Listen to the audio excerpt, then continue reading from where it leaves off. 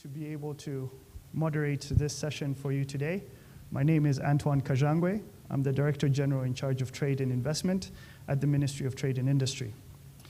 Today's high-level Iterambere dialogue with the theme, A Lens on the African Continental Free Trade Area, Preparedness, Best Practices, and Opportunities for the Continent, East Africa and Rwanda, promises to share important information on what Rwanda and the region are doing to address macroeconomic challenges and advance the AfCFTA in Rwanda and the region. Today with us in the room, and it's a packed room at that, we have government officials from various government institutions, members of academia, development partners, diplomatic corps, youth and women-led organizations, the private sector, and civil society, as well as members of the press. So quite a diverse group of stakeholders. And indeed, this high-level dialogue promises to engage on important matters for our economy, to reflect on what Rwanda and the region are experiencing and are being affected by recent macroeconomic developments. It's been a difficult few years, whether that's the impact from COVID-19, the effects of the Russia-Ukraine war, high inflation that has affected several countries, or currency depreciation. So much has affected our country's global stability. But there's also opportunities in the horizon. With the start of trading of the AfCFTA and regional integration taking a foothold, promises to help galvanize and respond to many of these macroeconomic challenges. And so today's discussion, through various speakers and panels, will help to address and unpack a lot of these discussions.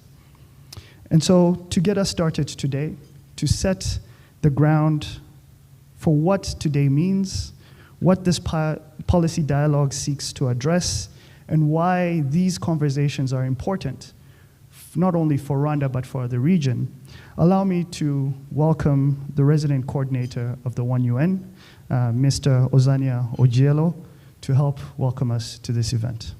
Mr. Ojielo, the floor is yours.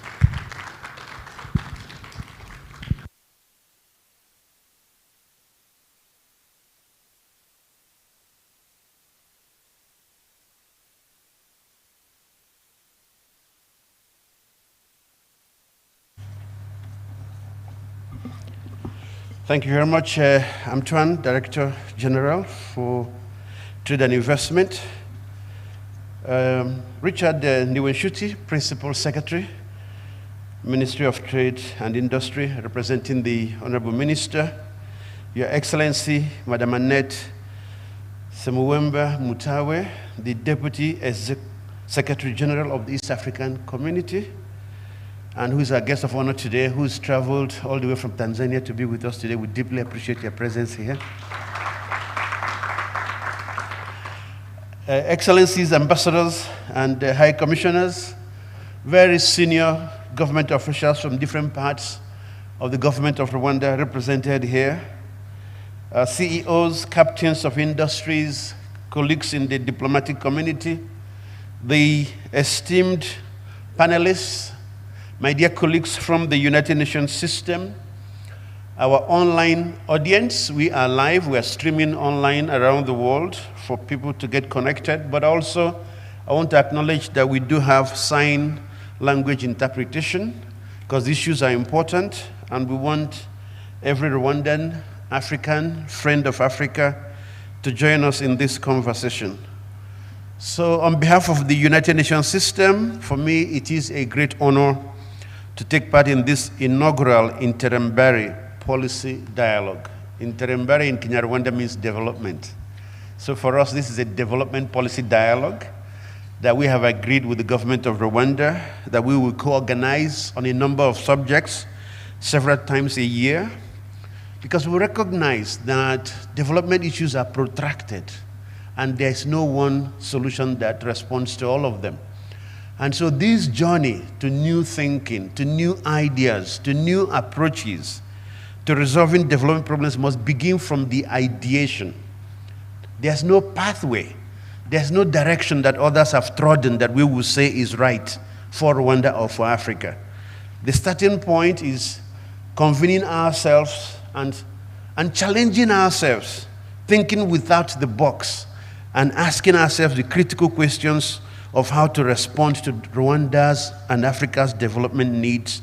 And when we come up with some solutions that might work, they get translated into policy options by the respective institutions of the government of Rwanda, but also by the continental and regional institutions, and then are offered to governments.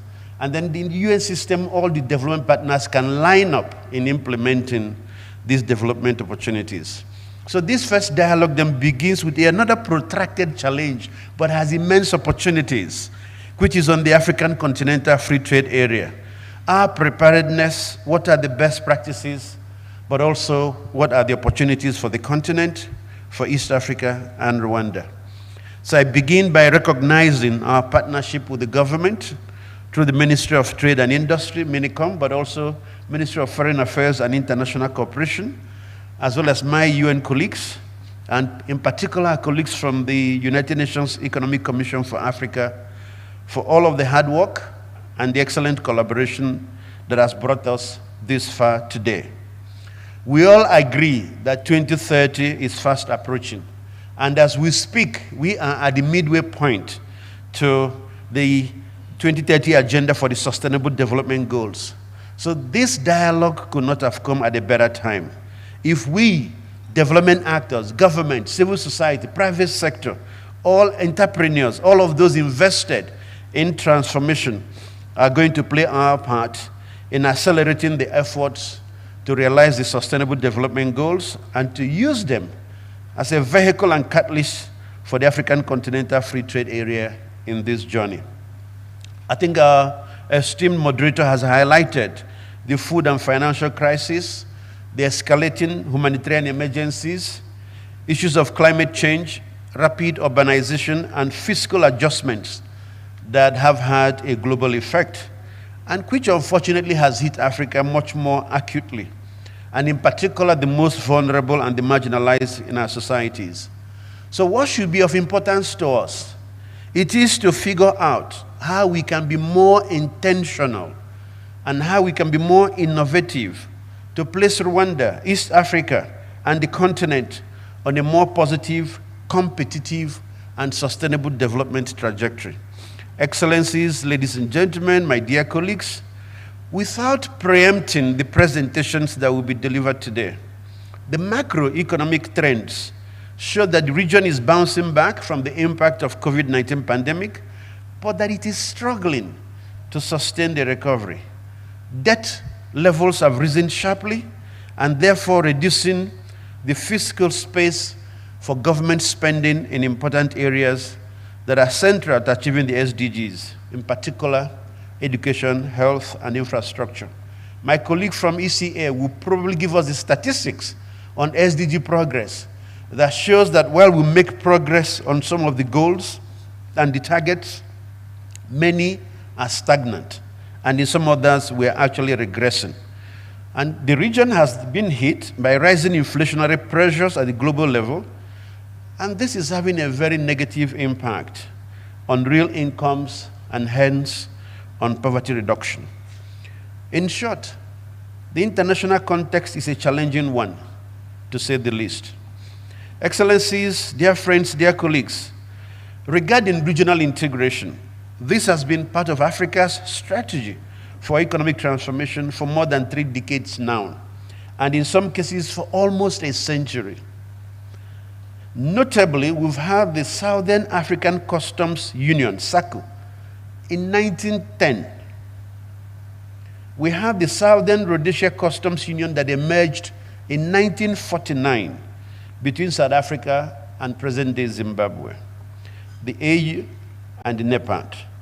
Whilst efforts at continental integration agenda have been embodied through multiple instruments, including the Lagos Plan of Action, 1980, Abuja Treaty, 1991, CETA Declaration, 1999, and the Constitutive Act establishing the African Union, the Union Government debate, and of course now Agenda 2063. I am confident that the second panel will address these issues in more depth, but I just want to highlight that in this decade of action, Africa needs to accelerate more now than ever before on building integrated, diversified, and resilient economies. Not just Africa. All the countries in Africa need to follow the same pathway. And that's also one of the reasons why we're having these dialogues and making sure that ambassadors and high commissioners, particularly from African countries, are present. We need new thinking that creates acceleration in terms of our economic development. We need new thinking that creates integration in terms of how our systems work together, a whole of systems and a whole of government approach. We need new thinking on how we move to scale. There's not enough to have one-off projects. It's not about scale and impact, because the numbers are staggering. And unless we're able to approach these issues from this different perspective, incrementalism will no longer work for Rwanda nor for Africa. So I don't want to belabor the point, but we have seen how the pandemic and the war in Ukraine has affected us and continues to adversely impact many countries, both directly and indirectly. So we do need to, and we need to have these tough conversations, but that do translate into developing reliable and efficient trans-boundary infrastructure. The lesson of COVID is regional value chains and regional integration, but that increased investments in education and health systems for a more competitive workforce and overall human capital that catapult the growth, access, and mobility of our financial capital, and of course, that ensures peace and security. As we are all aware, the African Continental Free Trade Area, one of the flagship projects of the AU's Agenda 2063, is an initiative that seeks to do just that, to accelerate Africa's growth and development through boosting intra-African trade and the continent's trading position in the global marketplace. As a tool and a means of implementation of the SDGs, the AfCFTA has the potential to generate a range of benefits through supporting trade creation, structural transformation, leveraging culture and the creative economies, productive employment, and poverty reduction. These are some of the most urgent challenges that the continent, including Rwanda, needs to address. Excellencies, ladies and gentlemen, it is true and even obvious that the AfCFTA is a game changer, but translating it into reality requires preparedness and readiness, supported by accompanying measures to ensure that countries make the most of this agreement. This is where we all have a key role to play. The private sector, the youth, the farmer, the academics, the judiciary, financial institutions, our policymakers. That's why I'm so glad that we have a cross-sectoral representation of stakeholders in the room with us this morning. I want to encourage all of us, as I said earlier, it's not about time to think outside the box. It's time to think without the box today. On our part, the United Nations system in Rwanda is ready to reposition as a partner that clearly adds value to Rwanda's aspiration for an upper middle income country by 2050. Rwanda's Vision 2050 provides that the living standards of upper middle income country be attained by 2035 and high income country by 2050, with a GDP per capita that's over $4,036 and over $12,500 by 2035 and 2050 respectively. Without question, this new ambition level requires new ways of addressing development cooperation and development implementation to realize the SDGs. What we are doing today and the follow-on outcome document is one way of contributing to this aspiration. Excellencies, dear colleagues, I therefore cannot underscore the importance of building a knowledge culture in all our work going forward that ultimately informs and supports our development priorities through these kinds of dialogues. Today's inaugural Iterambere policy dialogue marks the beginning of many between the United Nations system in Rwanda and the government of Rwanda. I am therefore looking forward to our candid conversations, brainstorming on new or even a mix of old and new, but it's ultimately new approaches to solving these persistent and protracted development challenges and contributing to the socio-economic transformation of our countries and our societies, so as to support our concerted efforts on delivering the SDGs, positioning on continental and regional integration for the betterment of the people of Rwanda, the region, and the continent. So we ensure that none of our peoples are left behind. Thank you for your kind attention. Asante sana, murakoze cyane.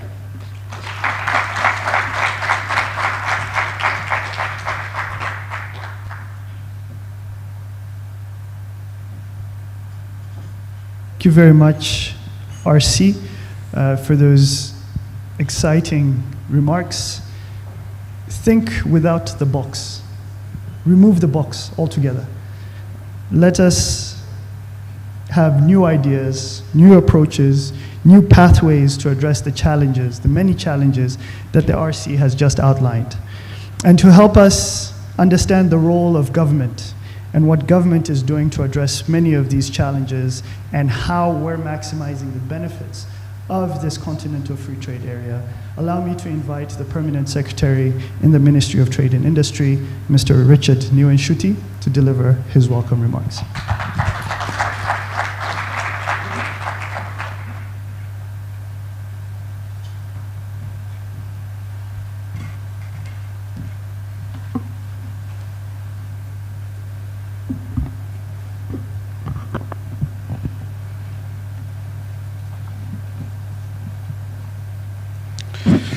One UN resident coordinator, Mr. Ozomnia Ajelo, Deputy SG East African Community, Annette Semwemba, Excellencies ambassadors here present with us, diplomatic corps, senior government officials, CEOs, representatives of the private sector, leaders in government, good morning. Let me start by extending an apology from his Honorable Minister who was supposed to be joining you today, but due to equally a similar event, he joined you in spirit. So I will be sharing some of his notes, but I wanted to make sure that you understand that he fully attaches the similar value to this event as well. The Ministry of Trade and Industry is definitely very pleased to be collaborating with One UN and other partners in organizing this important event, Iterambere Policy Dialogue. As government, we put full value to discussions on our policy orientations, benefiting from experiences of different partners, but also learning on new practices. I was telling Ozonia that what he has shared fully captures the full content of what we are supposed to be sharing. But what that means, it means that as government, we fully subscribe to regional continental integration, but also open to learn from other countries' experiences in our economic transformation journey. The Iterambere dialogue started at the time when we were celebrating the 60th anniversary of Rwanda's joining to the UN. From that, we have committed as government to continue having these discussions with different themes. Previous themes have focused on different aspects. Rwanda's participation in UN peacekeeping and peace-building missions. Today we are moving into discussions around looking at the lens of our CFTA participation. Of course, with the grace of the East African community, Rwanda believes as a region we can do much within that wider market. So noting this importance, and understanding our policy orientation as government, it is also key that we take the time to reflect reflect on where we tend to go as government, but also reflect on the policy that we have put across. As mentioned with the previous speakers, we are coming from the hard times of our economic development that was initiated by COVID-19, which has its own impact on our trade, our economic speed of development, but that also saw some effects on inflation, either on food prices and our forex levels. But they always say hard times create hard minds. And without discussions and dialoguing, can we have a chance to have the new thinking? So the Iterambere dialogue is a moment for us to reflect. Reflect on those hard times, come up with resolutions, and make sure that we are keeping the course. We believe on our pace to achieving our SDG targets, there will be a new thinking around this. We cannot keep on having excuses on the COVID-19 impacts. We have to rethink on our strategies. So having this event, let it be a chance for us to borrow from the brilliant minds in this room, from the private sector, development community, civil society, but of course with the government willing to share our policies and policy strategies.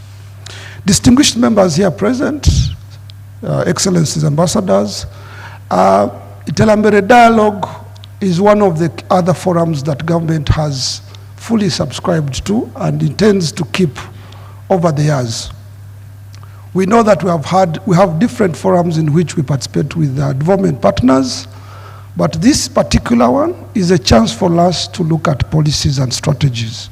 It's a chance for us to see the current shocks that we are going through, what could be done better, what should be done, and the information or the proposals or actions that come out of here should help us to speed our development trajectory.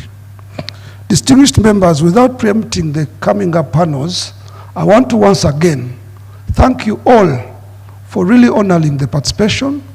I will really look forward to the panels that we have set up that we'll be discussing on different aspects. But I also want to recommit that as government, we look at the regional integration, be on regional level or continental level, as our major market opportunities. We have started off with the CFTA targets. We already have a national strategy for the CFTA, where we know what we want on the wider market and how to do it. But we think with you, there is much that we can share. There is much that we can learn with the intent that CFTA does not become a political statement, but becomes a real market opportunity. However, it requires us to really re-engineer our production, our industrial development, and our policy orientation towards that market. For example, if we talk about the rising food production, food processes or prices, that questions our ability for industries to benefit from the raw materials that we are producing. But it also gives us a chance to look at other markets where we can source these opportunities. So we widen our opportunities, but we also address the challenges in the intent that we do come up with solutions that can help us to speed our industrial development. So distinguished members, the Iterambere Dialogue does not only look at Rwanda, it also looks at Rwanda within the wider regional market and the continental market. It does not also only question trading, it also looks at our industrial development, it looks at our service provision, but it also looks at our design of policies towards addressing this wider market opportunity that we are all eyeing on. So with this message, I would wish that we have a chance to interact fully. As UN Resident Coordinator has mentioned, we really interact fully, believe that what you're sharing candidly provides us a chance to borrow those experiences, and we come out of these discussions with a good action plan for our next level of responding to our 2035 SDG targets. Without taking much of the time, I want to thank you for your kind attention and wish you a very good deliberations.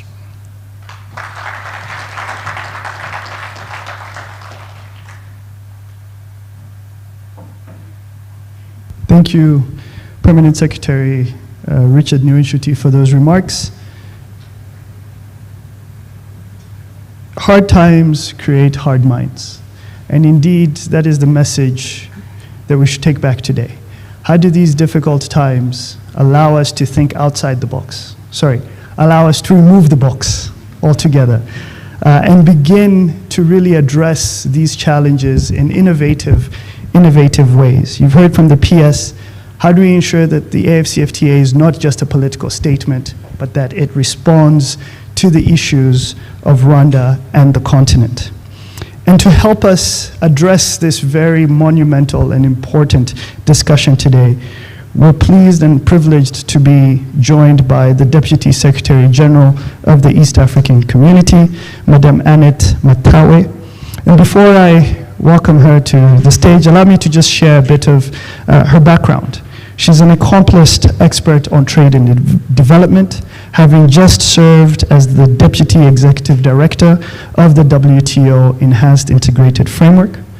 Previously to this, she was the Chief Strategy and Results Officer at Trademark East Africa, and also served as the Director of the Private Sector Foundation of Uganda. She brings over 20 years of experience steering multi-sectoral programs. And so we're privileged to be able to have somebody who can provide a wide and a breadth of experience to the discussion today. Madam Deputy SG, welcome you to provide your welcome remarks.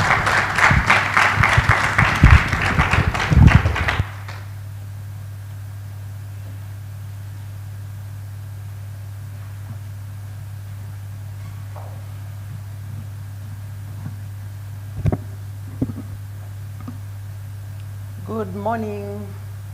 Good morning, good morning. I feel like I'm standing too far away from the audience. I wish the podium was closer, but anyway, good morning. It's my pleasure to be here. Honorable Permanent Secretary Richard Niwenshuti, representing the Minister of Trade and Industry, One UN Resident Coordinator, Mr. Ozania Ojielo, executives and officials from the UN Economic Commission for Africa, who I think are also part of this discussion, leaders in government, diplomats present, development partners, representatives from the private sector, captains of industry, academia. We have a wide selection of people here, moderators and panelists, distinguished participants, ladies and gentlemen. Good morning to you all once again. It gives me great pleasure to join you today in person at this very important forum, and I would really like to extend my gratitude to the Ministry of Trade and to the UN for inviting us. Being present and listening to the discussions, I think, will add a lot of value to the work that we do, the agenda that we coordinate at the ESC Secretariat. And I also bring warm greetings from the Secretary General, who would have loved to be here, but due to other priorities, he was unable to attend, but he does send his regards. I also understand that this forum, as we heard from the UN Resident Coordinator, is part of our regular policy dialogues convened under the auspices of the UN and Rwanda cooperation that has lasted over 60 years now. That is a long time. So I really must commend you for also this innovation to get people together to discuss, to brainstorm, and to reflect. Many subjects have been discussed so far, so I'm really pleased that this time around we'll be speaking about the AfCFTA. The topical issues and a part of what we already had in the opening remarks are all very timely and a high priority for our region. Given the difficult circumstances that we are all aware of, the geopolitical situation in Europe, the tight global financial conditions, the lingering effects of COVID-19, climate-related issues, all of these are a wake-up call to our region and to Africa at large. How do we explore our potential? How do we remain resilient I think that's very, very important. And I think COVID-19 was a strong wake-up call to us to be prepared. We don't know when the next emergency is going to arrive. So I think resilience plans was a major gap in our region, and it's an issue I hope that we will reflect on today and take away. How do we continually develop resilience plans and update them? I will give you a very quick synopsis of the ESC macroeconomic situation, and I hope this also sets the stage for the subsequent topical issue on the AfCFTA. Despite the challenges faced by the ESC economies, all the economic shocks that we just discussed, the region was still able to sustain positive economic growth, which improved to 4.8% in 2022 from 3.5% in 2021. And from the latest economic outlook of the Africa Development Bank, it is projected that the ESC growth prospects will strengthen to 5.1% in 2023 and 5.8% in 2024. Now, that's really important because it means the region is resilient. It means that to be able to achieve this growth, however, we will have to take certain steps, certain actions to be able to sustain it. It's also worth noting, however, that not all countries are growing at the same pace. Some countries are lagging behind due to various factors such as conflict, such as pockets of violence, and other difficult issues that they are faced with in their own production structures, declines in prices and all. But it's worth commending that the ES is one of the regions has maintained its position as the fastest growing sub-region in Africa. That's a really important issue as well. Now on inflation, the overall inflation in the region increased to 5.1% from 4.2% in the previous year. But this was below the benchmark. The region had anticipated inflation at around 8%, and while inflation increased, it was still below the benchmark, and the increase was mainly due to the international commodity prices, mainly food and energy prices, and also the global shocks that we just talked about, as well as the adverse weather conditions that affected agricultural production. It is expected that this will ease, supported by monetary policy stance already adopted in the region, improved food supply, and I think that has continued to improve lately, and moderation in commodity prices in the global markets.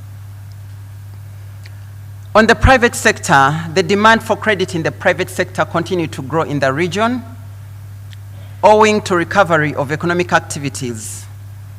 However, the availability of credit remains a huge challenge.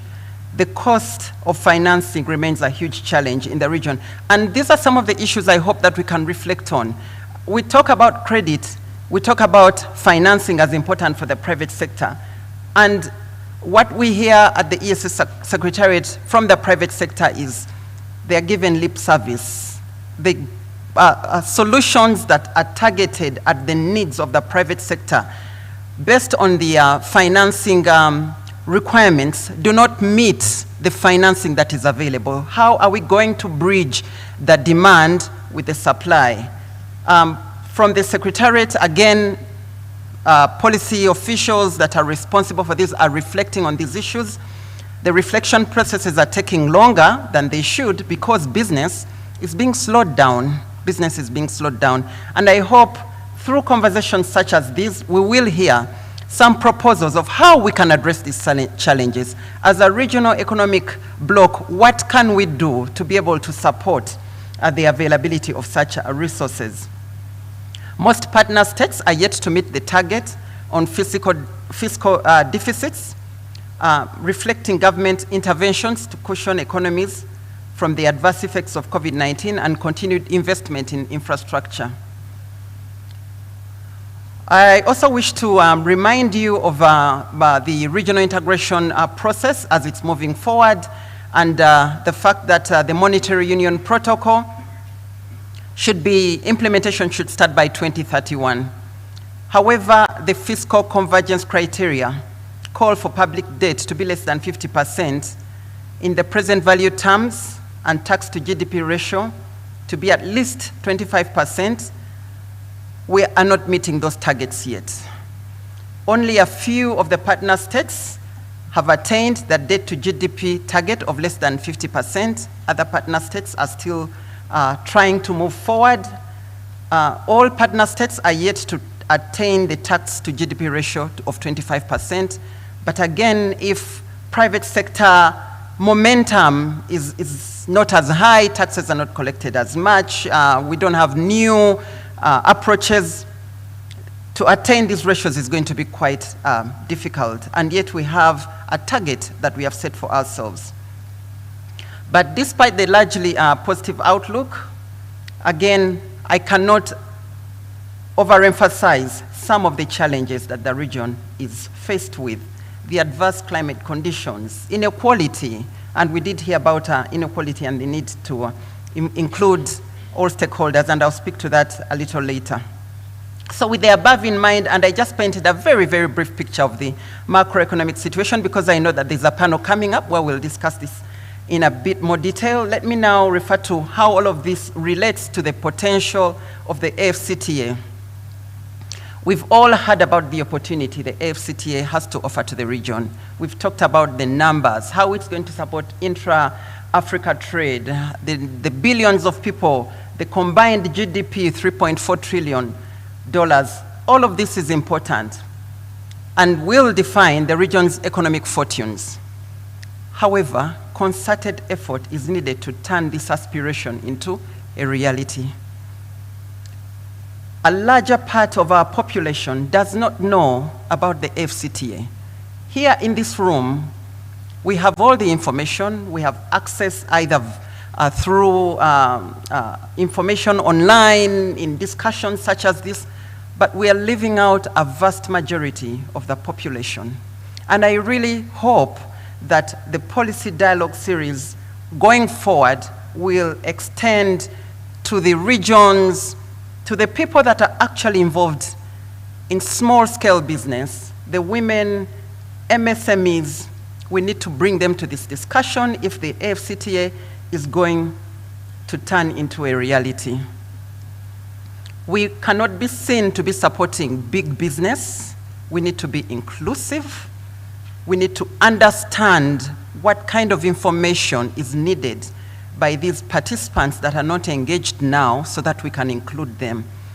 I hope that at the end of these discussions, we will have some outcomes around targeting these groups of stakeholders. Barriers to trade in all regions in Africa are numerous. They range from complex matters such as hard and soft infrastructure, the lack of this, poor transport connectivity, logistics, insufficient energy, poor border infrastructure, networks, to language barriers, lack of internet connectivity. I mean, there's so many issues that are impeding access to the various opportunities that the AfCFTA has to offer. However, all of these will take time to be resolved. And I think a prioritization approach and defining quick wins, taking into account some of these challenges, medium-term and longer-term solutions. All of these issues require financing. And the financing gap is huge on infrastructure, on energy. We cannot wait for all these issues to be addressed to start to benefit, to utilize the opportunity. So how do we prioritize? What can we do immediately? We have development partners that are willing to support and ready to provide technical expertise, financial resources to address these challenges. But we, as a region, cannot take a whole basket of issues and ask for all these issues to be addressed. Let's prioritize as countries and as regions and come up with plans that are achievable, realistic, smart, that are also targeted to what we want to obtain. I've read about the benefits from the AfCFTA, but I haven't yet come across a document that shows me the targets for particular periods, that between 2023 and 2025, we would like to have at least 18 companies connected and benefiting from the AfCFTA. By 2028, we should have 300 companies. Of those 18 in the first priority list, 10 should be MSMEs, 5, and that should be a regional plan that cascades down to RECs, cascades down to nationals and countries. I think that will help us monitor this opportunity from the AfCFTA and will also help us to learn what is working and what is not working.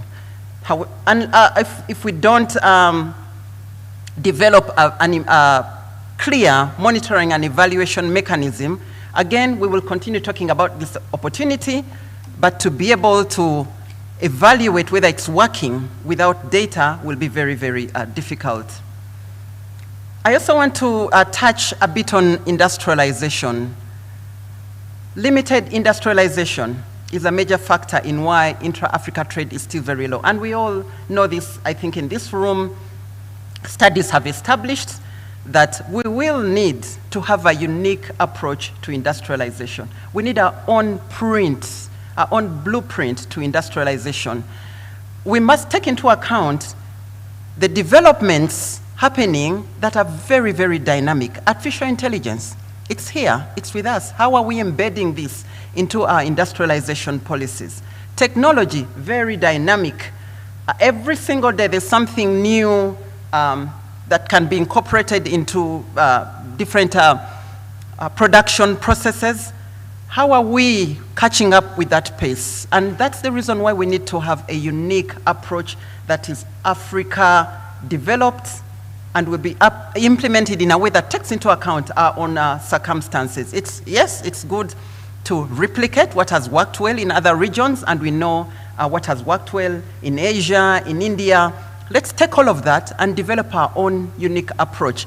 I always take into account how cultural influences impact on the way we do our business, the way we produce. For instance, in an industry, sometimes the women have to leave earlier because they have to go home and look after their families or prepare. However, those are some issues that are very African, very regional. We need to think, as you said, not in the box. What did you say, Antoine? Remove the box. We need to think and develop policies that take into account our own unique situations. And these will need to take into account the rise of digitalization, changes in organizational models of production, geographic distribution. We must also think about greening industries, greening and taking into account climate-related issues. We must take into account geopolitical divides, the re-emergence of concerns around supply security, disintegration of constraints to adventurous policy-making space. All of these are very important. So let's reimagine our industries. Let's reimagine our industrial policy development processes. And so with the above, I will probably put forward some perspectives for our reflection during these discussions this morning. And first, the development of regional value chains. The commitment to development of regional value chains remains very high. There's political will. There are discussions, conversations that have taken place over years. Regional economic communities, including us at the ESC, have defined roadmaps for specific regional value chains, including apparel and textiles, pharmaceuticals, automotives. Some of these link into value chains that have been developed at AfCFTA level. And some of these have also helped to identify, these have been developed based on the basis of a comparative advantage.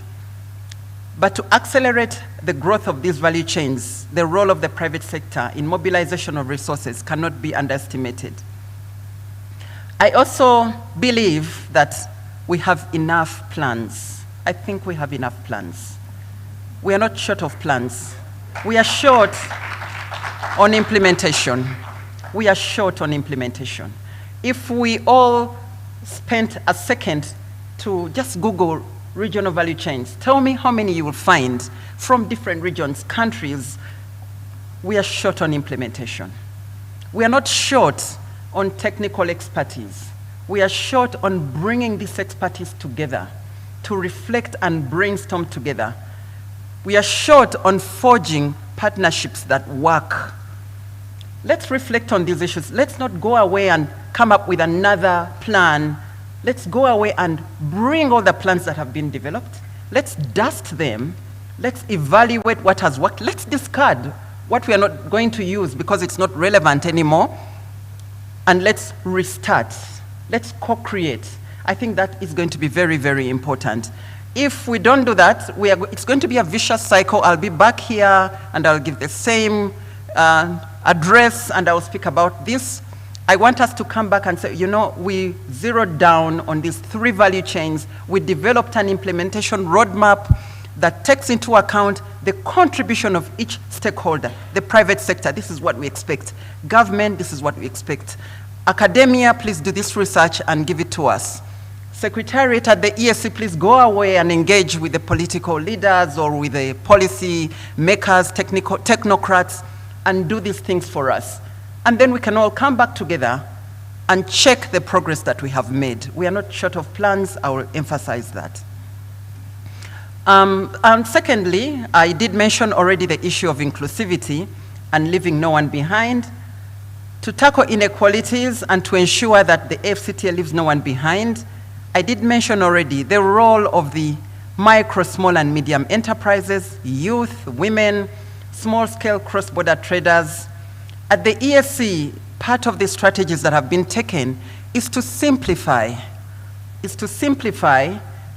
A number of documents from the ESC have been translated into local languages so that they can be understood by the groups of people that perhaps will have difficulty understanding complex technical documents that are also in a language that they find difficult to express themselves in. Let's look at simplicity. It will be very, very important. A lot has been developed under the AfCFTA, different policies. I've seen a protocol on women, but it's all very high level, and we need to bring it down, as I said earlier, through simplification, through forums that allow everybody to be engaged, where challenges can be expressed, through helping to provide market linkage and connectivity opportunities. All of these are very, very important, and it's part of our role here in this room to contribute to that process of inclusivity and leaving no one behind. On services, services remains a leading contributor to GDP. In the ESC, service exports have grown by 46.6% since 2010, and especially when the common market came into force. Important advances have been made in various services sectors to boost regional cross-border investments. Again, this is a sector that involves very, very many stakeholders. The value chain for services is very, very broad. Let's start to think about services as a special sector within the AfCFTA and to see how best we can also harness that opportunity. A lot of engagement on the AfCFTA is in the area of goods, manufacturing. All of these, of course, have linkages to services, but if you can be deliberate about some service sectors, I think that will also help us harness the opportunity from the AfCFTA. And I, of course, recognize the potential of a dynamic and functional digital economy in contributing to socio-economic growth. And in this, the digital economy, this is also an area where we have the opportunity to bring on board our youth. We all understand majority of our populations are youth-based. If we can bring on board through the digital economy our youth to get engaged, to get involved, it takes years to build business. So if they start young, as part of this process, we will see opportunities trickle down to these young people who will potentially grow and create more businesses. So let's see how we can use the digital economy. Let's see how this can help us tap into regional opportunities targeted at the AfCFTA. The role of REX in all of this process. At the ESC, we have been very, very heavily involved in supporting AfCFTA developments, right from the discussions and negotiations. You will know that the ESC presented its common external tariff offer based on what had already been agreed at the ESC. And I think that's where regional economic blocks also provide a foundation. Not much work needed to be done engaging with each country to be able to develop CET offers. Already an offer was in place. We've also been very much involved in the sensitization and bringing on board stakeholders, partners, businesses to be able to understand the opportunity that the AfCFTA offers. In terms of helping and supporting the implementation, we are also engaging very collaboratively with the Secretariat and looking for avenues and opportunities for collaboration. And indeed, this is also an issue that we have been challenged to take forward by the leaders, political leaders in the region. So hopefully, going forward, the ESC can provide that platform for the countries that are member of the ESC to avoid patchy sort of areas of work that are not coming together. As I conclude, allow me to highlight part of the contribution that the ESC has progressively worked towards achieving the targets of increasing manufacturing through exports. We've developed policies on industrial development in strategic sectors. All these policies are available. Promoting regional value chains, I did mention some of the value chains that the ESC is working to develop. Investment policy that promotes the community as a common investment area. And with Rwanda being a part of the ESC, I think this is really important. Promoting the strategic use of public procurement to stimulate demand and expand the local market for different sectors. Local content requirements, promoting MSMEs, implementing the common external tariff regime, which I mentioned already, enhancing public-private sector dialogue, and strengthening capacity of industries.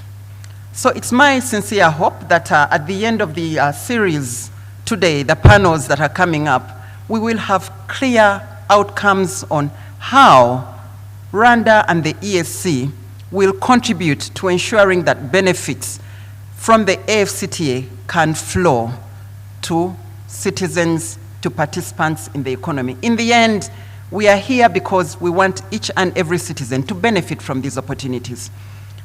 If this benefit trickles down, this is what adds up to contribute to economic development. If we have many more economic participants, this is where tax revenues will increase. This is how they will increase. So I hope that at the end, and we stand committed to remain available, supportive, and to provide all the resources that are needed, technical and partnerships, to be able to support Rwanda as a country, but also the ESC region and the continent at large to be able to achieve these important development benchmarks.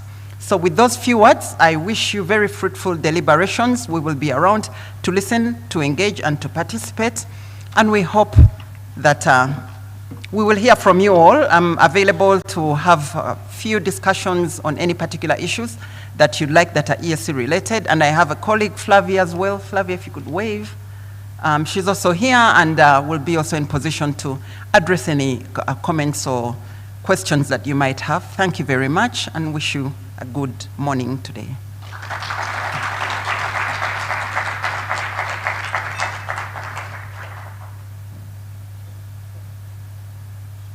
Thank you very much, Madam Deputy Secretary General. What an address. Thank you.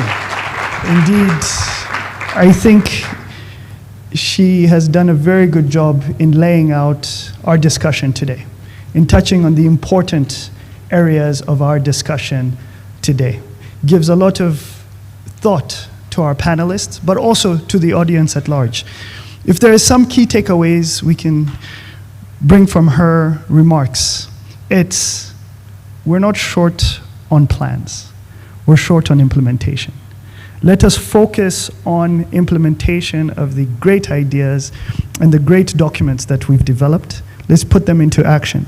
And she's indeed shared a few critical ideas touching on how do we create the right companies, the right businesses to take advantage of the AfCFTA, moving progressively from a few MSMEs to over 300 within a specific time frame. Let us come up with tangible, and you've heard this from the PS and also the RC, how do we ensure that the outcome of our discussions today is practical, is concise, is action-oriented, is smart? Indeed, I'm reminded of the guided trade initiative in her remarks, in ensuring that we move away from just the policy and the legal instruments to something that is actionable. I appreciate it, and I think this is a very important point for us to take home. What is the progress that is being made towards implementation of the monetary union of the EAC? What is our level of fiscal convergence, whether that is the inflation ratios, tax to GDP ratio, debt to GDP targets that we have set for ourselves, and how do we ensure that Rwanda and the region can achieve the very aspirational goals that have been set? So, Madam Secretary, Deputy Secretary General, thank you very much for those remarks. And before we move on to the very exciting panel on macroeconomic developments, as they say today, and I don't know where the saying came from, but it's very apt, no photo, no event happened. But it is a saying that I think is very true. And so we're going to take a very short break and have a group photo to document this day. As the RC has rightly stated, it's the inaugural Iterambere Policy Dialogue event, and it's important that we record this historic occasion. And so we must do that with a group photo. For the photo, I'll invite some members of the audience to join the Permanent Secretary, the RC, the Deputy Secretary General. So if we could also invite ambassadors, high commissioners in the room, as well as our panelists and moderators to join the PS, the RC, and the Deputy Secretary General. We'll take a quick photo of the distinguished delegates. So if I can ask you, PS, RC, Deputy SG, to sit in these seats, and then also if we could ask the panelists and the speakers to also join in this group photo.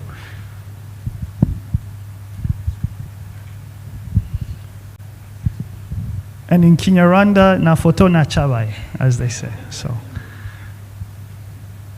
yes, if we could have ambassadors as well.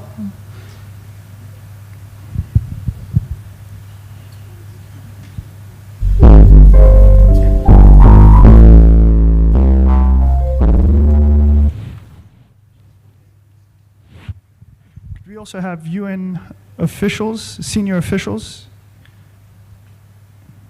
UN senior officials also in the room. If you could just join in. If we could join closer together, and then I will leave my colleagues in charge of cameras to help us with the organization here.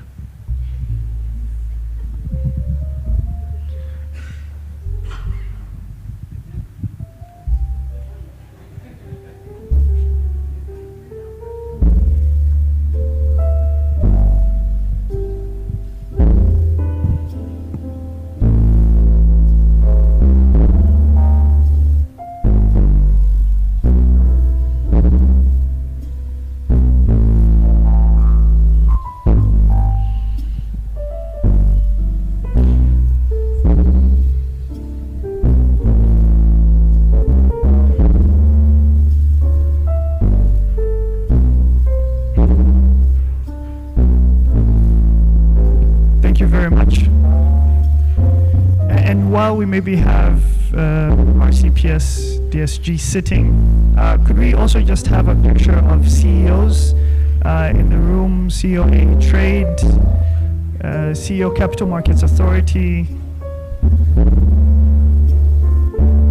and other senior officials in the room?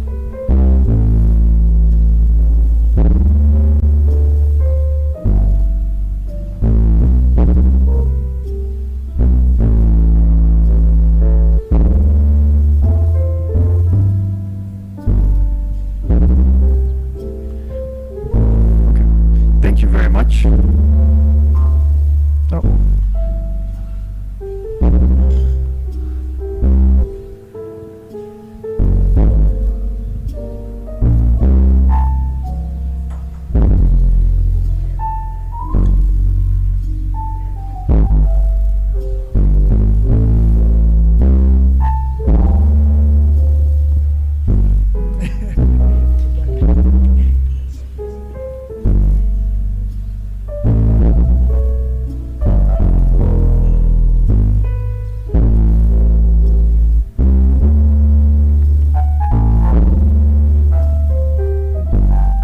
Thank you very much. Thank you very much. You may return to your seats.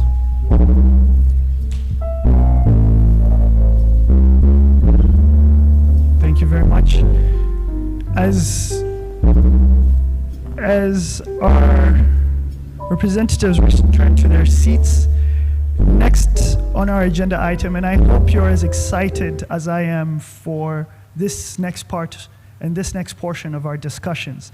Indeed, as I was hearing and reflecting on much of what was being shared by the Deputy SG, the PS, the RC, I was thinking about how timely this conversation is coming. As many of you know, Rwanda's development agenda, 7-year development agenda, NST1, is concluding next year. And there's thinking already about how do we develop the next development agenda for the country, really in line with Vision 2050, which, as you've heard, sets very ambitious targets of achieving middle income status by 2035 and high income status by 2050. And so, as part of our discussions today, how do we ensure that we can achieve those very ambitious targets? And what are the practical solutions and actions that we must take to achieve those targets?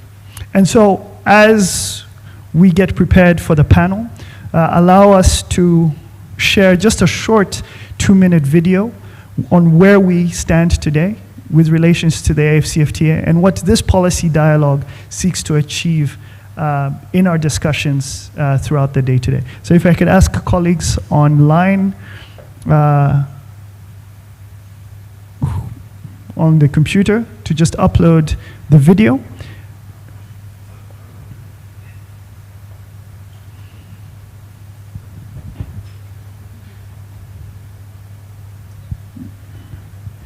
Okay, if we're not ready with the video, allow me then to invite a presenter who will introduce us to the next discussion and the next part of our segment, which is on macroeconomic developments. We're ready for the video? Okay.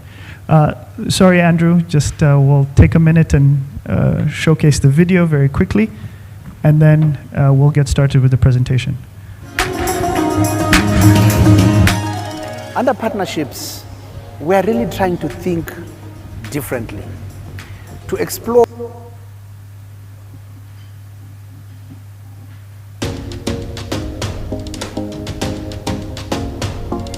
The African Continental Free Trade Area, AfCFTA, is one of the flagship projects of African Union's Agenda 2063. The agreement establishing the AfCFTA was signed on 21st March in Kigali, Rwanda. The creation of one African market necessarily entails a metamorphosis in how we think and act. The full involvement of the private sector is needed more than ever before. The AfCFTA entered into force on 30th May 2019, and the operational instruments governing trade under the AfCFTA regime were launched in Niamey, Niger in July 2019. Trading under the AfCFTA regime commenced on 1st January 2021.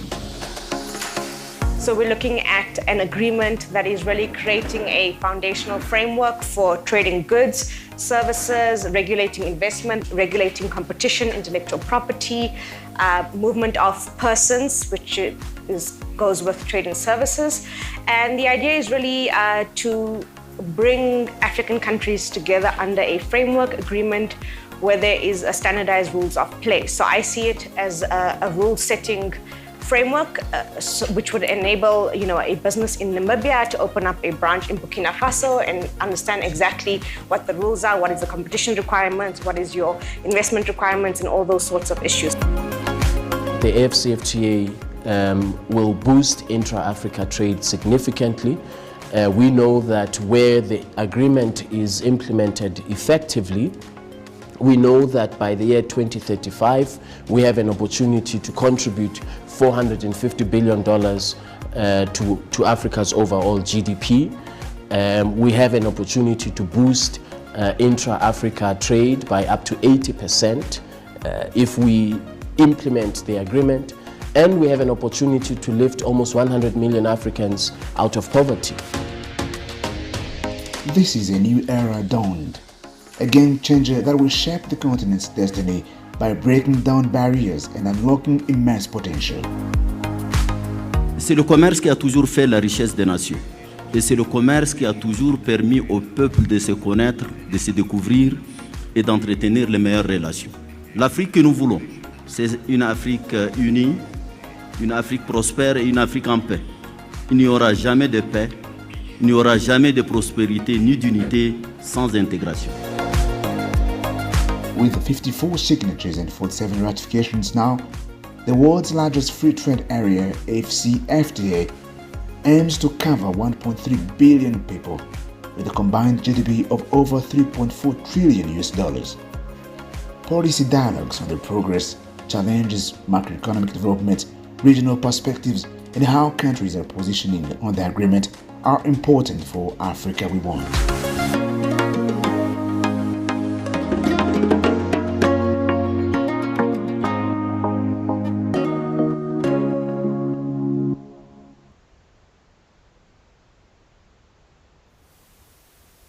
Thank you very much.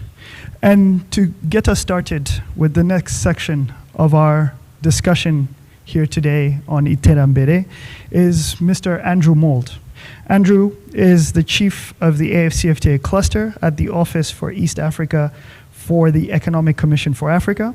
He has a PhD in economics and has worked for the United Nations in Costa Rica, Chile, Ethiopia, and Rwanda.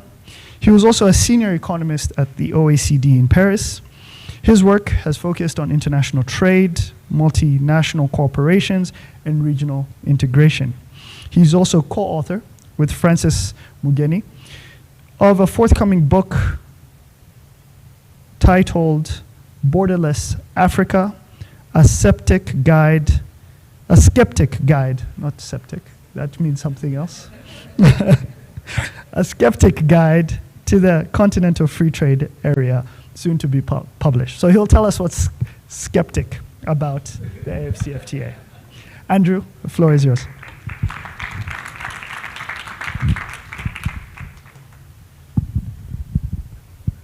Your Excellencies, ladies and gentlemen, thank you very much for that opening remark. It's a skeptic's guide to try and explain to people who still have some lingering doubts about the strategic importance of the Continental Agreement, why this is such an important step forward for the continent. Ladies and gentlemen, I've been given the task really to give a bit of an overview of the macroeconomic and regional situation to set the scene for the subsequent discussions. I have to make an apology to start with. There's a lot of statistics and numbers in my presentation, but I will attempt to walk you through those statistics for the non-economists in the room. So, firstly, I just wanted to say a few remarks about the global context and how that's changing. As Tony mentioned, about 12 years ago, I was working for the OECD Development Center as a senior economist, and I was in charge of a report which was entitled Shifting Wealth, Perspectives on Global Development. And that report was really trying to chart fundamental structural changes in the global economy, which perhaps not everybody was totally aware of, and to also make some reflections about how development policy needed to adjust to those new realities.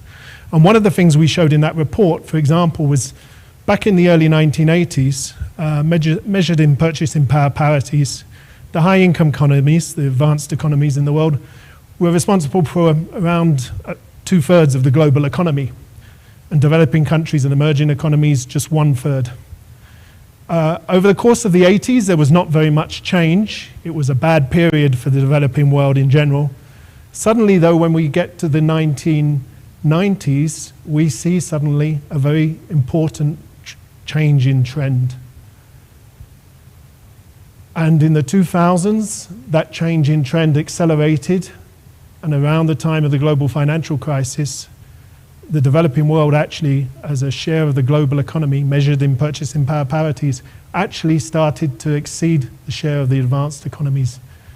And the projections of the IMF, if they fulfill themselves by the end of this decade, we should see a situation which is almost the exact inverse of the situation that we saw 4 decades ago.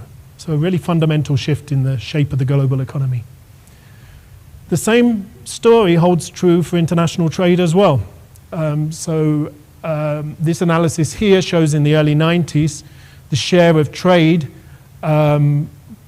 between high-income countries amongst themselves. That's the top blue line at the top there, around 60%. And the share of developing countries trading amongst themselves. And at that time, it was only around 10%.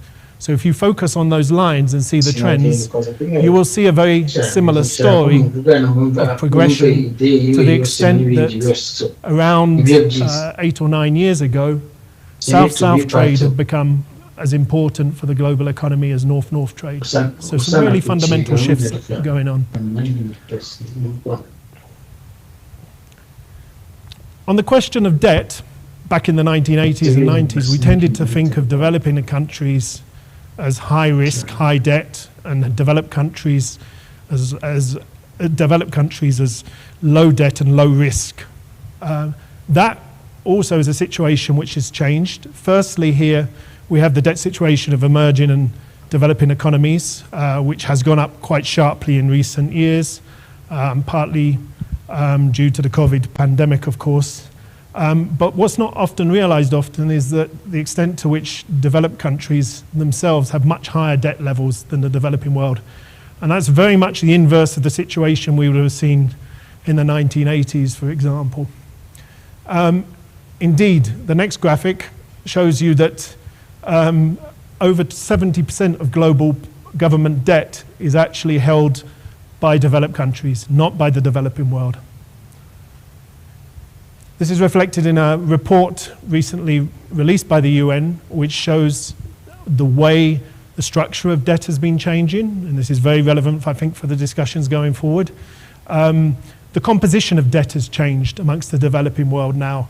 We see more emphasis on private creditors, so that's gone up considerably for the African continent. And the big issue here is, although the high-income countries hold a larger share of global central government debt, you actually see that they're paying much, much less on that debt, on the private debt. So bond yields for the German economy just 1.5%, vis-a-vis 11.6% for the African continent. So there's a strong feeling in the development community that there's certain injustices in the way the global financial system is arranged. Finally, just as a part of this introduction, we've been living in very atypical times since the global financial crisis of 2008, 2009. This is the trend of federal fund rates, which is basically the closest we have to a global interest rate. And you can see that interest rates shot up in the crisis of the early 80s of the debt crisis.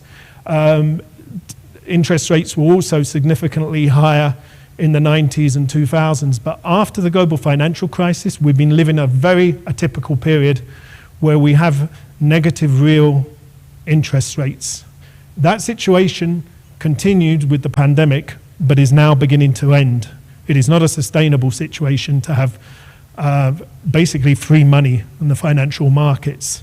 And so we're seeing this process of adjustment, and the way that the developed countries adjust to this new situation will very much impact on the prospects for the developing world.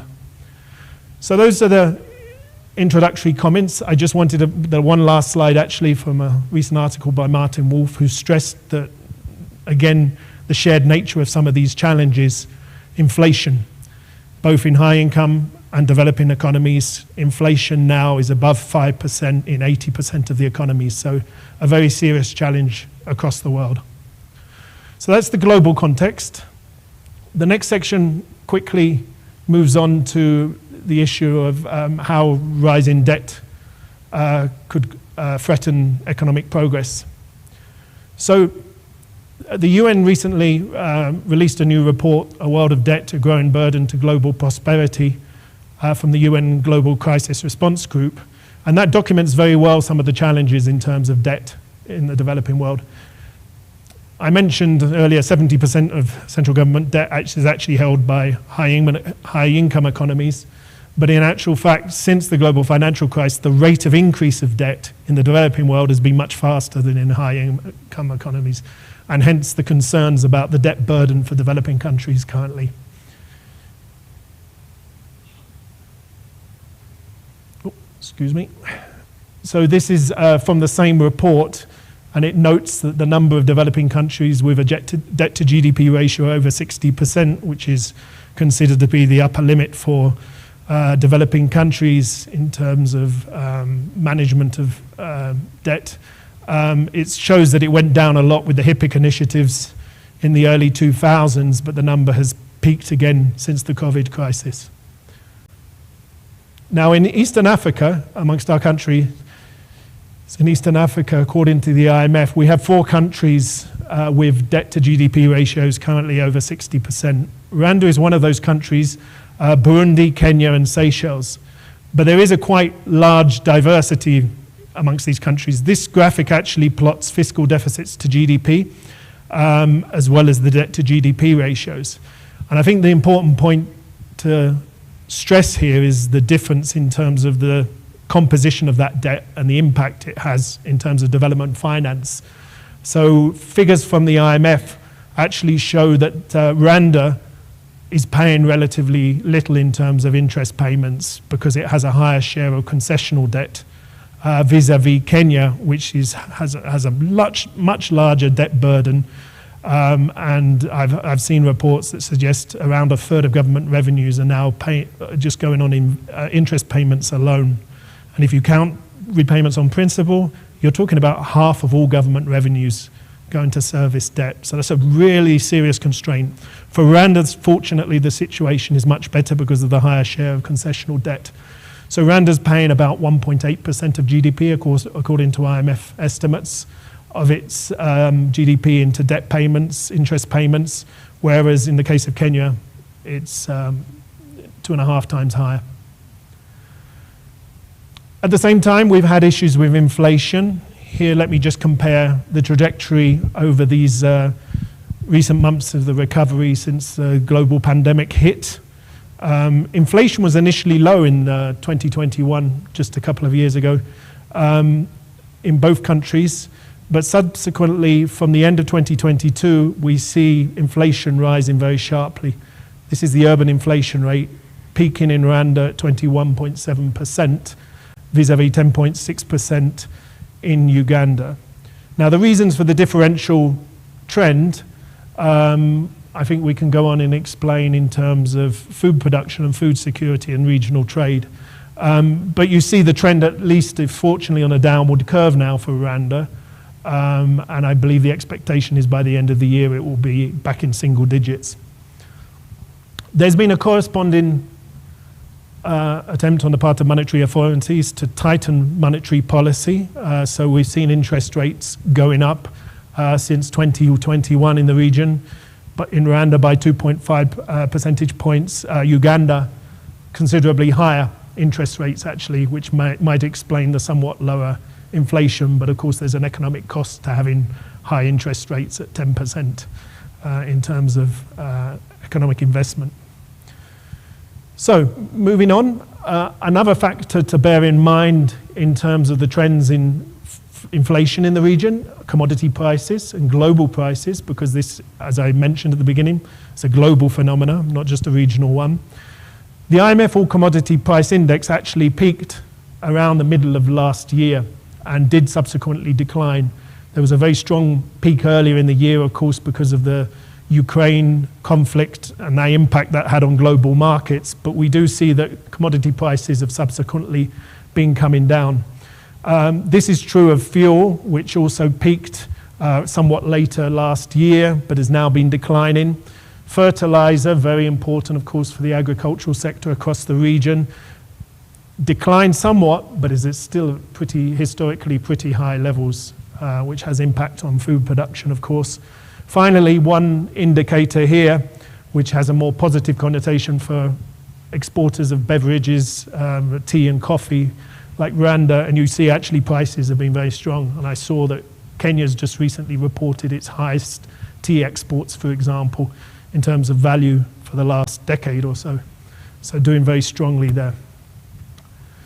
However, with those trends in global commodity prices helping perhaps with the decline in inflation, we do see still food price inflation at very high levels across the region.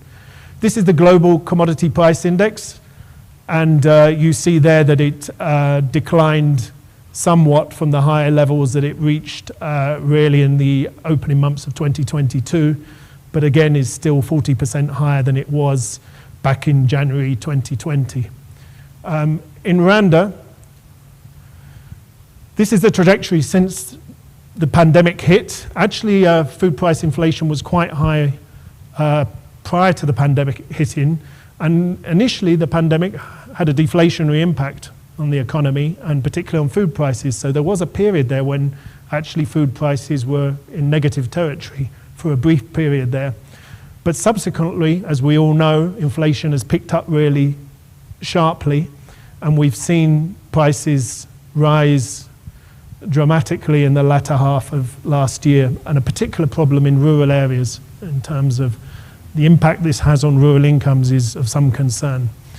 We do fortunately see now a downward trend, and I think it's important to stress the impact of climate change here as well. This is a production problem, not only an international trading problem, but also reflects a lot of difficulties because of erratic rainfall across the region.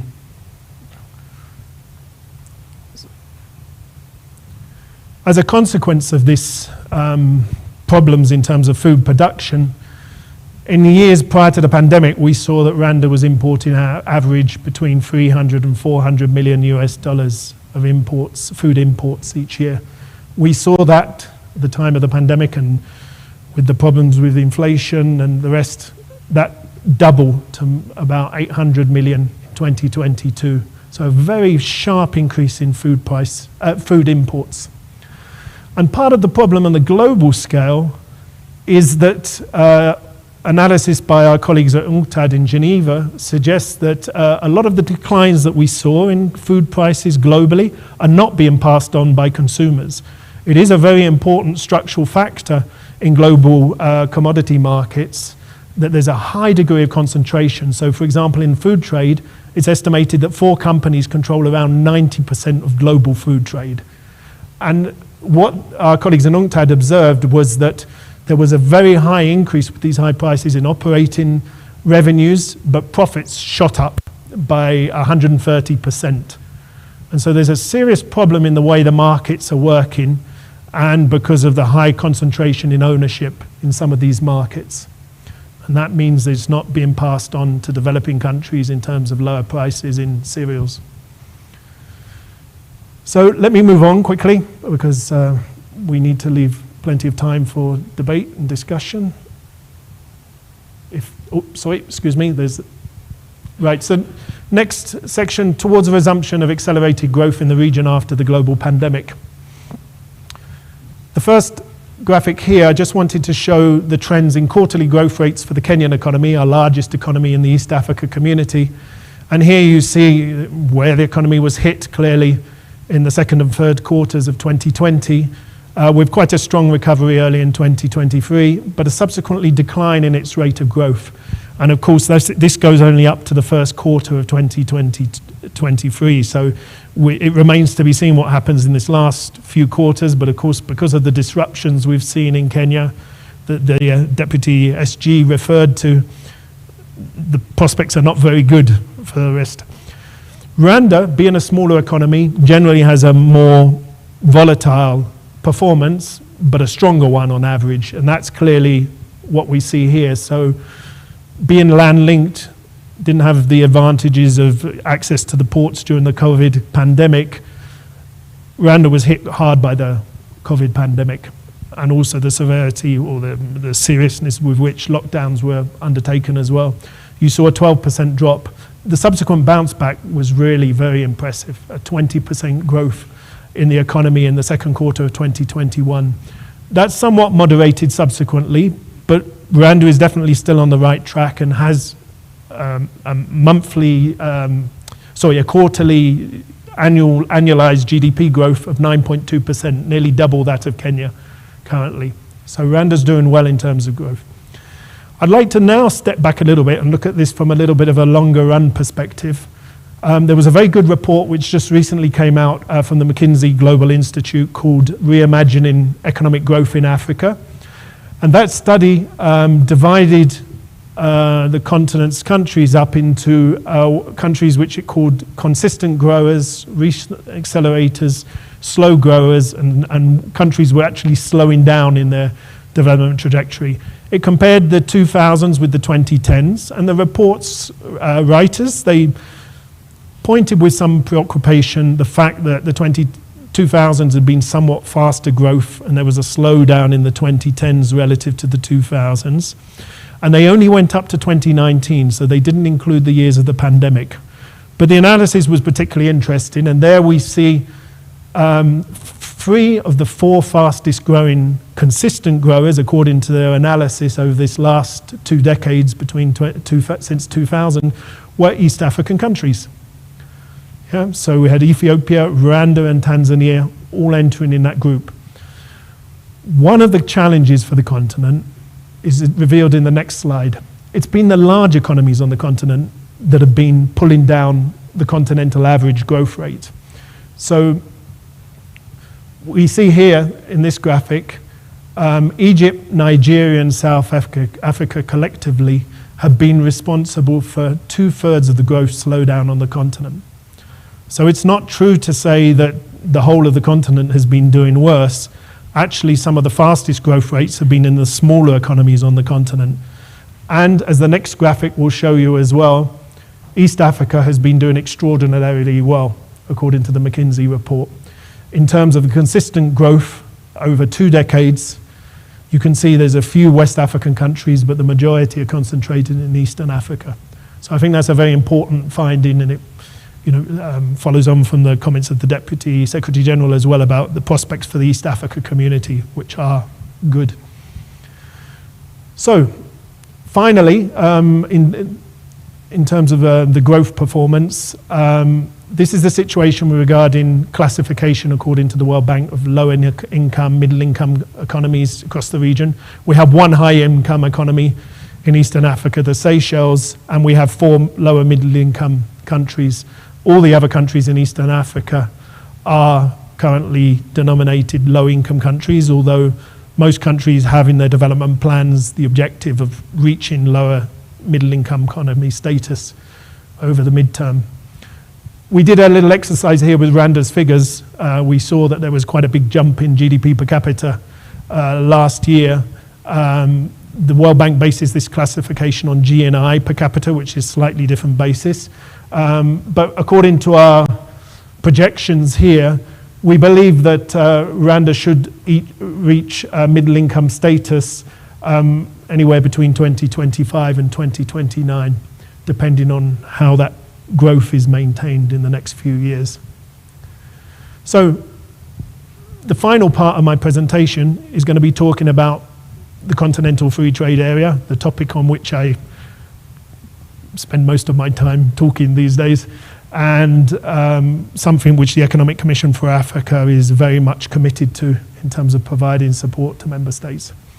And I wanted to make the point that to make sure that the whole region returns to fast rates of growth, we have to go the regional route. Let me provide you some statistics to make that argument.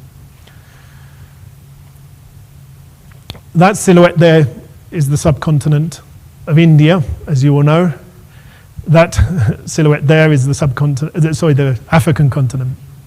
I think you can appreciate the difference between the two, that they have some important similarities. In terms of GDP size, they're fairly similar. In terms of population, they're fairly similar. But as you can see, as a former chair of the African Union once said, it looks like a shattered mirror because of the fragmented nature of the markets.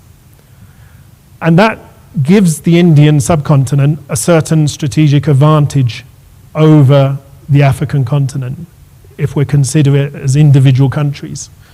You can see that in the next, well, firstly, let me just make the point about the size of the continent if we consider it as a collective, okay, rather than as individual countries. Again, in PPPs, purchasing power parities, largest economy in the world now is China under this basis, no longer the US. That changed a few years back. India is the next. Africa is just behind, if it's considered collectively. Okay? So look from this optic.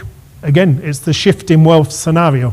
We see that regional economies are much bigger than we possibly would anticipate if we just read some of the media on these matters.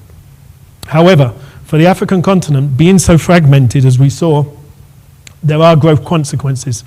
I think it's illustrative, the comparison between India and Africa here. This has been India's performance since its reforms started in 1991 when the economy really opened up. And you see that it's been consistently a fast growth performance in per capita incomes. This is the Africa's performance in per capita terms, not in GDP terms. There are different demographic trends between the two continents. For example, India is currently enjoying the benefits of a demographic dividend because its fertility rate has come down. That has yet to happen on the African continent.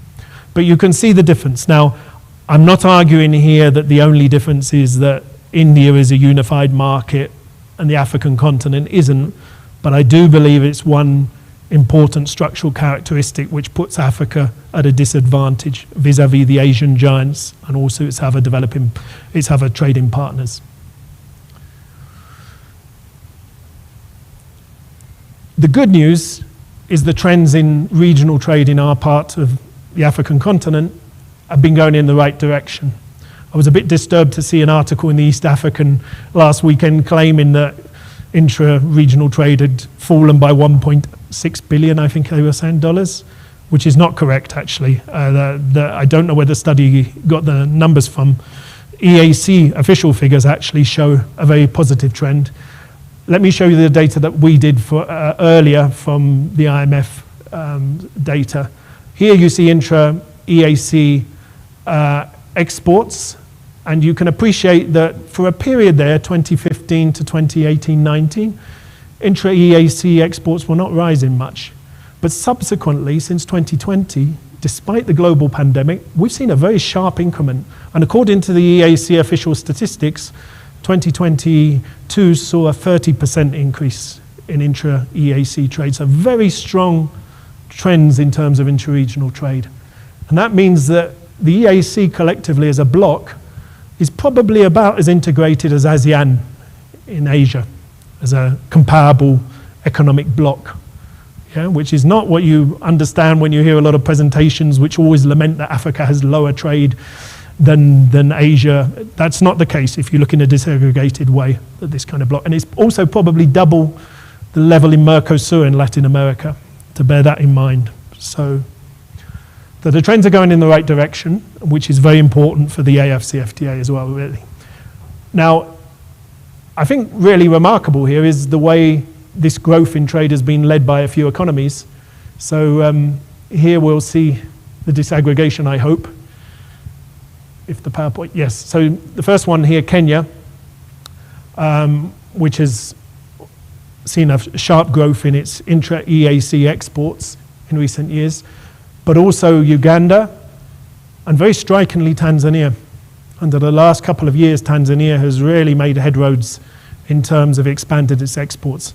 So I think it shows that, you know, from a period of relative stagnation, you can get a sudden comeback in the vibrancy of the regional market.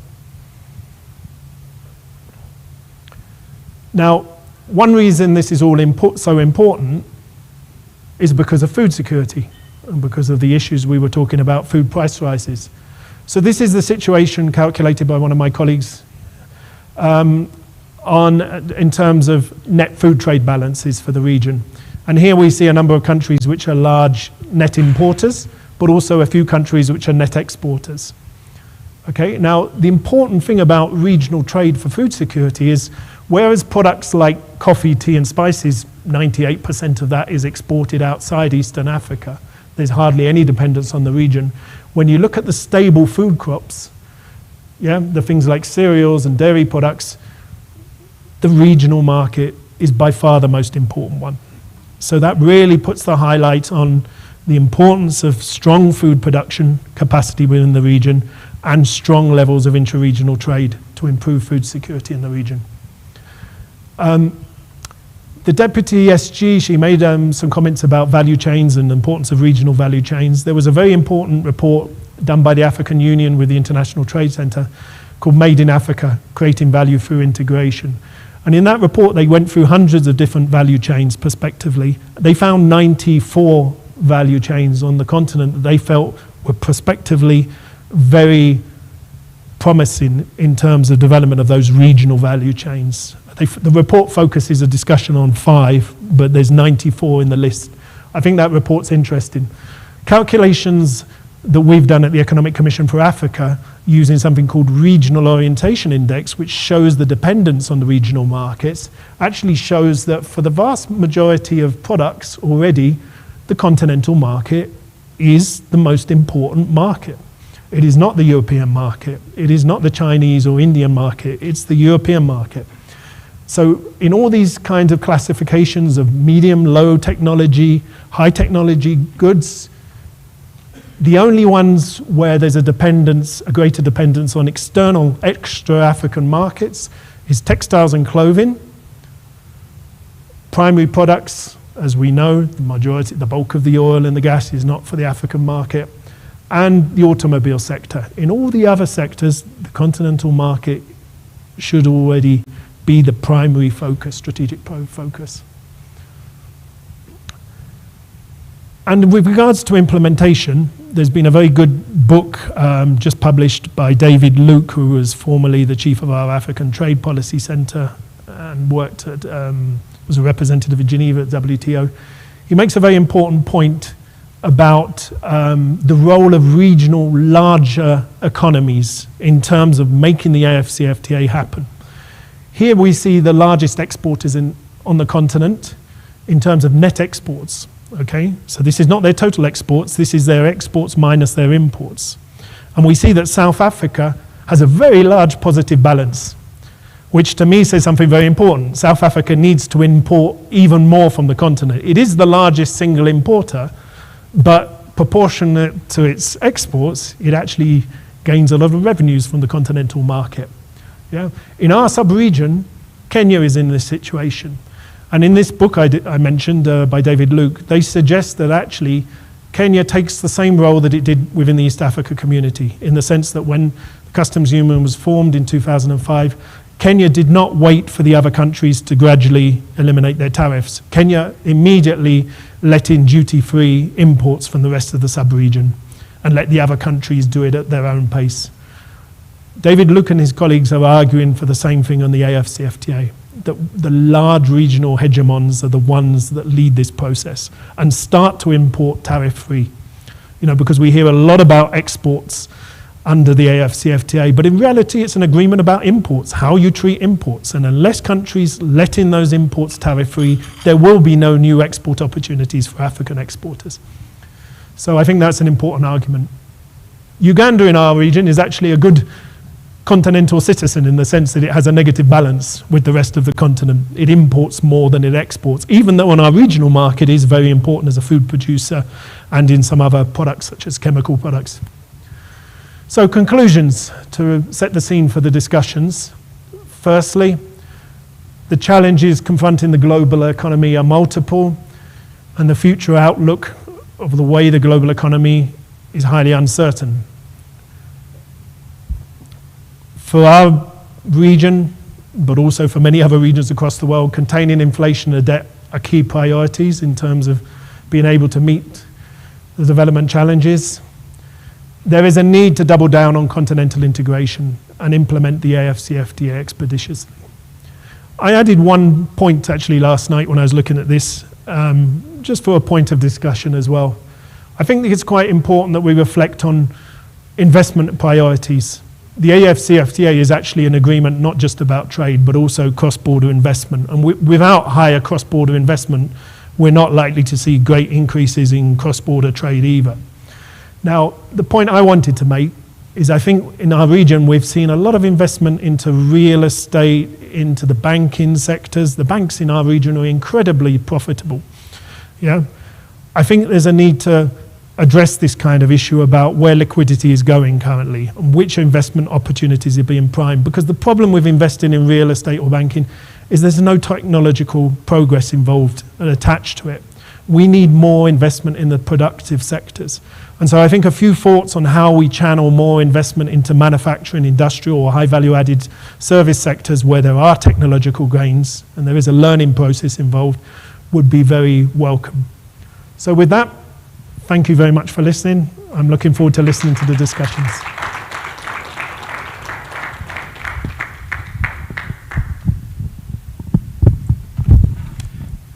Thank you very much, Andrew. A lot of food for thought, indeed, and I think a very good way to set the stage for our discussions to follow. The conclusions I think Andrew has also highlighted will form part and parcel to the discussions that we're to have. And to help moderate the first part of our panel discussion, allow me to invite Ms. Angela Zelezi. I hope I've said it correctly. She currently serves as an economist in the UN Resident Coordinator's Office here in Rwanda. She's responsible for conducting research, developing and presenting policy papers and knowledge-based tools, and directs discussions both at national and international level to help influence and advance policy dialogue on achieving the UN SDGs, including the Iterambere policy dialogue. Furthermore, she monitors regional and global economic trends and issues, analyzing their implications for the realization of the SDGs at country level. Angela will also help to invite our panelists for this session. Angela, over to you. Thank you so much, DG Tony. All protocols observed. DSG, I am happy to introduce these esteemed members of my panelists. They're going to respond to all the challenges that you mentioned earlier. We're going to address them. So you go away with solutions. Let me begin by welcoming Dr. Patrick Hitayezu. He's the Chief Economist with the Ministry of Finance and Economic Planning here in Rwanda. He leads a team of macroeconomic, public debt and tax policy analysts. And prior to joining the ministry, he actually served as the Director of Research at the National Bank of Rwanda. He has also worked in academia and sat on the board of directors of various public and private organizations. His research interests in various aspects of economic development policy, from macroeconomic policy to agriculture and rural development. He is an agriculture economist by training. Welcome, Patrick.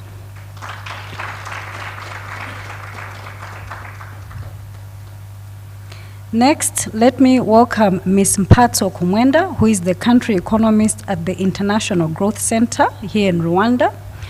She's dedicated to driving evidence-based policy decisions that foster sustainable economic growth and development, with a primary focus on state effectiveness, labor market dynamics, and climate change. Mpatso's expertise encompasses a wide range of areas that impact Rwanda's economic landscape. Welcome, Mpatso.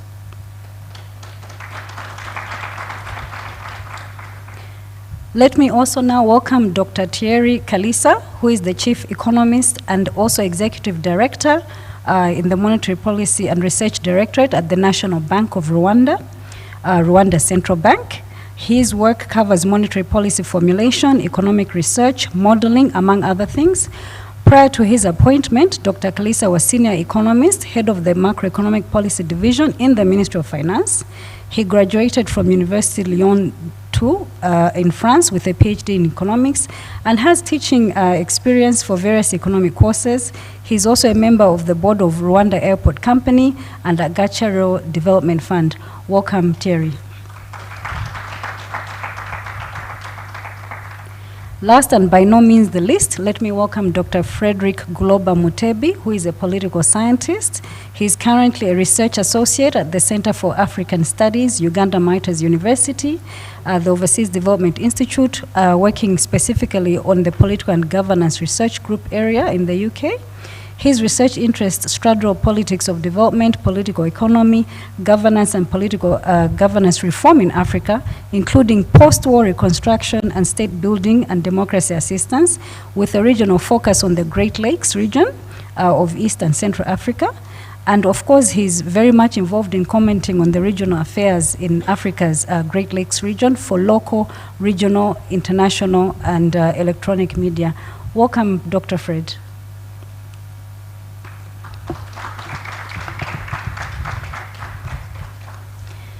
So with the introductions of my panelists, you will appreciate that we are going to solve all of our problems today. So please listen in very carefully. I want to actually start from Andrew's last part of the conclusions that he gave us. The aspect that he added on how a regional shift towards greater investment in productive sectors is required. And I actually want to throw this question to Dr. Patrick, because we know that Rwanda has actually shown great resilience and has rebounded very strongly. So my question is to you, Dr. Patrick, if you can share with us some of the ways fiscal policy has played a key role in instrumenting that bounce back for the case of Rwanda, and also noting the recommendation by Andrew, how can we bridge that gap to go towards more investment in the case of Rwanda?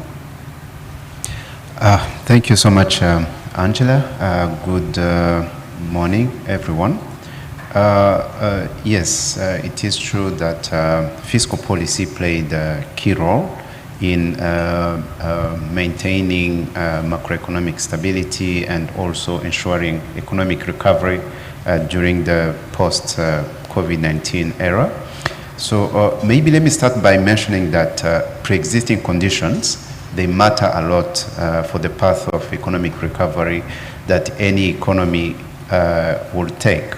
So Rwanda entered the crisis with sound macroeconomic fundamentals, particularly with relatively lower levels of public indebtedness and buffers to cushion the economy against external shocks. So these allowed us to weather the COVID-19 crisis relatively well, although emerging with some scars.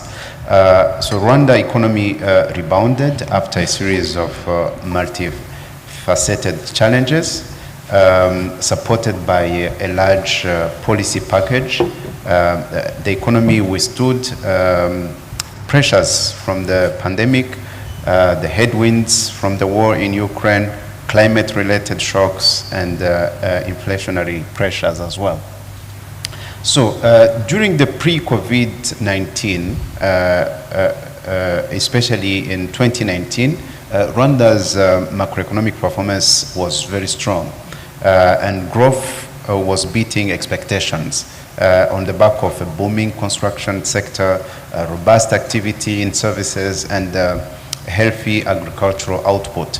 But during the COVID-19 in 2020, we registered a 3.4% growth contraction compared to the around 8% growth that was observed in the pre-pandemic era. And in response to this pandemic, Rwanda embarked in one of the fastest COVID-19 vaccine rollout in the region, and also authorities implemented a seizable policy package which helped to save lives and livelihoods and supported the economic rebound.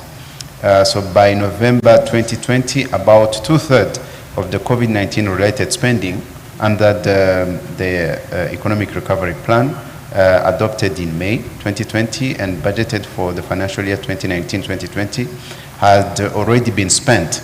So, and we did not record any absorption capacity bottlenecks. So, the disbursement of support to vulnerable businesses under the Economic Recovery Fund 1, which amounted to $100 million US, started in July 2020 upon the disbursement of RCF, the IMF's RCF money. And also, that's the time when we introduced our Manufacture and Build to Recover program that was aiming at boosting economic recovery efforts by attracting private sector investments with specific tax incentives. So in 2021, the government fiscal injection, the recovery in domestic production, and the demand that was supported also by the global and regional containment of the virus and effective implementation of the Economic Recovery Plan were critical for the recovery, with real GDP growing by 10.9% in 2021. However, following the COVID-19 containment measures, unemployment increased substantially, and human capital accumulation was disrupted. So the IMF and Rwandan authorities agreed to relax a little bit the fiscal deficit by 0.5 percentage points to accommodate for the urgent spending needs. Those temporary needs were to boost social protection, address COVID-19 related health concerns, and also repair from the damages of the eruptions of the volcano near the DRC border. So this was implemented thanks to the 70% of the special drawing rights allocation that we received in the financial year 2021-2022, while we used the remaining 30% to serve as a reserve to be used to retire the 2013 Eurobond at its maturity in 2023. So ensuring these policy responses pushed Rwanda's debt to increase from 56.8% of GDP in 2019 to 73% in 2021, which elevated the risk of debt distress from low to moderate. So the post-COVID recovery continued in 2022 with economic activity slightly slowing in 2022, but continuing on a strong path. So we registered, during that year, we registered 8.2% growth. So the pandemic was waning, with vaccination close to the end of year objective of 70%. And also our economy registered a robust performance in the manufacturing and service sectors, combined with a strong private consumption, which was able to offset the weather-affected shock in agricultural production, and also a slowdown in the construction sector. Patrick, let me just stop you there, because I think that's a good point for us to reflect on how the services and the manufacturing sector have also contributed to Rwanda's growth. And in particular, I'm remembering what DSG stated in terms of the need for us to address some of the needs of the private sector. So, Dr. Thierry, I was just wondering, how then do we look at the monetary policy side to support the fiscal policy side when we are, as Andrew was mentioning in his presentation, about the elevated inflation, and which is not unique to Rwanda, but what are some of the ways that you are looking at managing that aspect, but knowing that we still need the private sector to play its role, so we're not crowding out the private sector. And then at the same time, we are in a place where we are ensuring that there's access to finance, as DSG was saying, is one of the concerns for the private sector, and availability of credit. So how are you managing this side of the economy? Over to you. Thank you very much. Yes, you are right that actually monetary policy and fiscal policy are complementing each other and should be designed very carefully. And we have a very strong cooperation with the Ministry of Finance and Economic Planning, but also other government institutions when it comes to economic management. So, as the chief economist Ecofin was explaining, during the COVID period, we had a negative economic growth. So this needed support on the fiscal side, as he explained, but on the monetary side also. At the time, there's been action by the central bank to reduce the interest rates. It was reduced to 4.5%. That's the central bank rate, the rate at which central bank lends to the commercial banks. At the same time, a lot of regulations were put in place encouraging banks to actually be careful with the credit risk, but also availing liquidity for the entire banking sector to lend to the private sector for economic recovery. So since 2021 and 2022, especially, we've seen inflation increasing. So now comes another challenge. Inflation is increasing. I think the presentation by Andrew was clear on that, but if I can emphasize on the causes, again, it's an international commodity shock that's happening from the war in Ukraine, and then supply-demand mismatches from the pandemic. That's 2022, and then the war in Ukraine exacerbated this trend. So for Rwanda, we saw everything, because we are actually net importers and a very small open economy, we saw import prices increasing, and we saw pressure on inflation and on the balance of payment too in the year 2022. So we saw international food, oil, and everything that we import increasing. Second part of the issue is what Andrew highlighted, weather affecting our agriculture production. So climate change is real in Rwanda. Climate change is really affecting domestic production in a way that is actually adding pressure to food. And that this time is not only international food prices, but even domestic food prices. Mm-hmm. So we reached a level of inflation that was extremely high, 21.7% in November. That was the peak. And our target at the central bank is between 2 and 8%. So to answer your question, yes, the economy was recovering, but at the same time we saw a new challenge coming up, and inflation is a very, very serious challenge. If you don't fight inflation, you actually endanger you have a problem of sustainability of this economic recovery, as Andrew was explaining. So in the case of Rwanda, what was done is, first of all, everything was put in place to try to control this inflation and reduce it as soon as possible despite the challenges. That's when the central bank started increasing the central bank rate. That was very low, extremely low for all these years, in a bid to try to address the issues related to second round effects. And inflation coming from international, from food to even domestic, local core prices. Yeah. That's excluding food and energy. So we've increased the central bank rate from 4.5% to 7%. But also other government institutions have been putting in place measures. Some were temporary subsidies, etc. And we are working together all to address this issue. So as a result of the combination of all this, inflation is coming down. The latest number we have is 13.7. It is still high, but we are projecting it to continue coming down in single digit and below the 8% we want by the end of this year. Thank you so much, Dr. Thierry. I think just to ride off on the aspect of inflation, I think this is, something that for us, especially as the UN, we talk about leaving no one behind, and we have an appreciation of how the marginalized groups are affected the most, the vulnerable groups.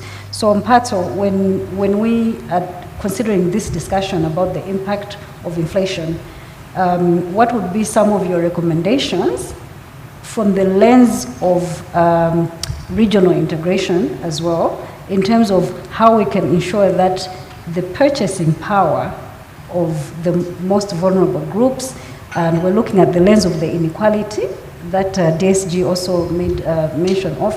How can we make sure that we are cautioning this population of our communities? I feel like you reserved the most difficult questions. But I'm glad there's a room full of experts, so I'll have a lot of help. I think one thing that is key is, and what has recently been expansion in most countries, is expanding social protection programs. And I think we recently also saw that that's a role that fiscal policy played during the pandemic and in the recovery from the pandemic. So not only in terms of cushioning the most vulnerable to shocks such as inflation, but also other shocks that are coming in as a result of climate change, for example. So ensuring that social protection is adaptive. One step that Rwanda has taken in enrolling the dynamic social registry, I think that's a very important step to take, because it highlights that being in the vulnerable group is something that is dynamic, so it changes from time to time, and ensuring that we're incorporating that in our policies, are reflecting that, so that when we're responding, we're leaving no one behind, because you could be not vulnerable today, but a shock happens, and tomorrow you're in the vulnerable group. So ensuring that, first of all, basing the decisions on data, so data that is updated frequently, that can fully capture and highlight who is most being impacted by the different shocks that the economies are facing, and then also expanding social protection programs in a way that they're effective, they're more targeted, with the hope that in that way they'll achieve the most effective outcomes. And then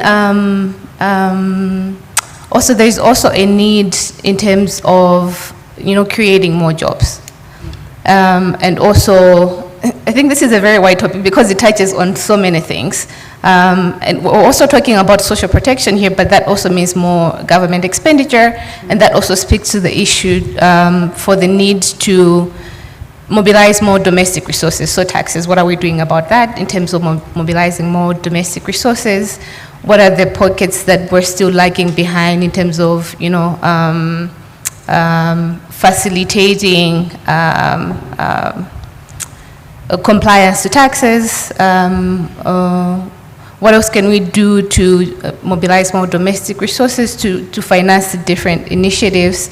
What else can we do to create more productive and high-value jobs, which also, expands our tax base, but also ensures that, more people are potentially moving away from, so to speak, high-risk economic activities such as agriculture, which are more volatile, to, relatively stabler sectors of the economy. Let me just interject on that one, because I think it really relates very well to the slide where Andrew was speaking about the importance of regional trade for food security, because we're looking at those marginalized groups, yes, but also as a region in terms of the trade that is going on in the region and the food security angle.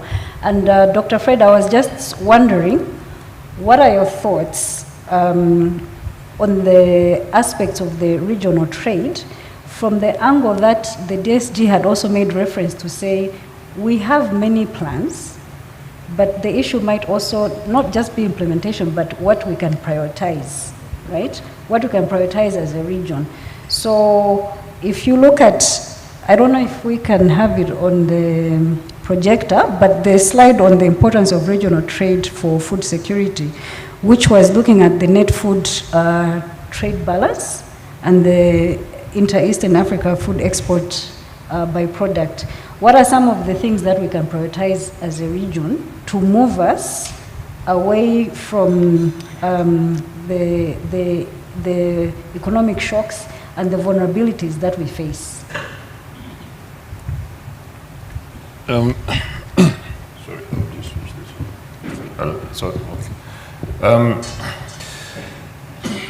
think that question for me is a little difficult to answer because I'm not an economist. I'm a political scientist.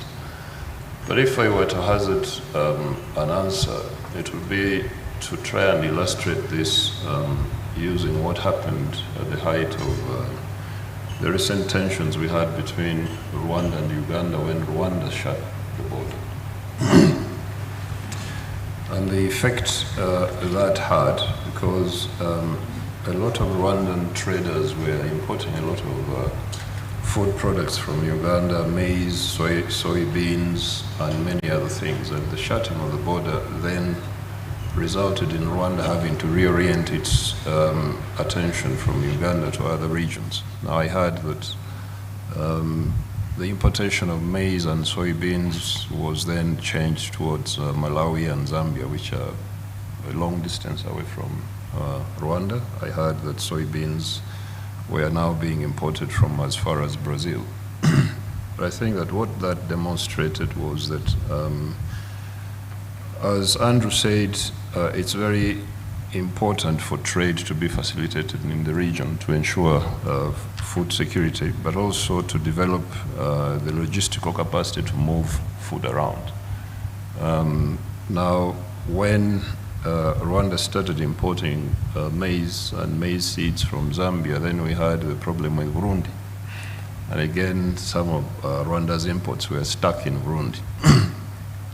But that also had a good effect here from what I have heard from companies that are involved in seed multiplication, especially in maize, in that it spurred Rwanda towards trying to become self-sufficient in the production of some of the seeds that it needs to grow its own food. So I would say that it's important for trade to be facilitated, for trade barriers to be removed so that food can move around the region, but also it's important to develop the logistical capacity to move the food around, to develop the infrastructure.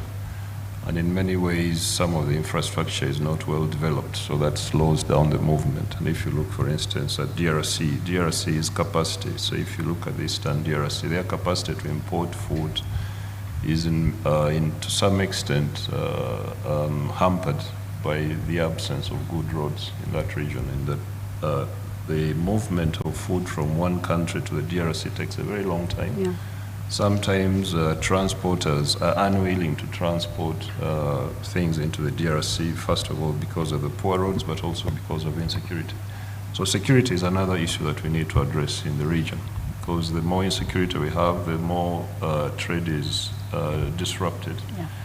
The less able we are to repair roads and make sure that transporters move quickly, the less able we are to transport food around. There are complications about cross-border movements and so on and so forth. That also is related to security issues in the region. So, yeah, that's what I would say about it. No, thank you so much. I think it was actually not a hard question because you've highlighted some of the solutions there. You've spoken about the trade facilitation, the trade barriers, the supply chain issues, the security. And I think with regard to the trade facilitation, it goes beyond the hardcore infrastructure. We also need to look at the soft side, which actually brings me to you, Dr. Thierry, with regard to the financial markets. So in the case of Rwanda, we have the Kigali International Financial Center, which is positioned for Rwanda to be part of the continental financial hubs. So what are some of the ways that I would say the central bank is looking into facilitating that process, especially to serve the region and to position us to really utilize the AfCFTA?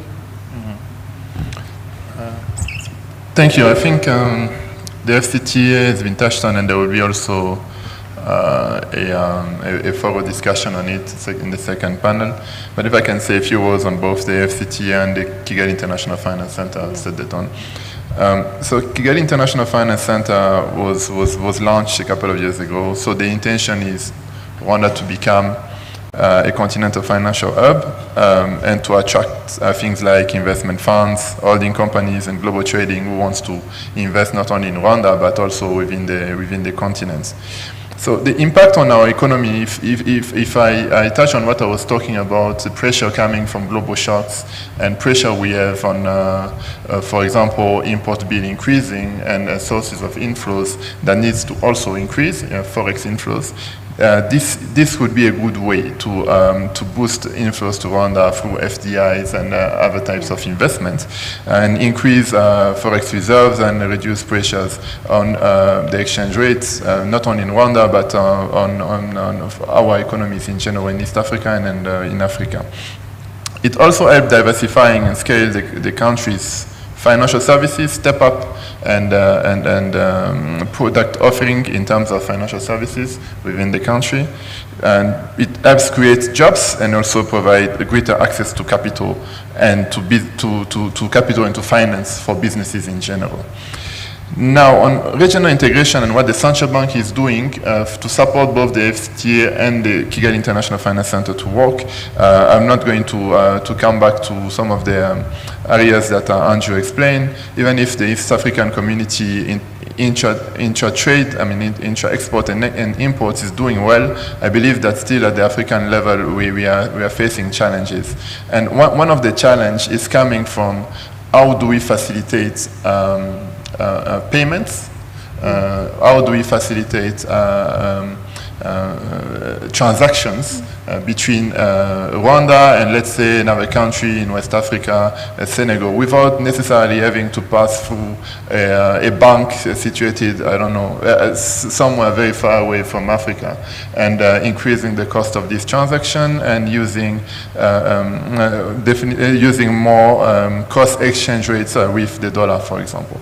So that's where the central banks that's what the central banks are doing to support that.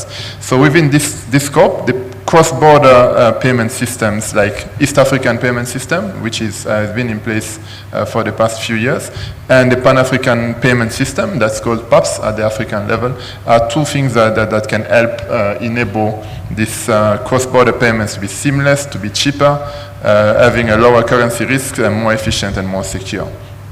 So it also contributes to facilitate the continental transfers. And if you facilitate continental transfers, of course, you facilitate investors or whoever is coming in Rwanda for the KIFC, the Kigali International Finance Center. At the East African Community level, just to conclude on that, the central banks are working together through, we have a Monetary Affairs Committee. I'm sure the Deputy SG is very well aware of the activities of the MAC. Monetary Affairs Committee is a committee of the governors of the central bank, and they meet regularly to discuss this kind of issues. So the EAC partner states now accept each other's currencies.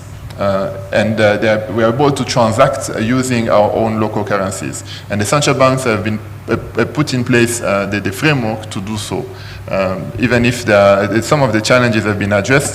This year, for example, we signed an addendum. The governors of the central banks signed an addendum to take into account issues related to anti-money laundering and etc. So the system is in place. At the African level, the objective of the PASS, Pan-African Payment System, is to link these existing national regional payment systems with the objective to facilitate intra-African trade and provide cheaper settlement of cross-border trade. Some of the benefits will be for customers to include instant payments. So in seconds or in minutes, you'll be able to transact in between two countries that are partners of this in Africa, readily available funds, and simplicity and inclusivity. So in a nutshell, that's the objective. And I believe this is still work in progress, but we are moving towards finding a solution with one bank at the Africa level, AfCFTA, who was accepted to be partner in this. Thank you. So I think these are right measures that can move the needle for the region, but especially in terms of being prepared for the facilitation of the AfCFTA to translate into more trade and more integration. But I'm just wondering, Patrick, is this all that we need to do to move Rwanda into a middle-income country, or what other measures do you have for us? You remember Andrew's presentation, which showed the projection of when Rwanda will reach a middle income status. What else do we need to do? Yeah, thank you. That is indeed a very good question. And yes, the targets of Vision 2050 are very ambitious but achievable. So we're saying basically that by 2050, the income per capita will be almost 16 times the levels of income per capita today. And reaching such an ambitious development and growth objective would require considerable acceleration in our GDP growth, which necessitates obviously the implementation of very, very ambitious reforms. So to understand this challenge, it is important to understand the initial economic conditions, to understand our growth, backward looking. Within a growth decomposition framework, I would say that Rwanda has made a remarkable economic and social progress in the last 2 decades before the onset of the COVID-19 pandemic. And as a result of a period of rapid and sustained growth and decisive policy reforms, poverty rates declined and life expectancy increased substantially, and also per capita income almost tripled. So the growth averaged around 7.2% from 2010 to 2019. And this strong growth was largely attributed to the accumulation of physical capital, mainly by the public sector. I think it is important to note that. And during the 2015-2019 period, the investment in physical capital was almost 25% of GDP higher than our peers in the ESC or even in the sub-Saharan region. So while accumulation of physical capital has really helped the economy to grow, to record such a strong performance, the contribution of total factor productivity growth was estimated to have only marginally increased and has actually remained relatively low. And this slow total factor productivity growth during the period of very rapid progress in key determinants of technology adoption was something that is puzzling and will remain puzzling. And one of the key explanations by experts would say that this is perhaps because of limited human capital accumulation during this period. So the learning and health outcomes, especially among Rwandan children, were still lagging behind expectations, which has partially contributed to poor human capital growth. And this was exacerbated by the COVID-19 pandemic. So also it is important to note that during that period of time, overcoming poverty was remained a challenge, with over 90% of the poor living in rural areas where the economy is dominated by agricultural production, and labor productivity in the agricultural sector also remaining very low compared to other sectors of the economy. So with this kind of baseline, it is very hard to imagine achieving the targets of Vision 2050 without major transformations in our growth fundamentals. So the baseline that we have today, especially by the World Bank, says that we can expect a growth potential of around 7.2% in the medium term, which might decline slightly thereafter by around 6.3% towards 2050. So this in itself it would represent an impressive increase in the living standards, but not at the level of the Vision 2050 that we are talking about. So recently we have started an initiative to review our growth, determinants of our growth fundamentals, to see what is it that we can do to change that baseline. You know, we are currently discussing, but maybe as a sneak preview, we are looking at a scenario, at a more ambitious scenario that would lead to total factor productivity growth to rise to 2.5% in 2.5% a year in 2028, compared to 1.8% in the World Bank projection. So that is one of the ambitious scenario that we are talking about. We're also talking about an investment to GDP ratio reaching to 35% by 2050, as opposed to 28% in the baseline. Improvements in educational attainment and quality, adult survival rates, and not stunted rates would double human capital growth of the workforce in 2050 from 1% in the baseline to 2%.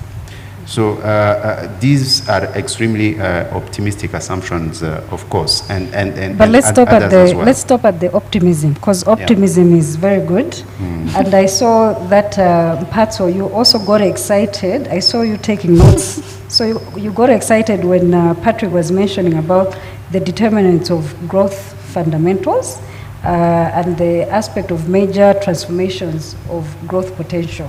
So is this something that you can speak to in terms of how the macroeconomic trends have been, but also going forward?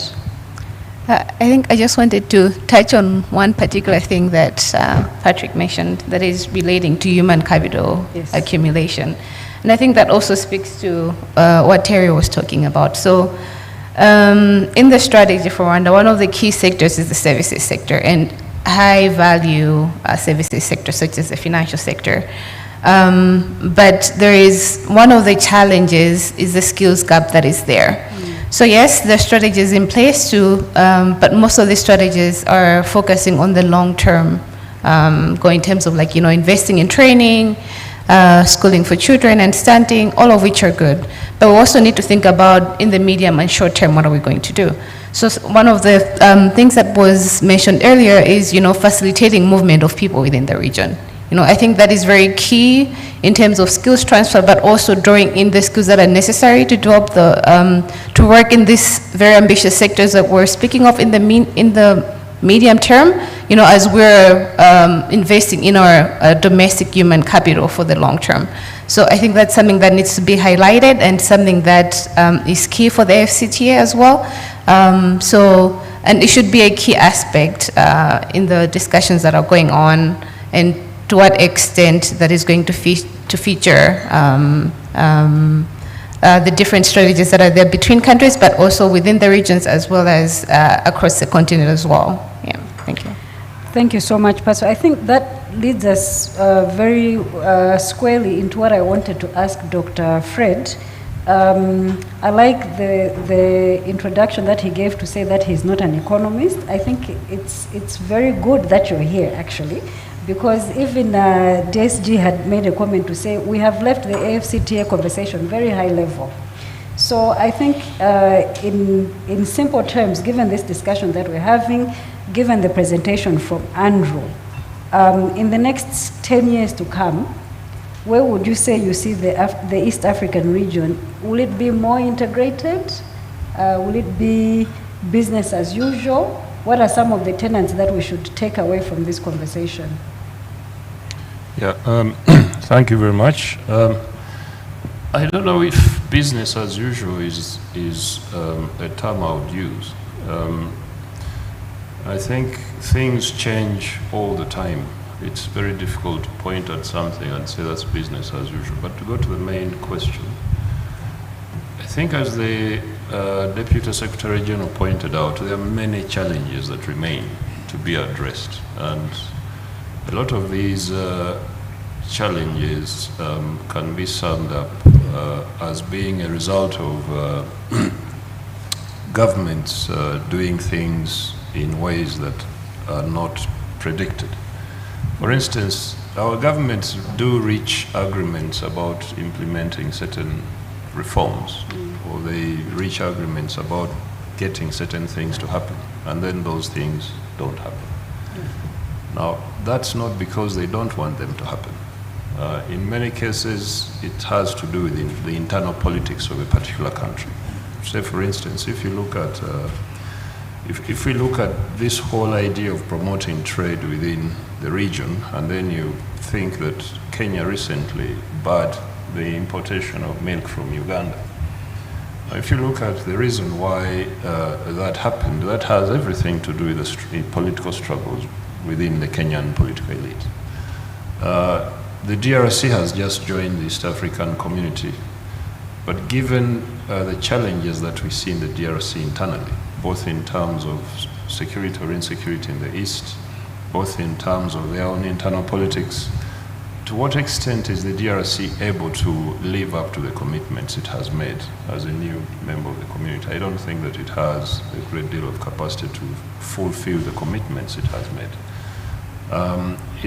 Is that story going to change anytime soon in the next 10 years? It's very difficult to predict, but what one could say is that until our governments have the incentives, internal incentives to do those things that they promise to do, we are going to continue sort of moving a few steps in front and then a few steps backwards. I understand we want to admit Somalia. We already have South Sudan, we already have Burundi, which are facing enormous challenges. So, whereas we may have things that we would like to do, our capacity to do them is going to be dependent on things that are way beyond technical fixes. Politics in this region, we have learned now, trumps almost everything. So what we do in the next 10 years is going to depend on what's happening internally within our countries, what sorts of governments we have, and what kinds of ambitions they have, and what kinds of incentives are driving them to do certain things. Yeah, thank you so much. I think really you've brought out an important aspect for development, and that is managing our politics, you know. So the peace development nexus is very strong for our development conversation. I'd like to open up the floor to participants now. For colleagues online, please raise your hand or type your message in the chat, and I'll be able to give you the floor. If I could get support with the microphones to go around the room, I would really appreciate that. So any interventions, comments, questions?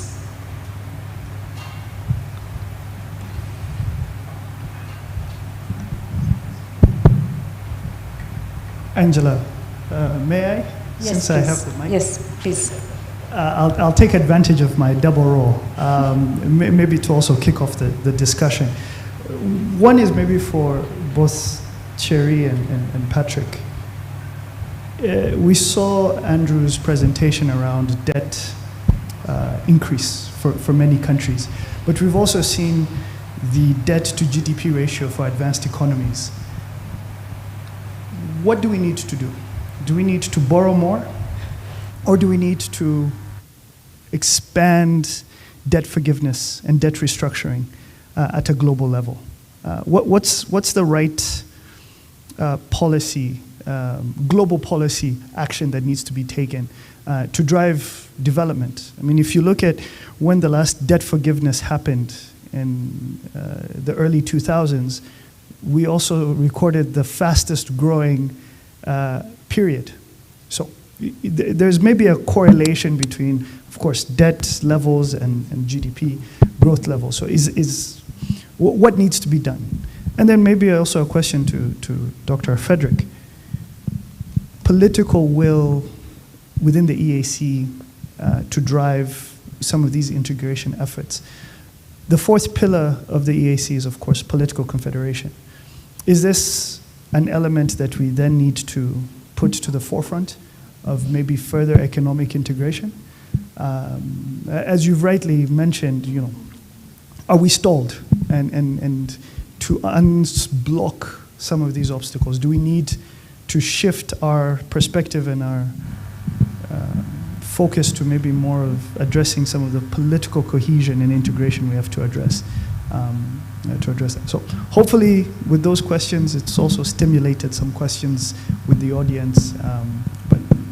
Yes, and then maybe we can also just take one online question from Joseph at Mesa, and then I'll also read from the chat. So if we can take maybe just those three whilst people in the room aligning their questions or comments. So Joseph, you have the floor. If you could unmute yourself. Good afternoon or good morning. I don't know what Joseph, time it is. Joseph, we cannot hear you. Is he unmuted? May I get IT support? Hello, can you hear me? Yes, now we can hear you. Please, you have the floor. Go ahead. Okay, thank you very much. I would like to thank you for giving me the opportunity. But I just wanted to, first of all, thank my colleague Andrew for a wonderful presentation filled with a lot of data and very useful data. But I just want to raise the point of three things. One, in terms of Africa, in terms of for us to go, regional integration remains a strategy that we have to embark on. I mean, there's no doubt about that. But in order to do that, I think there are four elements that ensures growth. We have human resources, our natural resources, capital formation, and technology. And I don't think that the discussions here we've zeroed in enough on that, particularly on the human resources. And there, I would say that to facilitate that human resources that we need for growth, this is where perhaps maybe free movement of persons would come in. And I think we have skill sets that are available on the continent. And if we allow the skill sets to move around, we may be able to do what needed to be done. I also find that the discussion, particularly from the gentleman from the, I think it must be the National Bank of Rwanda, I'm just wondering, because most of the African countries are doing the same thing of raising interest rates. Now, we know that this time around, the inflation was caused mainly by bottlenecks in the supply chain globally. Now, if it's not demand-driven, that has led us to, or excess liquidity in the system, that has led us to have inflation, is it still relevant that we have to embark on monetary tightening? And the reason why I ask that is that we would like to have access to credit, but we do not want access to credit internally at a higher cost unnecessarily. And most often the cost of credit is priced off the central bank rates. So I just want to ask whether at this time, do we still need to raise interest rates in order to do what we need to do? And to my brother Andrew, I would like to ask him, what is responsible for, on your graph on debt to GDP ratio, I find that DRC is very, very low. What are they doing right and we are all doing wrong? Other countries are doing wrong. And lastly, I just want to touch on the issue of debt and the convergence criteria. I'm just wondering whether the convergence criteria are too stringent. Because if you look at debt, we need debt in order to grow. I don't mind in case if we can, the most important thing is the ability to pay. So what if we borrow about 200% of our GDP and we use it targeted towards education, towards infrastructure, towards things that we need?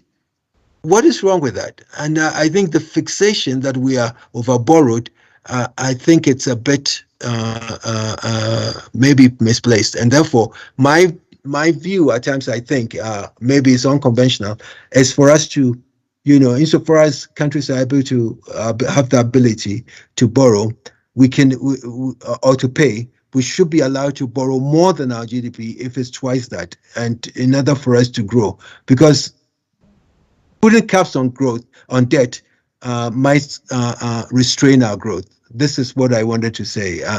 I'm sorry that I've been long, Madam. Andrew, our presenter, and Thierry to address this last question.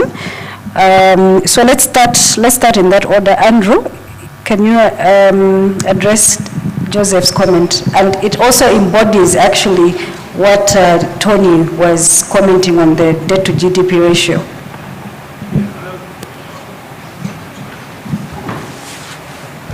On the question about DRC, it's not that DRC has done anything particular in terms of reducing that debt. It's the fact that it's a large exporter of natural resources, and so it is the only country in Eastern Africa region which actually has a positive merchandise trade balance. That puts its current account in a different situation, and hence its debt to GDP ratios are much lower than the average. So that's the explanation for that.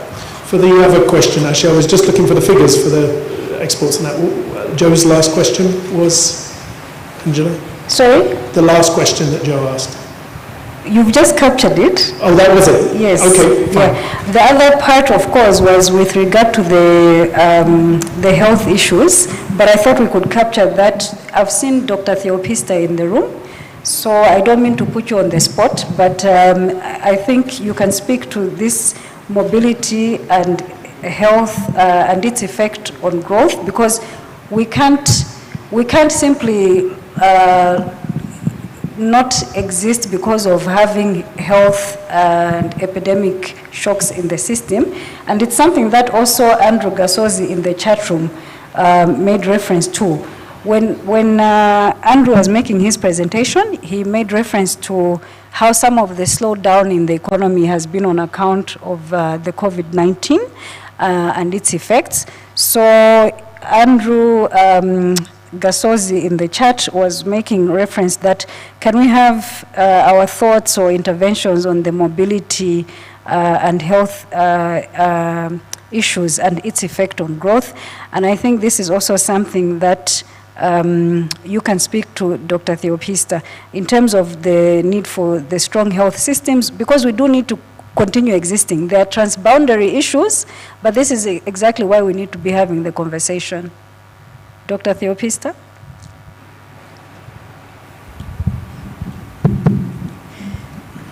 Thank you, Angela. You really put me on the spot. But I will just reflect on the impact of COVID-19, what we saw from the pandemic when it started in 2020, March, especially for Rwanda. We saw that our system was put into test because it was not ready to, meaning the health system was not ready to take care of the pandemic, which was not, we were not prepared. So as we started the pandemic, we realized that we really need to have a stronger health system to ensure that we responded to the pandemic. At the same time, we also ensure that there is continuity of essential services, which will take majority of the people who are not affected by the pandemic. As we were in the response, we focused at the beginning on the responding to the people who are getting sick with COVID-19. How do we prepare? How do we respond? And how do we make sure that we prevent the further spread of the pandemic? But in the beginning, we could not factor in the issue of ensuring the continuity of essential services.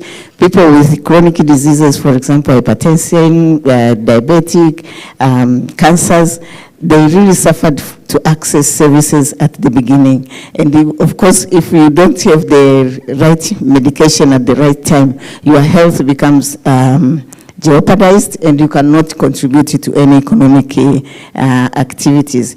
So the first phase we suffered, but then we started strengthening the health systems, and the key lessons which we have learned, that as we are responding to the pandemic, any pandemic, we prepare for the pandemic, we also ensure that the health systems is also strengthened and resilient to be able first to detect early on time and respond on time, so that we don't have prolonged period for addressing the implications and the impact of the pandemic. That's what I could say. Thank you, Dr. Theopista. Let me invite very quickly Patrick to speak to the debt to GDP ratio and debt management issue, because as much as Andrew provided us with some interventions, I think maybe for the case of Rwanda, we can hear from the chief economist. Patrick? Is it working? Okay, thank you. Debt is really it's a quite complex issue, and addressing this debt crisis cannot be reduced to simply debt forgiveness, because it has happened in the past with the HIPC, but we did not see any significant improvement in the way countries manage their debt portfolios. So what I can say is that in terms of debt management, there are two sort of work streams, one which is on policy side and another one that is mostly at management strategy side. Mm-hmm. So on the policy side, when discussing debt issues, it is important to have some sort of barometers to limit fiscal management against excessive debt. In the case of Rwanda, we have a fiscal anchor that sort of prescribe the reduction of our debt burden to 65% of GDP by around 2030 there. Now, that would ensure that the country has sufficient fiscal buffers to manage any fiscal risk that might come up in the future. Now, on the how do we achieve that? It is through, obviously, fiscal consolidation, and fiscal consolidation usually is understood as, either you limit your spending, what we call spending rationalization, or you become very aggressive on domestic revenue mobilization, which is tax, and things like that. Maybe to give some perspective, today we are at 15% of GDP tax, tax to GDP ratio, but to achieve our 2050, 2035 goals, we require that ratio to come from 15 today to around 30 or 34% of GDP by 2050, which is a very, very difficult thing to do, but doable. So that is on the debt policy. Now, on debt management, it is important for countries also to have some very solid debt management strategies. For example, when do you go for a commercial loan as opposed to a concessional financing? That one itself can increase the fiscal health. Also, the issue of fiscal risk management comes in. Governments have to have strong fiscal risk management frameworks. They have to monitor fiscal risk, because if you look at the debt accumulation in several countries, there is obviously a fundamental contribution of the need to finance development priorities. But most increases or upticks result from fiscal risks, things that had not been planned before, but that eventually come up. So countries also need to have strong fiscal risk management to monitor and foresee risks and put in place strategies to manage them. So those are some of the key things that can help countries to reduce their debt burdens. Thank you. Thank you so much, Patrick. And I think the last question that I've noted from this was the importance of the political will, political cohesion in the EAC, which was actually addressed to you, Dr. Fred. So if you could speak to that. Tony mentioned political will in regard to this very large ambition of political integration within the EAC. I really don't see it as an issue of political will at all.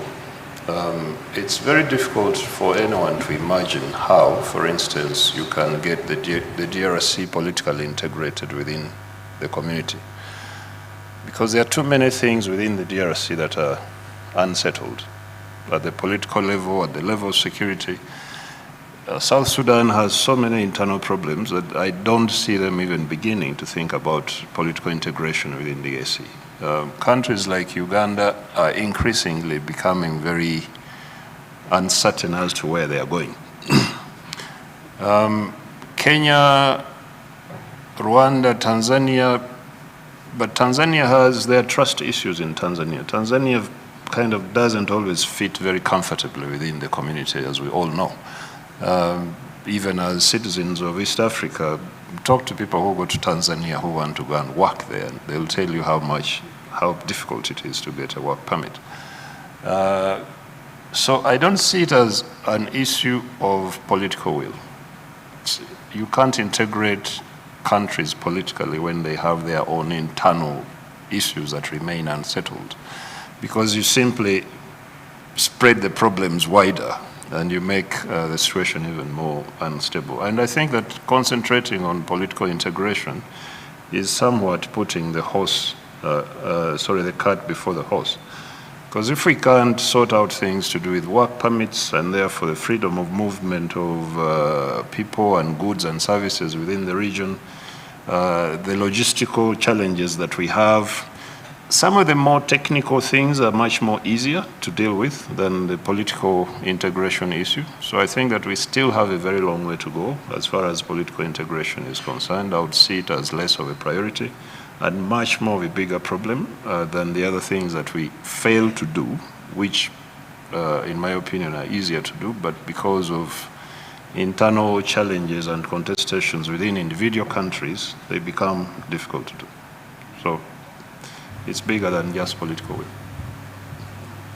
Yes, sorry, I know that I've been signaled on time by Tony, but let me just give Thierry the last word to the conversation.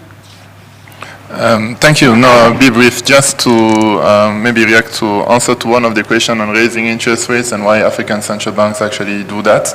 Yet its inflation is driven by supply shocks. Indeed, the first shock is supply, but we need to see that monetary policy is counter-cyclical. So it is addressing the main issue of higher inflation now, because if we let inflation stay high for a long time, we can forget about the growth that we are talking about. And the impact of inflation on the population is very well known, and the poorest part of the population. So central banks have to do something, and the central banks in Africa that are advanced towards inflation targeting are trying to increase the interest rates to actually slow down the transmission of this supply shock to now core inflation. So to avoid, for example, that your house rent price increase because someone says that there's a war in Ukraine, you need to actually manage expectation and try to find a way to calm inflation. So that's what central banks are doing. And access to credits, yes, temporarily could be impacted negatively. Growth very temporarily could be impacted, but the impact in the long run is towards a stabilization of this inflation and more growth. Finally, even the access to credits in the case of Rwanda, and I'm not saying that monetary policy is the only thing. Actually, I emphasize on collaboration with other policies. As you are tightening monetary policy, the government is supporting the poorest part of the population, stepping up social protection. The government is subsidizing some sectors, fertilizers to the agriculture sector, etc. And there are government programs in place for to finance sectors for economic recovery. Economic Recovery Fund, the interest rate is at 8% compared to 16% commercially. Agriculture Insurance Scheme, the interest rate will also be single digits. So these ones are not going to be impacted because there are programs specific for specific sectors of the economy that needs to continue recover. What is going to be impacted and what we want actually to impact is discourage consumption short-term loans to periods where inflation is lower. So that's what I wanted to add. Thanks. Thank you so much, Thierry. You not only answered the question, but you also provided some of the summary of our panel discussion. I am sorry I'll not be able to take any more questions. You can see Tony is intimidating me. He's already standing at the podium so that we can go into the next panel. But I want to thank Andrew for your presentation, thought-provoking. And I also want to thank DSG, our guest of honor, for the reflections that you've provided us, which we have provided all the solutions and answers to you, except one. Or you want to, okay, I have to give DSG the floor, Tony. Just 1 minute. Yeah. 1 minute. And I wanted to just reflect on the political federation issue, and that it will take time. The journey for the EAC is starting from economic integration, and I think we've done well, as evidenced by the numbers on intra-EAC trade, what has been put in place to facilitate cross-border movement, one-stop border posts, simplified trade processes, regional cargo tracking systems, cooperation among customs officers. We have customs officers based in Mombasa from the different countries. The steps are progressive, but the prospects are very, very high. We, of course, accept and agree that non-tariff barriers and sovereignty issues many times come in the way of and impede movement of goods across borders, but there are mechanisms that have been put in place. Some may not be working as well as they should, but that's the focus that we have as a secretariat, to make sure these work, like committees on monitoring of non-tariff barriers that meet frequently, to provide reports, engagement at senior level. So what perhaps we will discuss in the next panel session is, I would like to see this good progress intra-EAC trade growth also replicated in the other regions. I would like to see the EAC trading with ECOWAS, for instance, and that growing, and us tracking those numbers and giving feedback, looking at what are the impediments and how can we support that growth region to region. So I think maybe that's a discussion for the next session. But on economic integration, there's a lot happening. There's a lot happening there. Thank you so much, DSG. My next point was actually going to be to thank RC Ozonia, who challenged us to think without the box. And I hadn't yet finalized what I was going to say in terms of what thinking without the box looks like, but you've done it for me because of the example of the EAC and ECOWAS regional integration that we can embark on. And of course, PS made reference also to the aspects of us to consider the impact of climate change, and this is something that the panel has also discussed. So as I preempted, we were here to provide all the solutions. I hope you have appreciated our solutions and that you implement them, because we've done our part as the policy makers. So now it is up to you to implement. So thank you once again, my esteemed panelists, and Andrew, for a great presentation which stimulated our conversation. Thank you so much. Thank you very much indeed to our panelists. You can make your way back to your seats. I think they deserve really another round of applause. I think this is a lesson for us moving forward. We should have more time for these type of panels.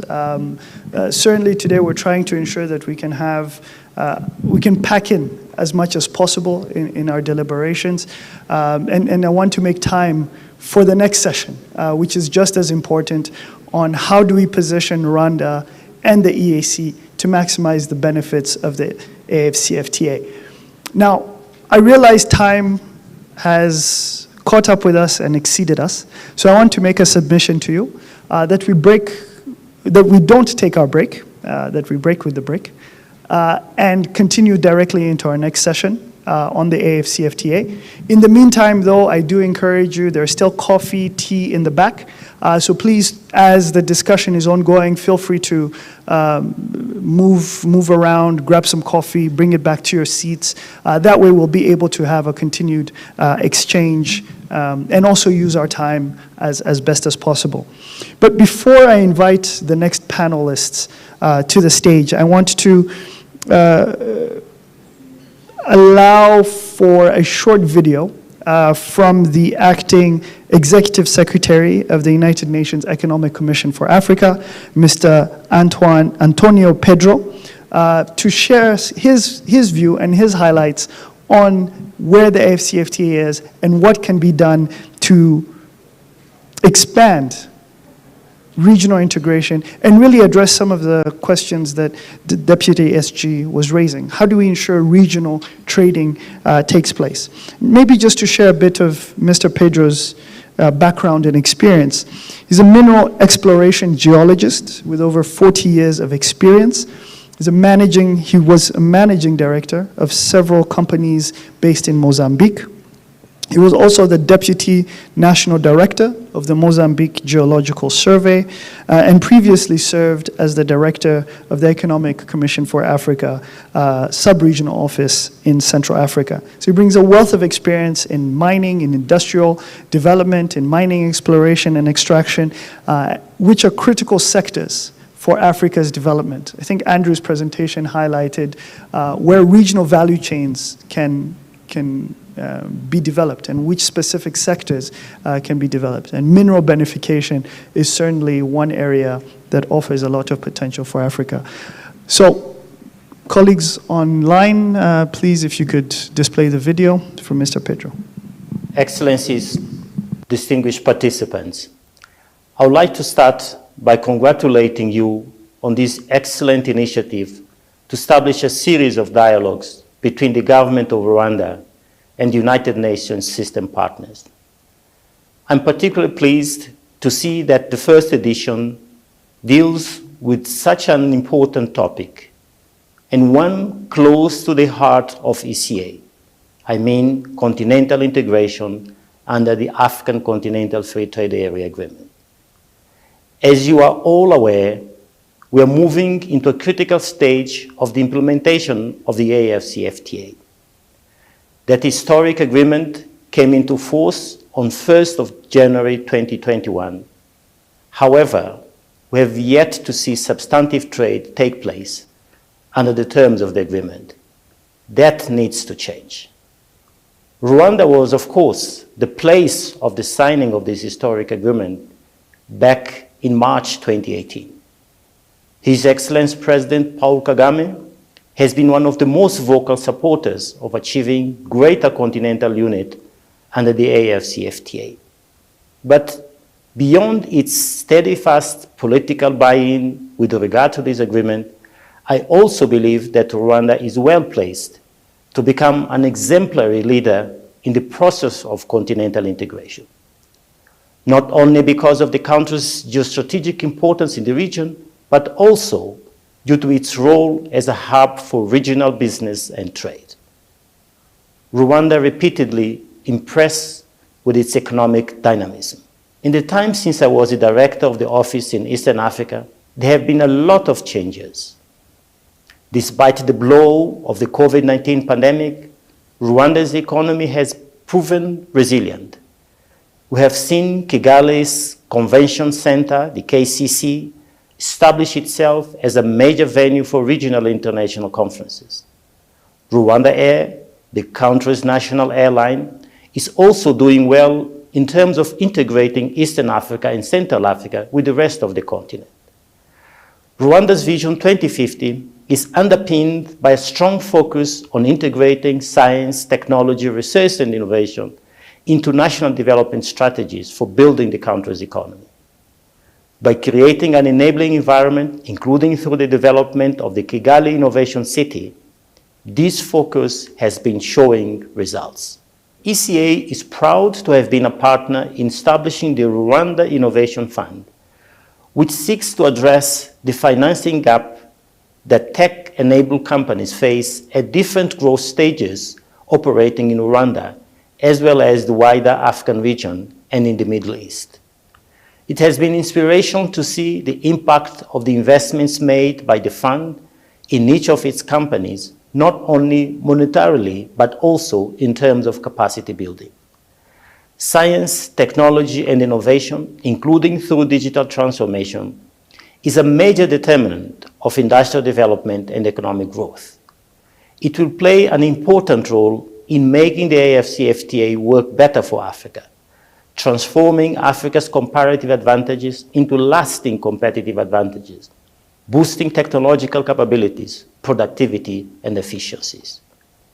Excellencies, ladies and gentlemen, what ECA proposes needs to happen next for both Rwanda and its regional partners is a sharp increase in the intensity of intra-African trade and investment. That will only come through the effective implementation of the AfCFTA agreement. The task at hand is a difficult one because it entails collaboration and cooperation among many different actors, the African Union and African member states, the AfCFTA Secretariat, the UN system, and other development partners. At the heart of the agreement is, of course, the private sector and the continent's citizens, who will be the ultimate agents of change and the ultimate beneficiaries. In this sense, I particularly salute Rwanda in being one of just 4 countries at the continental level that have both signed up and ratified the Free Movement Protocol. The African Union is arguing forcefully, an argument that UNECA fully supports, that greater cross-border business requires the ability of people to move more freely across borders. Without the implementation of the Free Movement Protocol, the AfCFTA will be firing on 3 cylinders, not 4. I very much look forward to hearing about the outcome of the deliberations of this meeting and wish you a fruitful discussion. Thank you for your time.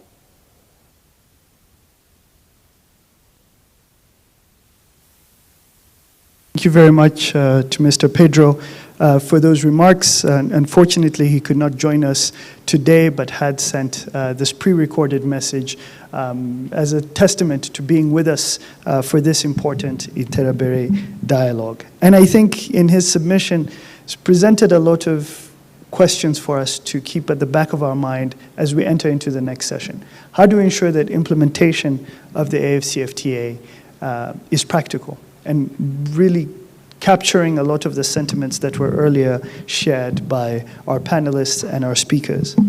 And to help us do just that, to build out on this discussion even further, allow me to introduce and invite Mr. Arnold Kwizera, who is an ecosystems manager at Norskin East Africa, Africa's biggest startup hub. In this capacity, he plays a pivotal role in fostering and nurturing the region's startup ecosystem, driving innovation, and supporting the next generation of entrepreneurs. Arnold is also a versatile media professional and a prominent figure in the Africa business landscape. He's a founder of the K Financial, a Pan-African financial media platform with a passion for financial journalism and a panache for hosting engaging shows. Arnold carved his name as an anchor of one of CNBC's flagship programs, Closing Bell. Arnold, over to you. Thank you.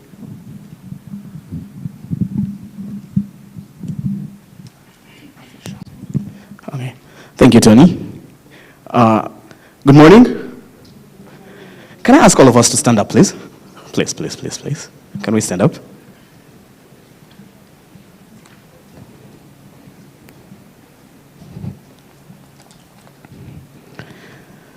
So the conversation today is, I like the stretch, I like the stretch, I like the stretch. I would have loved to see more people around my same age group here, but nevertheless, I come from the microwave generation, and the next conversation, because I know we should be rushing to lunch shortly, is going to be from a microwave standpoint. So I want us to spell AfCFTA using our waists, right? Our waists, right? Yeah, let's stretch up a bit. Can we spell A? Move your waist. A, right? A, capital letters only. I don't see that middle guy. F, that F. C, I can see the people who have two left feet easily. T, capital T. A, I can see the chief economist. Yeah, two left feet. And another A. Very good, very, very good. Do we know the people to our left? If you know the person to your left, please put up your hand. Okay, so can you say hi to the person to your left, please? Say hi to the person to your left. Thank you. Or to your right. Greet your neighbor.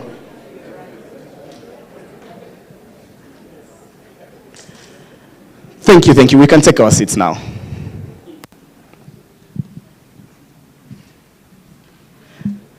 So I'm not going to take my seat before the people who are supposed to break down this conversation for us take their seats.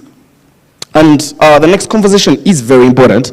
And the reason as to why it is important is I'm a numbers guy. So the numbers out here now, 17% was the intra-regional trade. I'm sure many of you are aware of some of these numbers. Intra-regional trade in Africa was only 17%. Now that's less than Asia, which is at about 59%, and then Europe, which is about more or less 60+% in terms of trade. But that's looking at the glass half empty.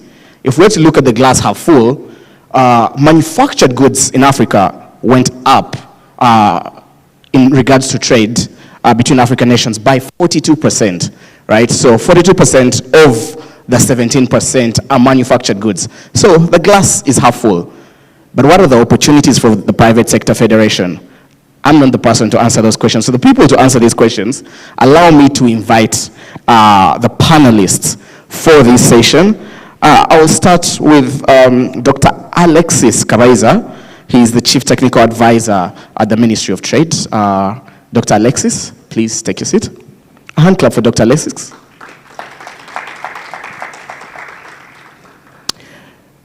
The next panelist is Mr. Faustin Karasira. He's the Chief Operations Officer at the Private Sector Federation.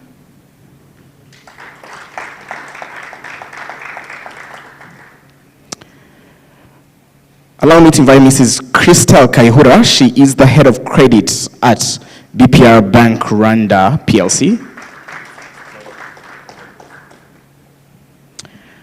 Also on this panel is Mr. Emmanuel Asiak. He's the Chief Investment Officer at FEDA.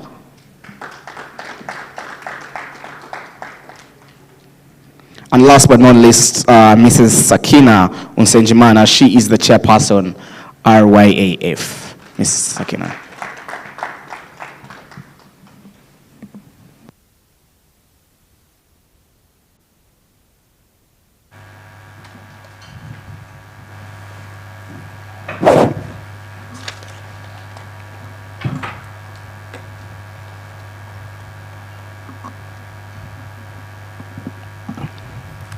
Hello. Okay, you can hear me loud and clear. Thank you for making the time. First of all, apologies that we have a very small number of ladies here, only 2 out of the 4 gentlemen here, 6 of us. So next time, Tony, another lesson to you and the team in regards to having more representation. Let's set the pace rolling. Mr. Pedro had us walking, so I think we can start running now. And I would like to start this conversation by bringing, Dr. Alexis into the conversation. Now, the AfCFTA is currently being implemented, and we know Rwanda has begun to trade together with other countries, Ghana, to mention but a few, under the AfCFTA rules. Now, how can the country, by the country I mean Rwanda, position itself to take advantage of this agreement? Thank you so much, and good morning and maybe afternoon to everyone. Yes, maybe let me start by also reminding that as a country, we started by having this strategy, implementing a strategy for the AfCFTA in the country. And also we've been establishing an implementation committee. And this one was launched last year, June. It's almost more than 1 year. And that one has helped us at least to identify some priority sectors and also some of the key markets that we have to start as a country, as also the way to focus in the coming period. From then since, as the previous speakers have said, that more plans are there. But I think it's not the way that we have again to have it the next stage. So since the launching of that strategy, we started immediately for the implementation. As of now, we are counting more than even 700 companies that have been trained and also mobilized for these opportunities that are available under the market. These ones have started in the tea, the coffee, in horticulture, and these ones are being assisted. This is how even we started even exporting. I think the first shipments were done in October last year to Ghana, and more now. We are expecting more than this. And again, the other side, we've also looked at to how these customers, after now understanding the AfCFTA rules of origin, and also these required provision certificates, they are now helping these companies to comply. And in terms of trade facilitation, single windows, non-tariff barriers, reporting systems, transparency, trade portals, these all are serving as the tool to eliminate these barriers. We've also, as a country, identifying the promotion of some of our Rwandan products, made in Rwanda products. This is helped us to position ourselves where we can focus. Of course, we look at for the high value products, but also with the available assistance and support that we're providing through the African Electronic Trade Group, and also it's Sokokuku Rwanda. These companies, interested companies, they are very much supported in this platform. We have Rwanda MAT, and this one, we are using a demo to help these companies that are starting to ship, to export, to increase their visibility. And again, the other side, Rwanda also has looked that if we strengthen to this logistics hub, can help us also. It's a good starting, and also Rwanda has positioning on that. Rwanda, as you know, has been increasing its destinations in Africa, but also the recent hosting of the Rwanda Cargo is also that it's promising to help this reducing the air transport across the country. Addition again, Rwanda is looking also for innovations and technology as the main drivers for the economic transformation. For instance, if I can mention Kigali Innovation City and different centers of excellence, this has shown that Rwanda can do that, can like having good steps towards the implementation of the AfCFTA. And again, there is much I think that we are doing as a continuous campaigns for awareness of the opportunities and the requirements on this continental market. So far, we've completed these campaigns we started for the government institutions, public ones, but also the academic institutions. But even the second phase, as of now, we are planning to start in the next week on 9th. We will also again engage the local institutions, but also the academicians and the researchers. So we want also that everyone, at least at the maximum possible, can be aware at country level. These opportunities, the procedures, the supporting that we are providing, but also more and more where to focus. I think the starting is a good, but also to orient people by focus, where we can see. It's also much important. I think from now, as the previous speakers have said, Rwanda is trying its best, but we can't do it alone. We expect more, and also expect that other countries also can do the same. Thank you. Thank you very much, Dr. Alexis. You ended on a good note. We expect more, and you could work with others. So, government has given its opinion, so I think the private sector federation is only right that you follow with that PSF's positioning in regards to getting its members ready for tapping into the AfCFTA opportunities. How have Rwanda's private sector federation members prepared themselves to tap into the African opportunity? Thank you, and good morning or good afternoon. So for the private sector, it is not just to get prepared. It is rather to strengthen the ongoing practice. Because before even the CFTA, the private sector has been doing business, even though it has been, at a lower scale. Now, as it has been said already by Dr. Alexis, there is already the 600 companies that are already transacting in that. And in addition to that, there are more kind of different initiatives that are taking place.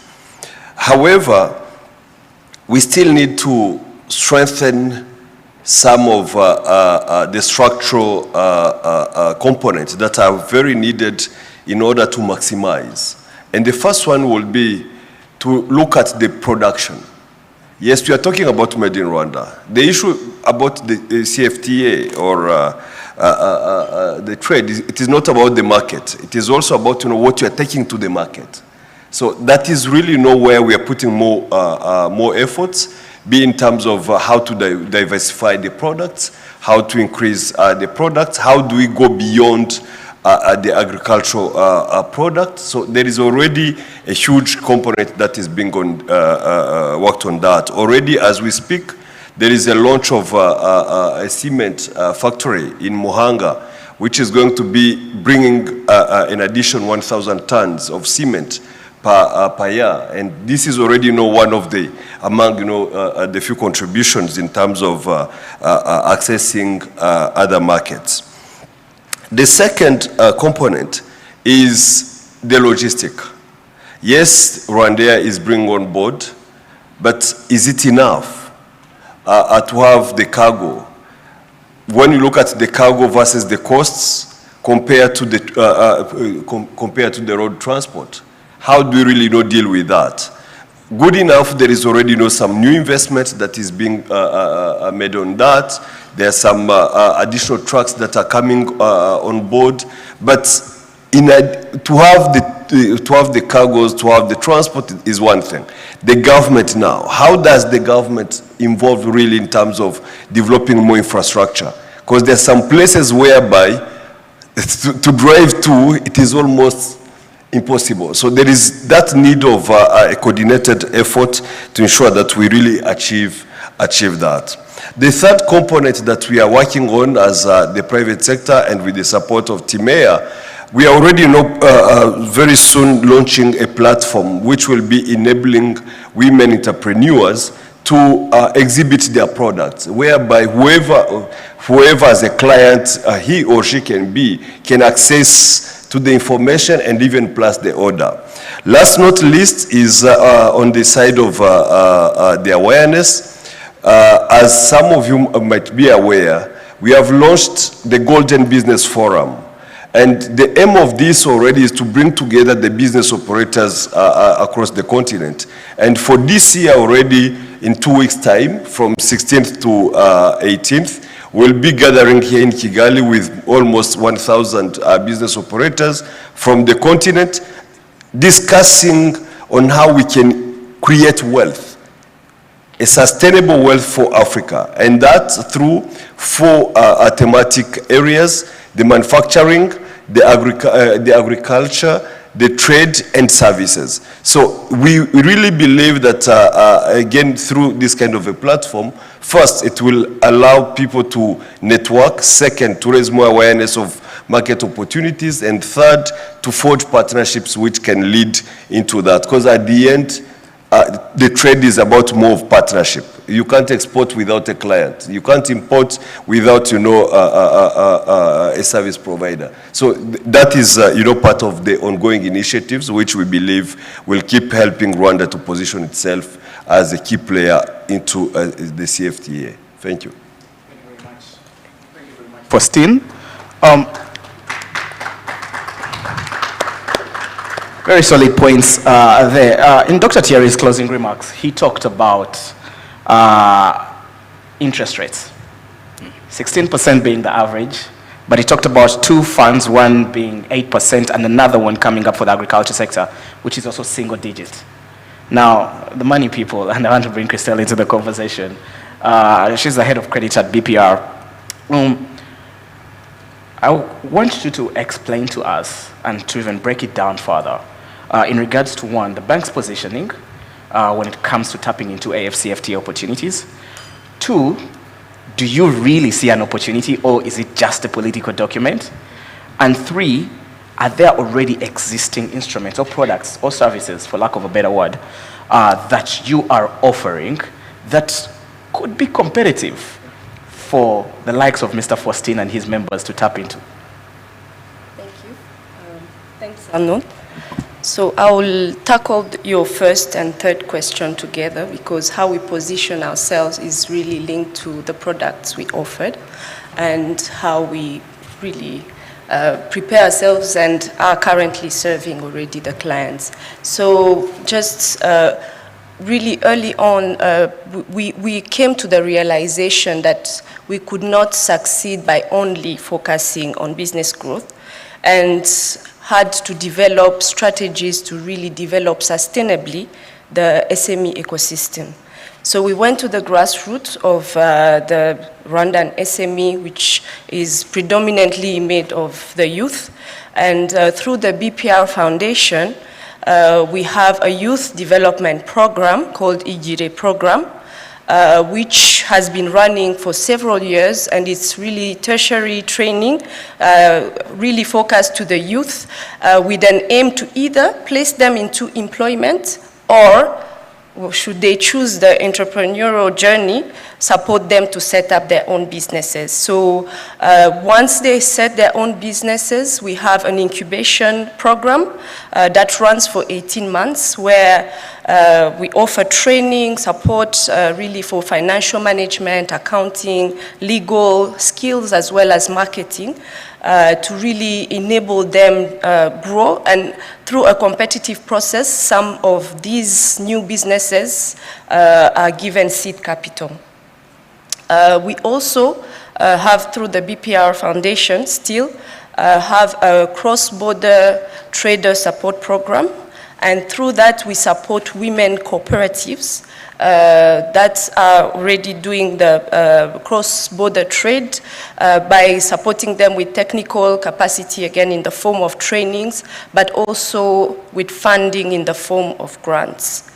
And also, as an offering to our SME clients, we have what we call a Biashara Club, which is open to our SME clients, through which we offer advisory services, as well as, and through this we've been able to also have some peer-to-peer reviews,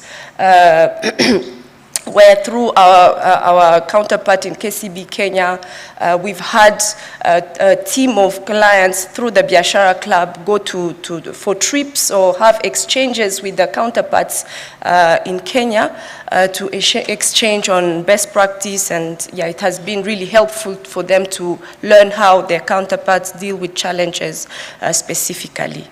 Well, last but not least, since we are in business, so we have a range of products that we have already currently on offer. So to facilitate, again, our traders to compete on the African market, we can look at two types of products. So we can look at the payment solution.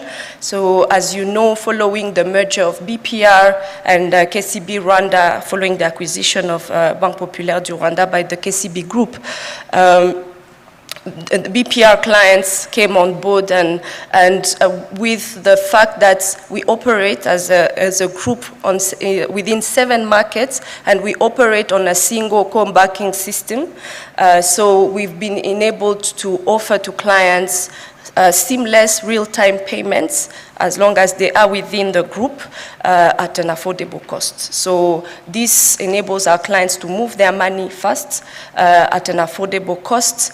But in addition to that, we use the East African payment system and other payment systems for those that do not deal with customers that already bank within the group. On the credit side, and I know we've touched a bit from the other contributors, that yes, access to credit is key. So we have a range already of trade finance products that are available to clients, and these are ranging within the trade finance, whether it's letters of credit or others within the trade finance, both for export and importers, for exporters and importers. We also have, and we believe that for our clients, whether on the SME side or on the corporate side that would like to deal with whether on the export or import and just operate within the African markets, they should have access also to working capital facilities and facilities to meet their investment needs. I would just maybe use an example on how we tailor our products to meet the needs of our clients. We've talked and we've heard again about the logistical challenges, and we know that high cost of transport is an impediment to trade, and we have designed an asset-based financing product to traders or to customers within the transport space to be able to purchase trucks and use those trucks as collateral with no other collateral required, again, based on clients. So with that, we know that this will address, by increasing the supply of the trucks, you increase the competition, hence reducing the cost and addressing some of the challenges that our customers are dealing with. So in addition to that, we've also developing digital products. We have a digital lending product that is really, that was designed with the needs of the MSMEs in mind.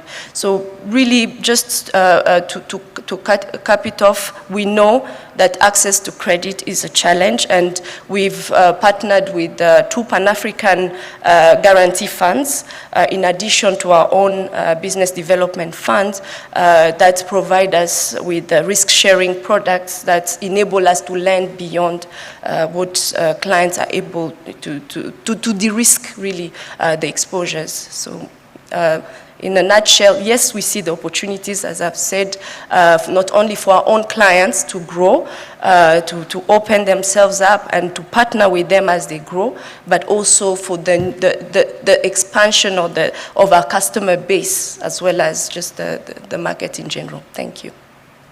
Thank you very much. The word de-risking came up quite a lot there, so I hope Emmanuel is going to guide us somewhere when it comes to one, primary role, and that you'll have 30 seconds to explain, the primary role of FEDA, and 2, what are the opportunities that FEDA provides for Rwandan private sector members? Thank you so much. FEDA is formed for export development in Africa. It's a platform that African Export-Import Bank has established, and it's established to complement the offerings of the bank. And as most of us in the room probably know, the bank itself, it was set up with a mandate to facilitate, to promote, to finance trade on the continent, and the bank uses debt instruments and also uses advisory and other, interventionist type instruments to support trade on the continent. The bank has done this successfully over the past 30 years. Then the bank decided to then set up FEDA. The objective for setting up FEDA are as follows. First, is to support the growth in intra-African trade. You shared a number here around what the regional trade for Africa is, which is still in the teens. The goal is to get that to what you find in other climes. Number two, FEDA has been set up to support the growth in value-added exports on the continent. As we know, Africa has always put forward, export quality that is not competitive and therefore creates a lot of capital flight, and then that affects economies on the continent. So whether it's from a perspective of balance of payment, balance of trade, and of course it results in currency issues, and that has happened over the past 6 decades. So it's time to therefore support value addition and product transformation so that exports getting out of Africa can be manufactured. The third is to support industrialization on the continent. FEDA, of course, has been around for about 3-4 years now, and we've already started deploying capital. So we use equity capital, we also use quasi-equity capital, and that way we complement the instrument of the bank itself, which therefore enables Afreximbank as a group to provide intervention across the entire spectrum of the capital structure of companies, meaning we can do anything from equity to debt across all of that capital structure. And we do this using 3 specific funds at the moment. The first is what we call the Direct Equity Fund. That fund is able to invest up to $20 million in companies to take minority stakes. And where that fund focuses on is really on emerging corporates and also in matured businesses. And of course, the funding is more, patient, talking about equity. I mean, we've talked about de-risking opportunities. So from an equity perspective, there's patient capital, and it's also participating capital because we just don't invest without getting involved with the business. We sit on boards of companies that we've invested in. And that fund that has actually deployed about $85 million, even on an exceptional structural basis, into a business that is currently partnering with the Rwandan government in the Bugesera area to set up the industrial park, the economic zone that is being built there, and that is expected to add significant capacity for the Rwandan economy to be able to produce and be competitive within the AfCFTA arrangement. The second fund that we use is one where we call the Venture Fund. That is set up to cater for businesses that are in the missing middle. So if you're not a startup, but you are actually a business that is, cannot qualify as an emerging corporate and needs capital that is anywhere between $0.5 million to about $5 million, we're able to support that business as well. On the third bucket of fund is what we call the credit fund.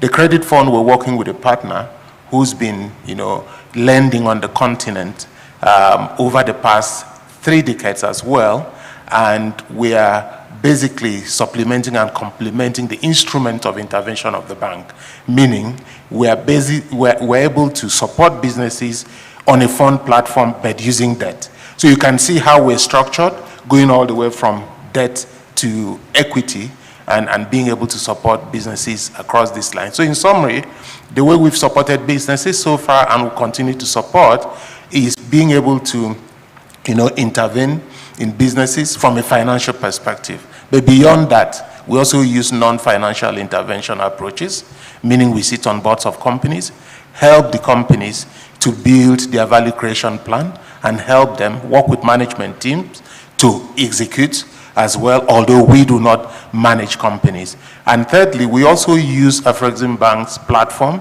and network, which is Pan-African, to be able to open doors, create windows, introduce parties to create partnership, working with businesses. So we're rightly situated and headquartered in Kigali, and this enables us to be able to deploy capital across the continent, of course starting from home being Kigali, and Afreximbank has committed about $670 million across all of this fund to be able to support businesses on the continent. So we have also been appointed, and I guess we'll talk about that subsequently, as the manager for the AfCFTA fund, which is an initiative of the African Union working between Afreximbank and the AfCFTA Secretariat.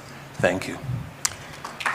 Thank you very much, Dr. Thank you, Mr. Emmanuel. I'm going to come back to you to hold you accountable in regards to the disbursement amounts and the timelines to that in a second round of questions.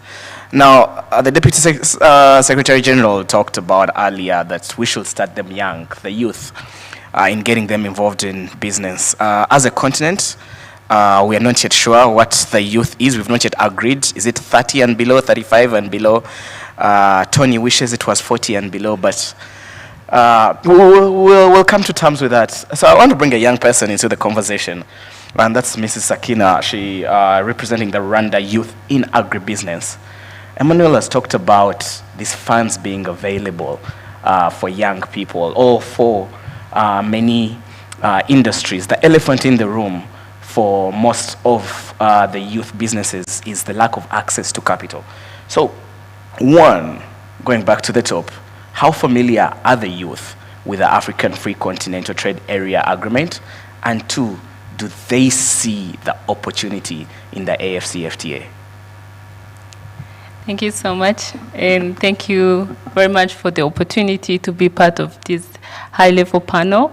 What I can start saying is that there's a shortage in planning and implementation of there's a shortage of involvement of youth in implementation and planning of African intercontinental free trade, because you find sometimes youth are not familiar with what is going on with the package available. And when the panelist was speaking, I was starting to think, okay, I need to set up a meeting with the BPR, because then there's a package that they are having that reflecting to the youth who are in the forum. As Rwanda Youth in Agribusiness Forum, we have over 3,000 youth who are doing activity in agribusiness, adding value, and then you ask yourself, do they know what is really there for them so that they can leverage this opportunity? And starting from there, I also want to extend my gratitude and thanks to the United Nations Rwanda and the Minicom for the invitation, because this is just the beginning. So as I was saying, that the familiarity, I think, is a work in progress. We need to keep understanding more on how we can involve as youth and also women. So which means that there's more activity to be happening, involvement in the sector level, even on district level, if I may say, because this is a very important topic. And as a youth also in sector, for example, in agribusiness, there's certain challenges that we can be able to address, and maybe the certain solution which is already there that we can be able to benefit from. So what I can say is that we are already familiar with few information, and then we need to access to information that can help us to be able to be involved in the implementation of Africa Free Intercontinental Trade, because as a youth continent, I think it's very important that youth are very involved in every step in the way. Thank you.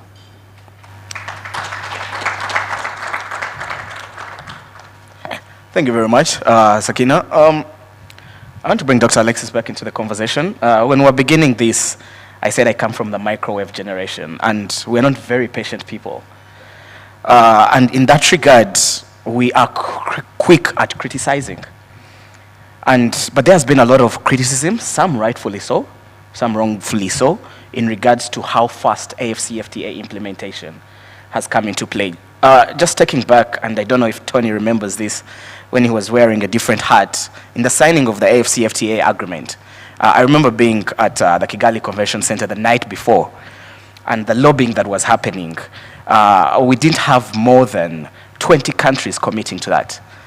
Then we had President Kagame on the day of asking the other heads of state that if you really want Africa to happen, step behind and sign this agreement. So the shaming, for lack of a better word, kind of worked, because we had presidents commit to the AfCFTA in the moment. But operationalization of that has taken its time, and even tapping into that has taken much, much more time. Are the criticisms right? And if not, what is being done to ensure that we really tap into this quickly enough? Thank you very much. I think I could not be on your side saying that has been delaying, because if you globally, if you can see how the other trading agreements and also the block for the trading, the time it have taken to be implemented, and if you compare with the AfCFTA, I think we are the fastest to achieve this implementation progress. If you look at from 2019, when this was being initiated here in Kigali, today 54 countries have signed that agreement. Today, 47 ratified the procedure at least to unlock and even to start at least in the goods and services for trading. We are one of showcase. We have said that we started even trading. I don't think that we can go for those, the other side for the pessimist, but rather would be at least be proud and optimistic for the achievement. It's almost 4 years after the launching of this, the continental market. But now today, if you see, at least some trading has been starting.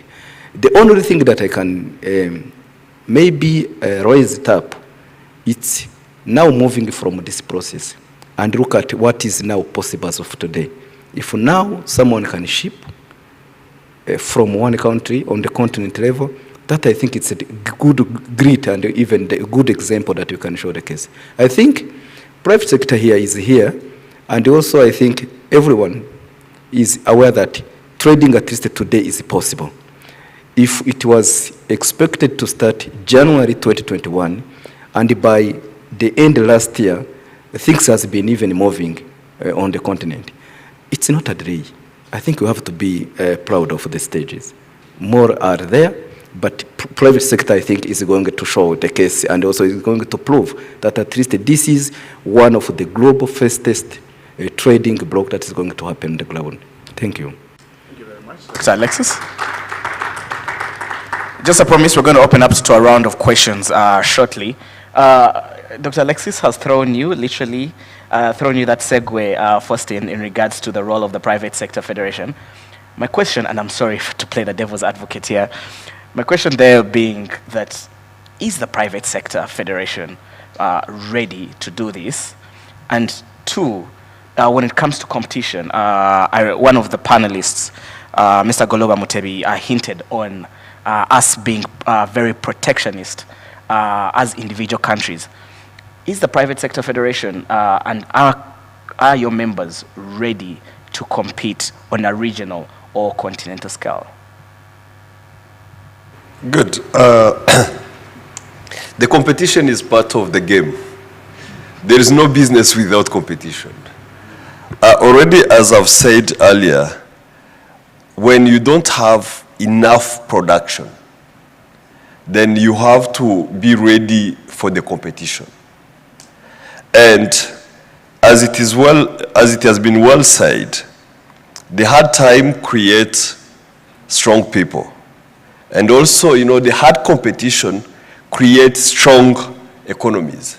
So for this, I would say we don't have fear at all. We don't, because we are seeing more kind of opportunities that are coming on board. That is one. Second, it is about, again, the strategy.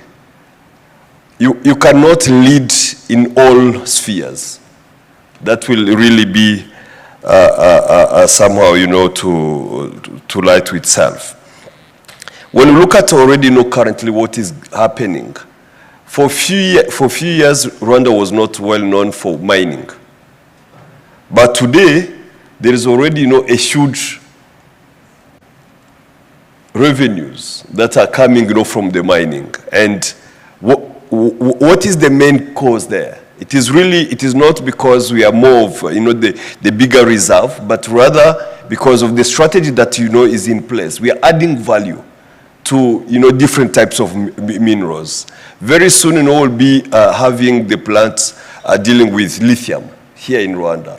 So if we can have that, how many within the region?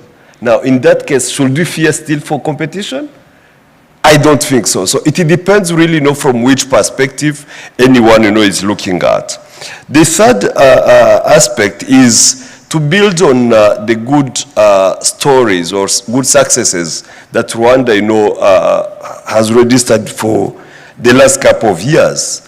If we are already known for doing business, what does it mean? It means already whoever will want as well to be present here, which is the similar case of Singapore. We are hosting the exhibition, whereby we are having more than 100 exhibitors from 21 countries. And already the day before yesterday, I met some of them. To them, the question was, we want to be established here in Rwanda. We want to have our manufacturing plant here in Rwanda. So what does it mean? Is it still a competition? Or it is somehow, another added value still within the market. So we are not really fearing, about the competition, but rather we are looking at it as something that is bringing some opportunities as well. Last not least is about the role of the private sector in this whole conversation of the AfCFTA. Look at the audience that is here. What is the percentage of the private sector in this room? To ourselves, to all of us here. Because that is already something to reflect on.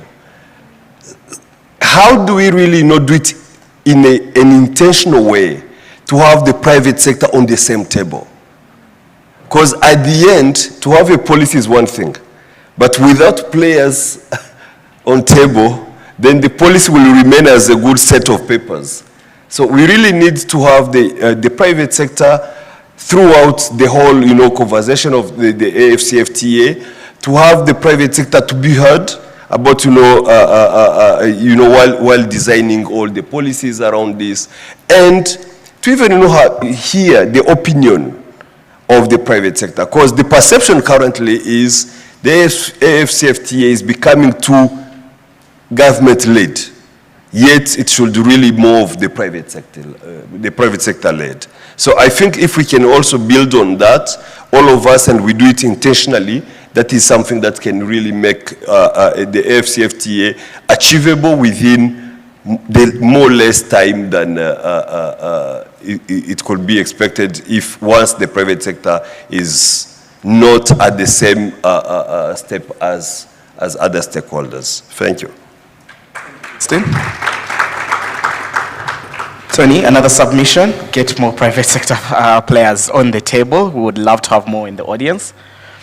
I want to come back to Crystal, and you hinted it in your last remarks, but if you could expound in regards to the role of regional banks, BPR, KCB. Mitigate their risks better, and we come up with products that are aligned to their needs. So the know-how from a group is really a competitive advantage, that we have a shared platform of information, shared platform. I could say, for example, as practical as it is, I can go and access an application that was done for a new player. Let's say if we have a player within a sector, I could go to an application that was done in Kenya, in Tanzania, and really learn and look at how to better structure the facilities and so forth. So this is applicable on the payment side, but also on the credit side. So the know-how, the fact that we have access to the same platforms,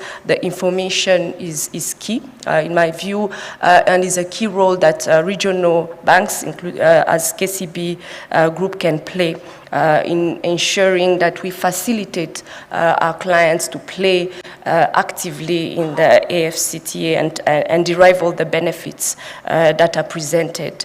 As I also spoke about the Biashara Club, the peer-to-peer reviews, the connections that are happening for the members that are within all these Biashara clubs across the group is also another role, because the bank can even support support in introducing clients to markets where already we are operating and we have a Biashara club and have really fostered that sharing of knowledge, of information, of contacts, and already really support. The third one is really to be an active player in supporting the development of policies based on the lessons learned, on our active role in serving the benefits of our clients and ourselves as banks within the region also is one element or one role that we can play as a regional bank. Thank you. Thank you very much, Christelle. Just a reminder, taking the last round of questions from me to the panel, we're going to open up to questions from the audience. We'll take maximum 3 questions, and then I can throw it back to Tony. Emmanuel, bring you back into the conversation.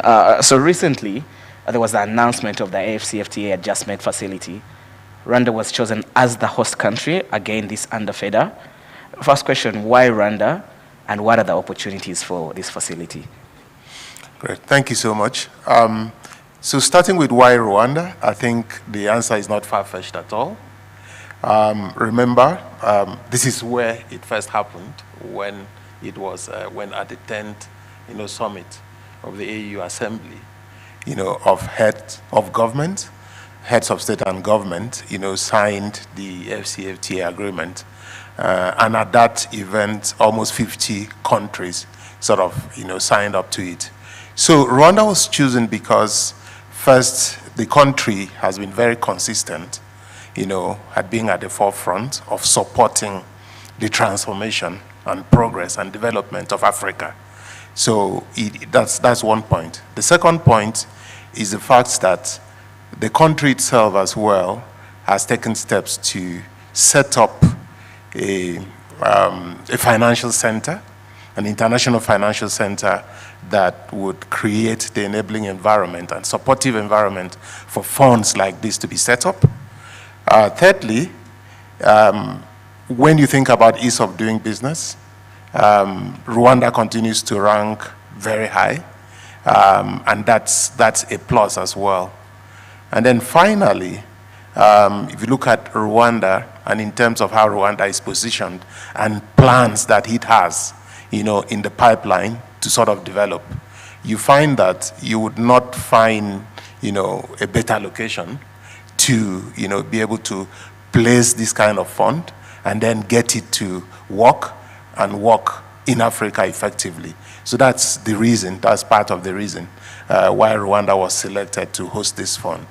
Now, speaking to how this fund would operate, I think the first thing to think about is, the fact that the reality, of course, we may all talk about, taking away trade barriers, tariff and non-tariff, trade and non-trade barriers out of the equation. There's certainly implications. So you find that some countries may resist the implementation because there's going to be loss of revenue in the short term. So whether we like it or not, there will be disequilibrium in the system in the short term, and of course, over time, things will balance out. So we needed to think about, as an institution working with the AU, talking about AfCFTA, we needed to think about, how do you then create, support for both the private and public sector, that, in a manner that helps to, cushion the impact, the negative impact or short-term setback or impact of the implementation of the AfCFTA on the continent. So the first was to set up, therefore, a family of funds. And in that family of funds, we have 3 funds. The first fund is what we call the base fund. And of course, the AfCFTA facility, the adjustment fund, is being set up at about $10 billion in terms of total fund size. And of that, AfCFTA has committed $1 billion as his own commitment to, because you have to act. We've been talking about action as opposed to just planning. So AfCFTA always takes steps to act. So the bank has committed $1 billion, and that $1 billion, is going to go into the, an entire pot of these three funds that I'm going to talk about very briefly. The first fund is the BEST fund. And that BEST fund, again, Afreximbank has seeded it with a grant of $10 million to kick it off. The BEST fund essentially is one that will seek grant funding and contribution from state parties to support and cushion the effect of loss in tariff that countries would suffer, and also help, to support technical, programs within countries to help build capacity, that will support the implementation of the AfCFTA on the continent. The second fund is one we call the General Fund.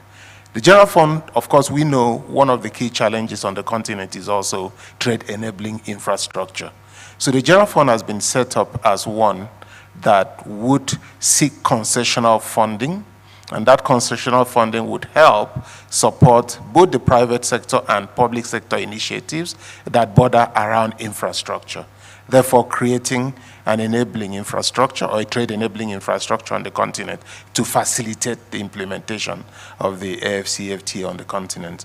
The third fund is, the credit fund, and the credit fund is being set up more on a commercial basis to seek commercial capital to support businesses on the continent that would play in that space of, trade across geographies on the continent. So all of these funds have been set up, with Afreximbank working with the AfCFTA Secretariat, to execute what the African Union has sort of triggered or has directed that being implemented on the continent. Because we've talked about the need for funding.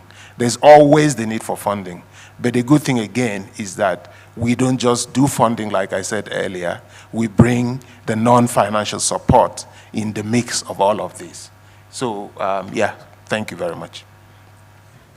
Thank you very much, Emmanuel. Seems like Afreximbank is walking the talk there with this family of funds. I love the sound of $1 billion, and hopefully we will see this being disbursed. One person that is hoping this money is disbursed is Mrs. Sakina. And earlier, in your earlier remarks, you said you're going to tap into opportunities like the ones Christelle mentioned. Now, here's another opportunity. We have policymakers here. We have the PS here. We have people from agencies or senior leaders from agencies that support the policymakers. So they sit at the table. They have a chair. If you're to speak to them, to speak for you, what would you ask of them? Oh, that's a good question, and also a good opportunity. I think I want to start saying that this African Continental Free Trade is very big opportunity to the youth and women and also businesses in general. But when it comes to implementation, there's certain challenges and barriers that make us not fulfilling our full potential.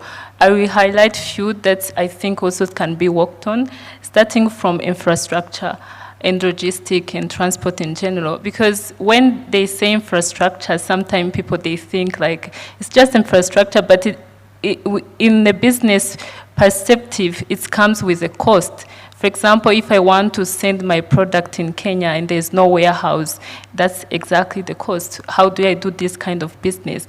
And this era of digitalization is there's opportunity that I can be able to sell with even African Continental Free Trade, like in 5 countries in Africa, in 10 countries in Africa. But when I want to take this product to that country, either I'm using the road or by air, you find there's still a lot of challenges. You find infrastructure. We can go into detail analyzing what's the sector need to be able to implement that. Because unfortunately, you find sometimes if one person wants to travel from one country to another country in Africa, they have to pass through another continent. And then imagine if it is a good, there is associated with a lot of risk in terms of handling. And then you ask yourself, how can this be removed as a barrier so that there is a free movement of people and good?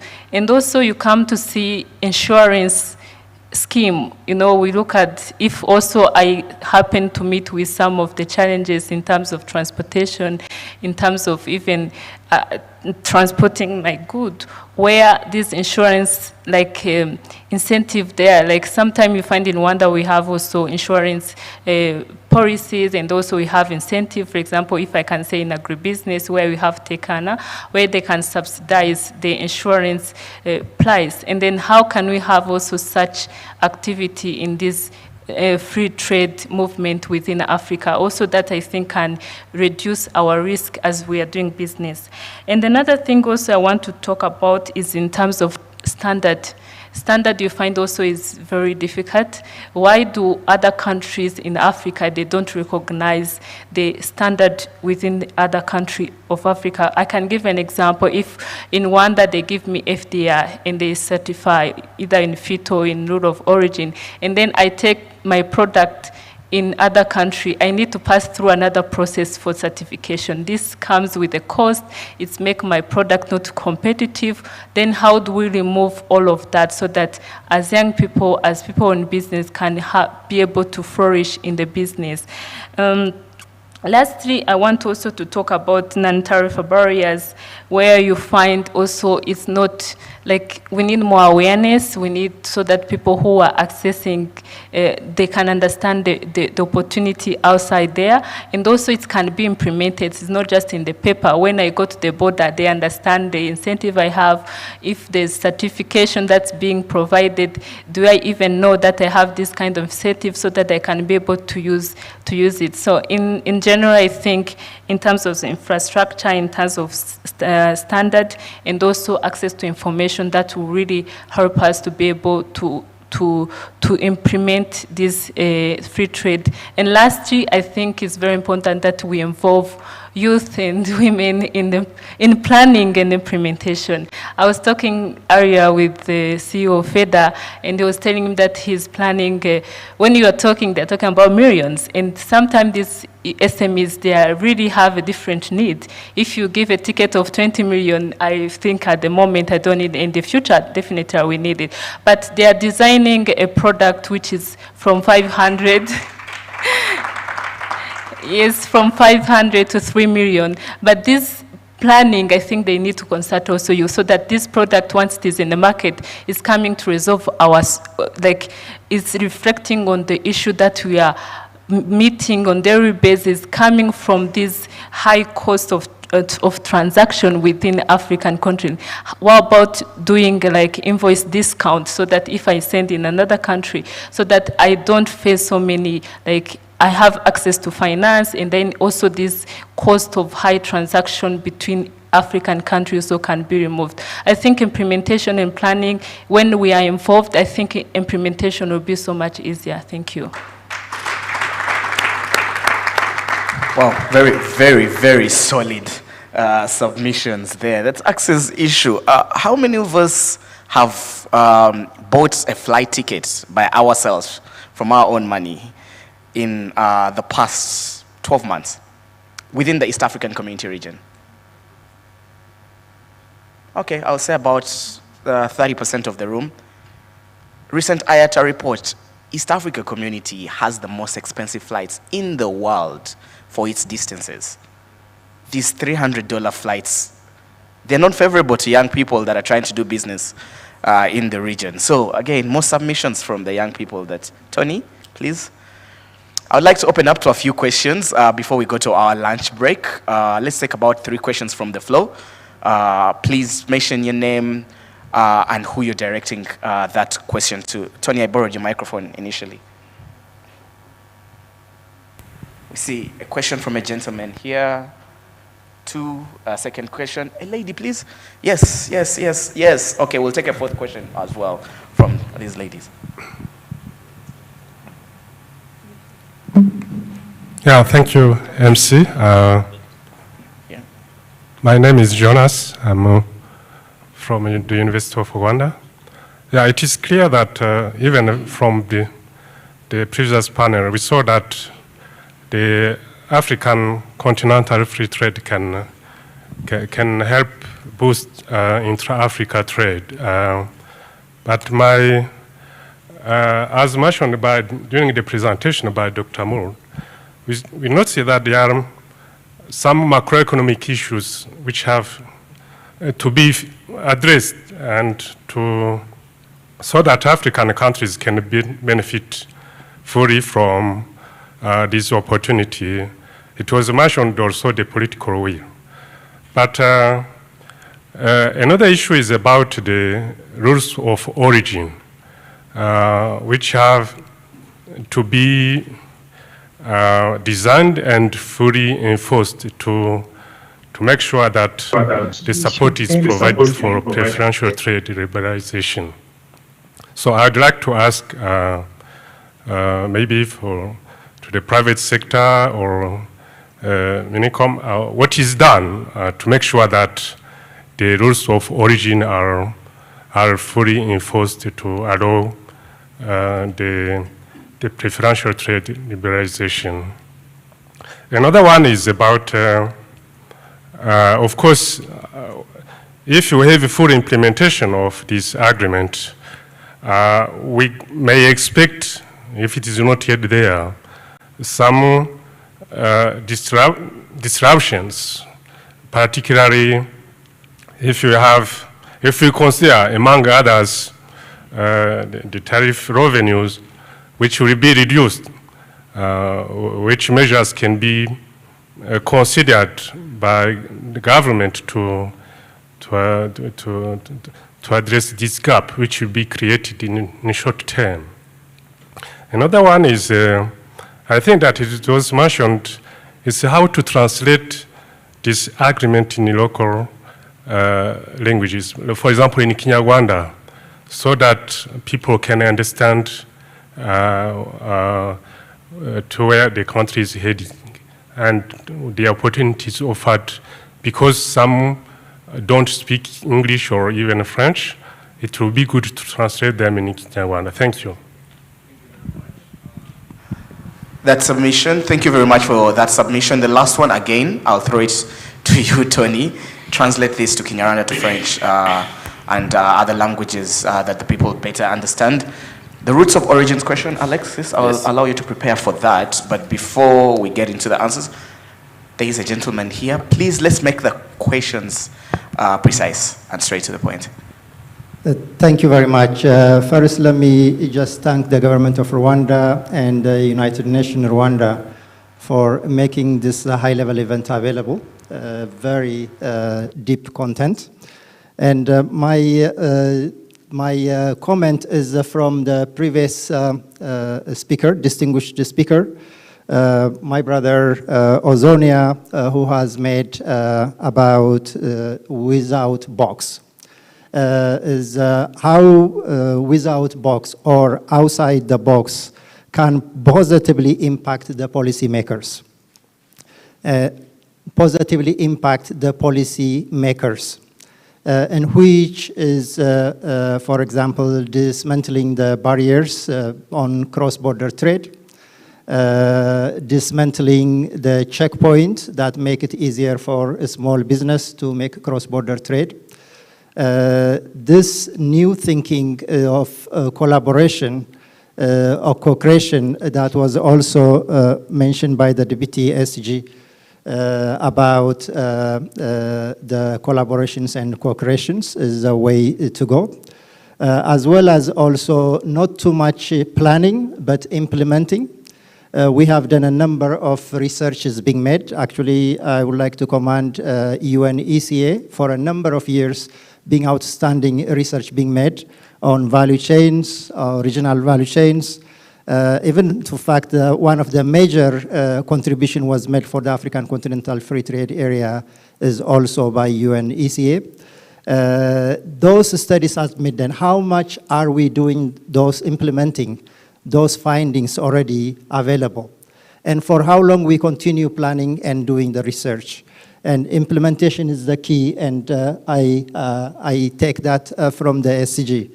And let me just bring, my name is Mulualem Siyum. I am the Chief Executive Officer of the African Electronic Trade Group.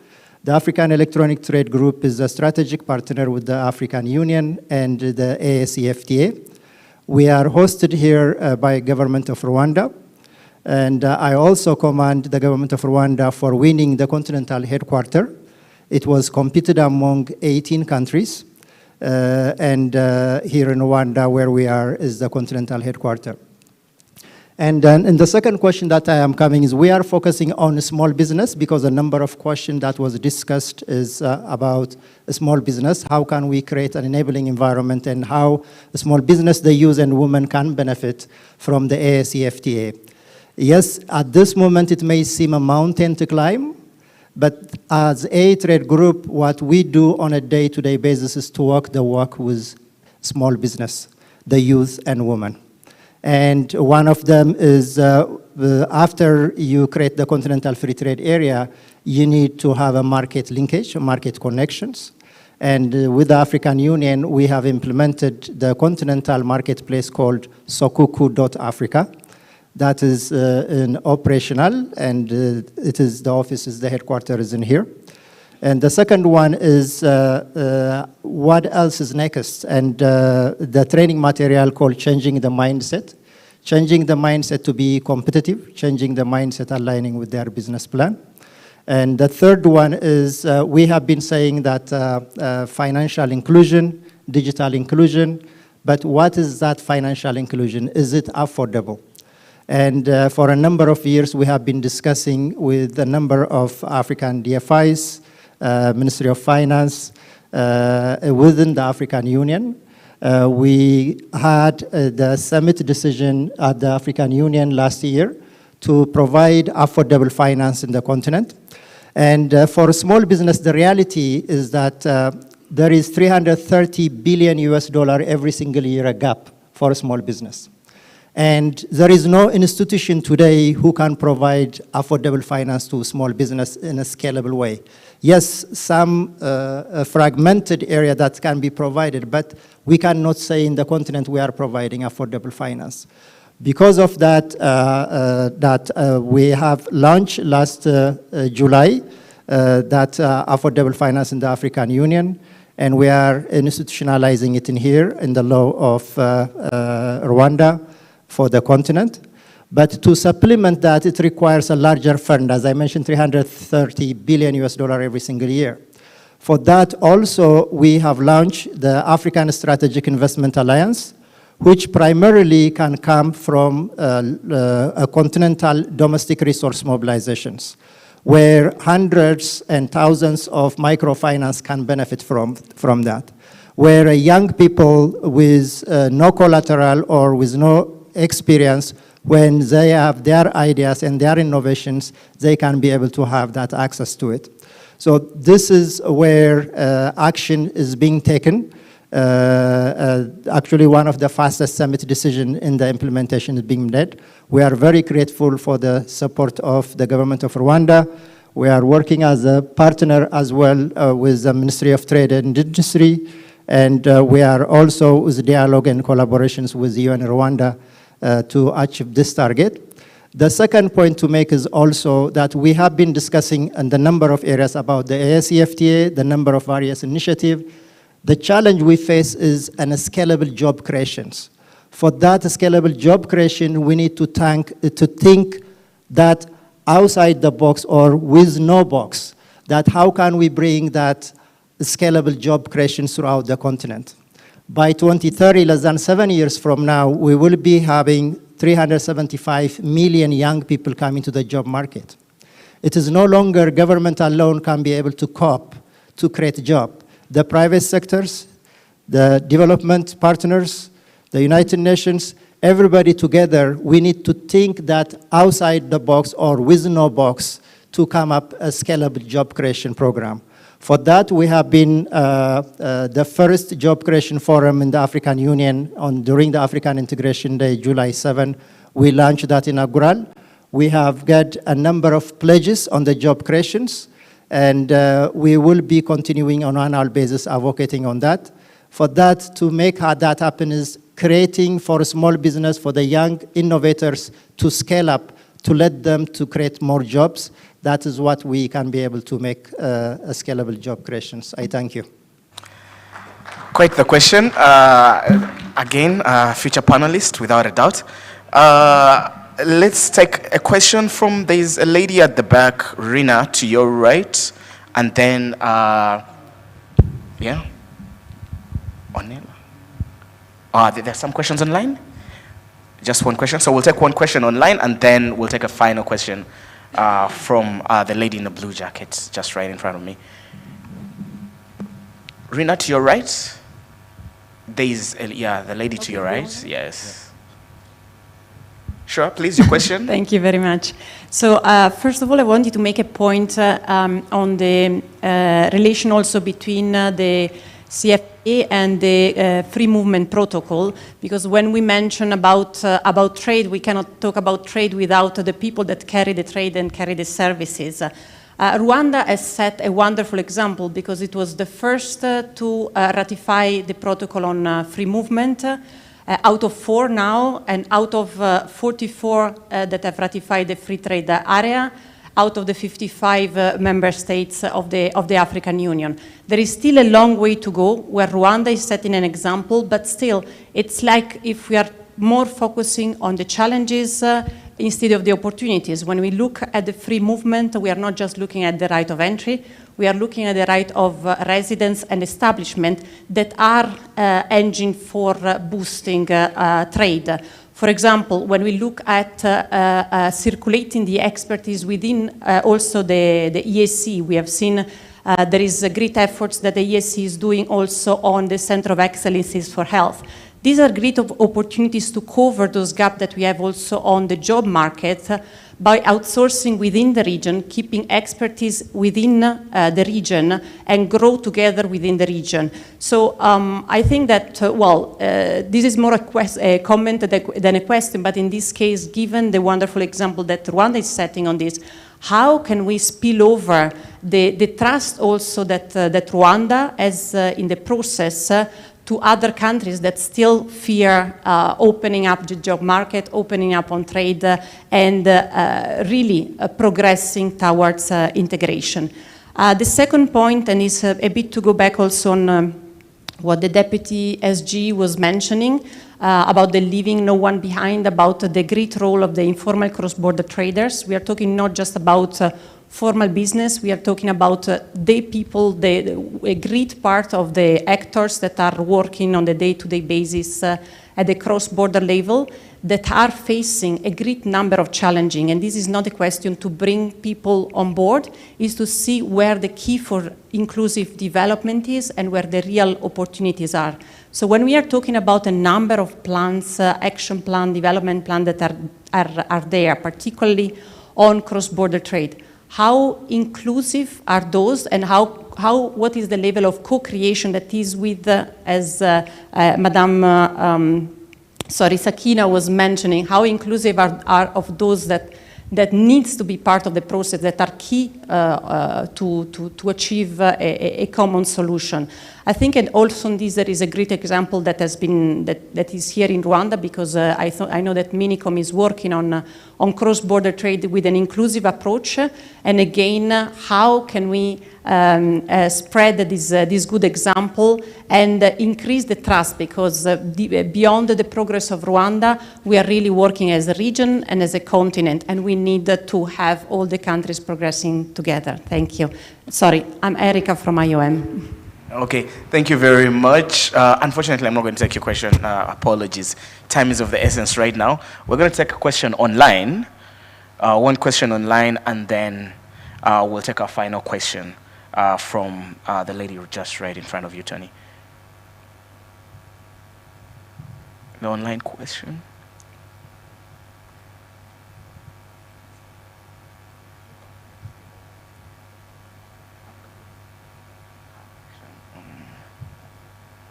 Can I ask, this is Joata Mensa. I'll just be brief because I don't want to stand between you and lunch.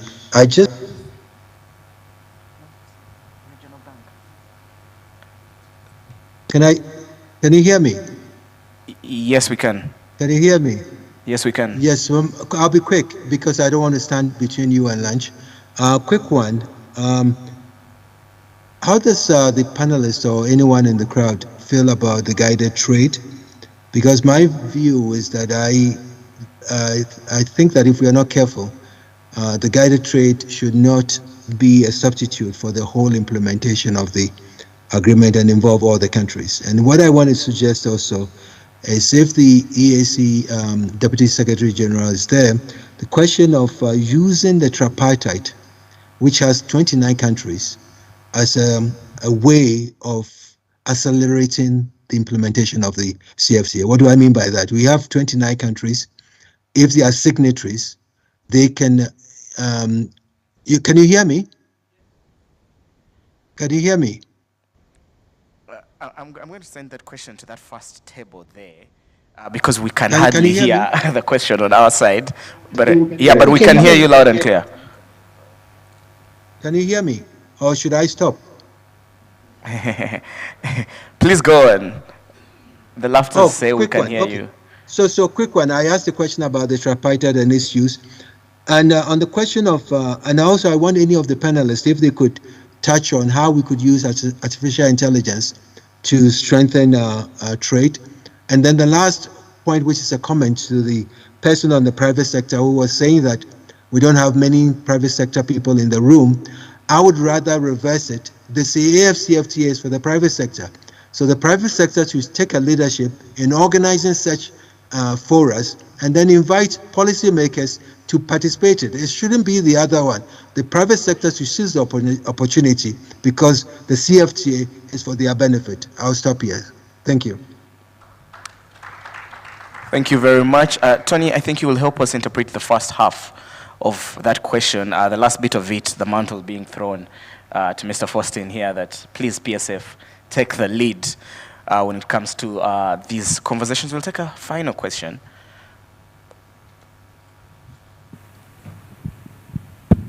Okay.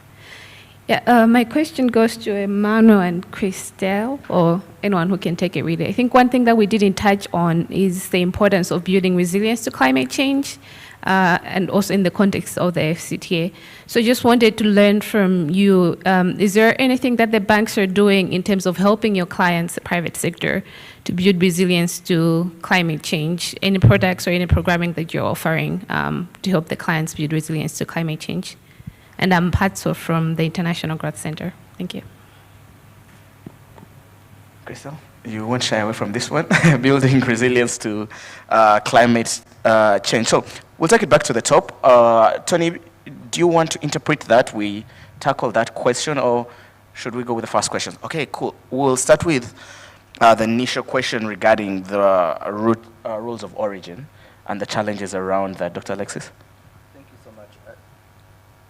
Hello.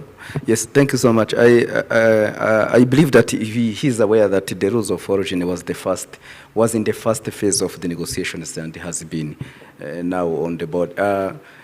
It's quite that one could understand that if these rules of origins have to be followed, it must be implemented at a country level. So for the Rwanda, through the RRA, customs are aware.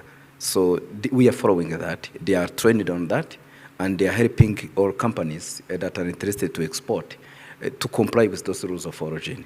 In addition to that, as all the institutions in charge, we are having one permanent desk to provide information through RDB, one-stop center, where we can provide all this information, is the requirements, how you can comply, from what you have to fulfill.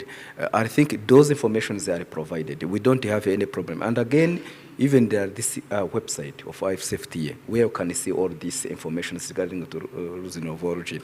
I think it's a matter of countries to be like engaging its national institution in charge of customs to understand this and to facilitate companies, exporters, so that they can fulfill all the requirements. Maybe there is other thing that he has mentioned is also about the language we are using when we are providing information. Regarding to this, for all the campaigns that we are doing in different languages. But mostly Kinyarwanda, of course, is being used. We're having all forms of providing information or through the websites, leaflets, and also when we are doing these programs, everyone, I think the language now is not going to be a barrier to have this information. that one is sorted. Thank you. Thank you very much. As you heard, something is being done. Faustine, I want to bring you back into the conversation for the last time.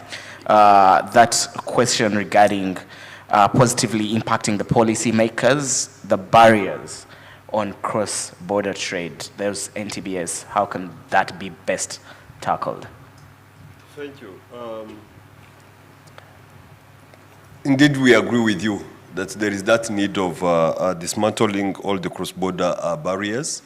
So far, there is, I would say, a great achievement that has been registered so far within the East African community, though the journey is still, I would say, very long, because we are not talking only about Rwanda or about only the EAC region, but we're also looking at the Africa as a continent.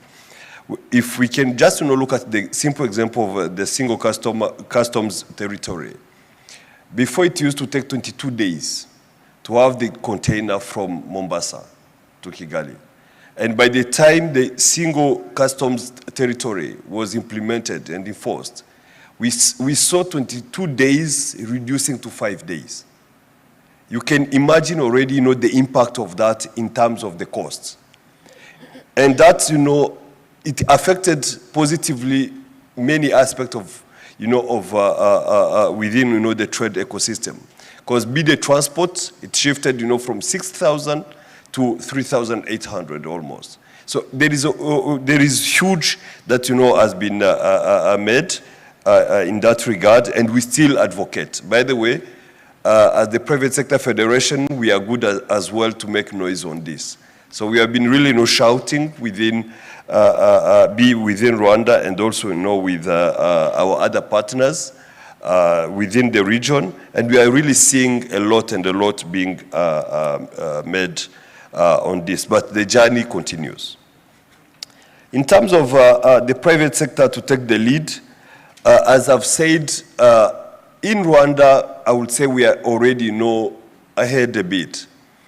When it comes to convening, the policymakers within the room, that is really, it happens on regular basis. As we speak, even on Monday, we'll be having a sectorial meeting with the Ministry of Agriculture, just discussing about how we can strengthen businesses within that scope. Once a year, we normally have a meet the president, whereby the private sector meets the president. So that is already part of the secured platforms. Is it the case for the whole private sector within the continent? It is not at all. So what we are advocating here, and what we are even trying to raise, is you all be ambassadors of the private sector, so that we can really ensure that it happens smoothly. At the end, it is a win-win situation. If the private sector is facilitated, the economy grows. And if it is not facilitated, you know what follows. So this is really part of what we are pushing for. Last not least is about the Golden Business Forum, that I've talked about. This is not only to have the private sector within the room and speaking, among themselves. Rather, it is really more of, engaging the different stakeholders, be the heads of state, be at the level of African Union, be at the level of the region, to really all of us look at what are the challenges that are affecting the business growth, so that we can really address them. Already, for this Golden Business Forum that is going to take place, there are already some leaders who have confirmed. Among them, there is already the deputy chairperson of African Union Commission. There are some ministers whom will be attending. We even expect some heads of state whom will be attending. And the whole conversation will be, how can we create wealth for Africa? Because at the end, Africa appears to be poor, yet we're making others rich. So how do we turn that, how do we converse that pattern, so that we can also be on that table, that where everyone wants to be. So that is really part of what we are advocating, so that we can really have that as part of our day-to-day doing business. Thank you. Postin, thank you. There was the question that came in, which was more or less a spillover from the earlier panel regarding the protocol on free movement. How can we spill over the trust in regards to the job market? I can see Mr. Goloba Mutebi just behind there. The question regarding trust, you talked about some examples, Tanzania being on the wrong side of that example. I want to throw that question to you, Mr. Goloba Mutebi. How can we create trust around different African countries to be able to trust each other and allow citizens to move freely, the protocol on free movement? Yeah, thank you very much. I don't know whether I'm able to give you a definite answer on that one, but maybe by way of trying to explain this, I think this has to do with, could one call it political culture? Could one call it tradition? I don't know how to characterize it, but I'll give you an example. Once I had to go to Cameroon, and my host invited me 2 weeks before the event, and I couldn't go because to apply for a visa as a Ugandan or Rwandan going to Cameroon, I needed to do it 2 months in advance. So the following year when he had to invite me, he invited me 2 months in advance. We applied for a visa, but I thought it was worth asking at the airport why this was the case. So as soon as I got to Douala, I accosted an immigration officer and said, can you please help me understand this? Why do I have to apply for a visa 2 months in advance to come here from another African country when I can apply for and get a visa to go to Europe and get it within days? And then all he told me was that, you know, that's not us, it's our Francophone brothers on the other side. They're the ones that create that. And then I wasn't satisfied with this explanation, so I went and asked another officer, and then he said, you see, there's a lot of terrorism in Africa, so this is about security and so on and so forth. But I came back and thought, if everybody now gets visas on arrival in Rwanda, and there has not been a terrorism incident, what is it about Cameroonians? Why can't they do the same? 3 years later, I was going to Mozambique. I had again to apply for a visa. I had to travel to Nairobi from Kampala to apply for a visa at the Mozambican embassy. And it took 2 weeks for me to get that visa, to fly to Mozambique.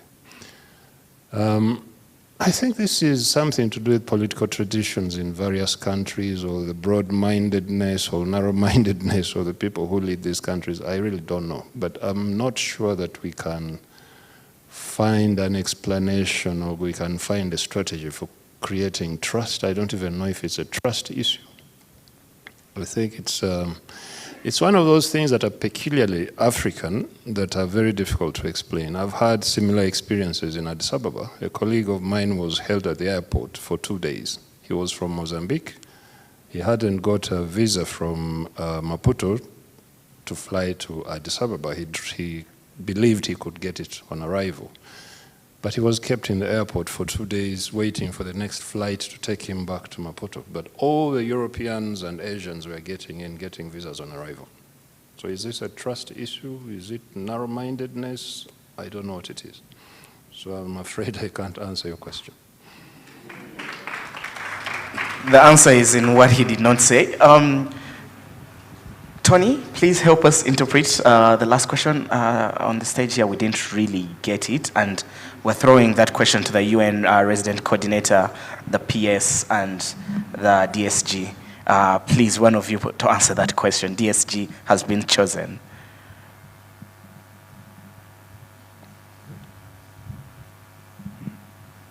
Thank you. Thank you very much. I will respond to the one from Joe on the tripartite framework, and whether the tripartite framework could be used to implement the AfCFTA. And I think he has a really good point, but we also need to remember that it's a process ongoing for implementation.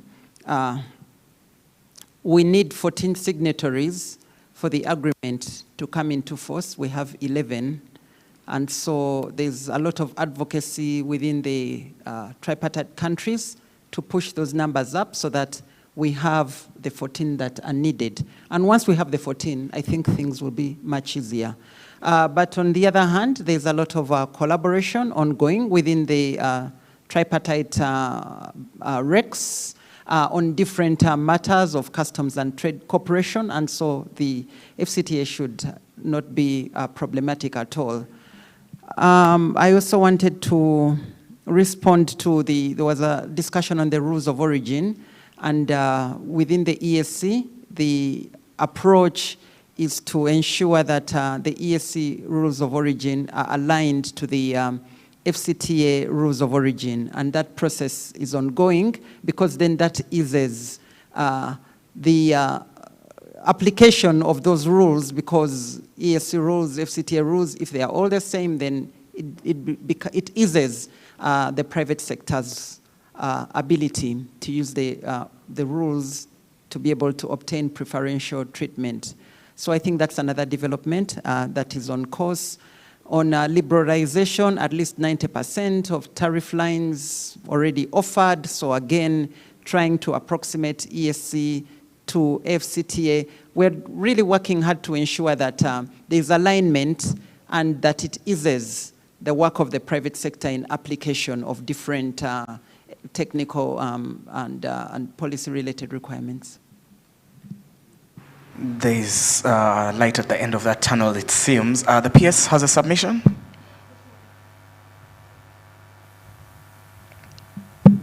I just wanted to respond to the question on how do we feel about the guided trade initiative. And I think, first of all, the guided trade initiative should not be looked at the coalition of the willing. At least we have a good number of those that we have had, 47 ratified, already 27 that have submitted the verified tariffs. I have a feeling that the guided trade initiative is really about trying the current instruments that we have in play.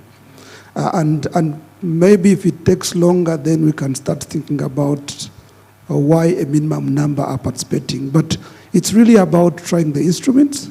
And of course, as we try the instruments, there is also a need to also understand what feedback are we getting from here.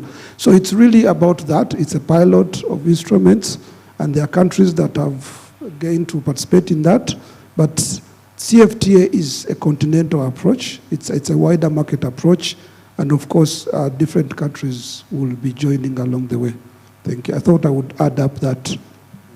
Thank you, PS. We'll go to our last question, Christelle, which was about the banks and what they are doing to build or to support resilience to climate change. As a start, and for the past few years, the banks have been already incorporating an assessment of the environmental and social risks through the ESMS, to which we subject every project, especially those that are in the areas, the high risk areas. So these businesses are ranked per their specific risks, and those risks are taken into consideration even when we are entering into agreements to ensure that we put in some clauses for the client to resolve some of the identified issues. So with that, we believe that we will drive the businesses that we are dealing with to do their business in a responsible and sustainable manner, and to ensure that really whatever issues are identified are adequately mitigated and timelines set where really high risks are reported. On the other hand, also, as you were saying, what products are being set. So as a start, the banks, let's say even within the KCB group, within each market, we have targets that are set for a part of the portfolio to be within climate resilience or sustainability. So you have to have a certain set of projects that you support that really addressing the issues. Let's say a client is they're changing all their equipment, their manufacturing equipment into more sustainable equipment or specific green projects. So we have a set of targets to ensure that we actively play within the space.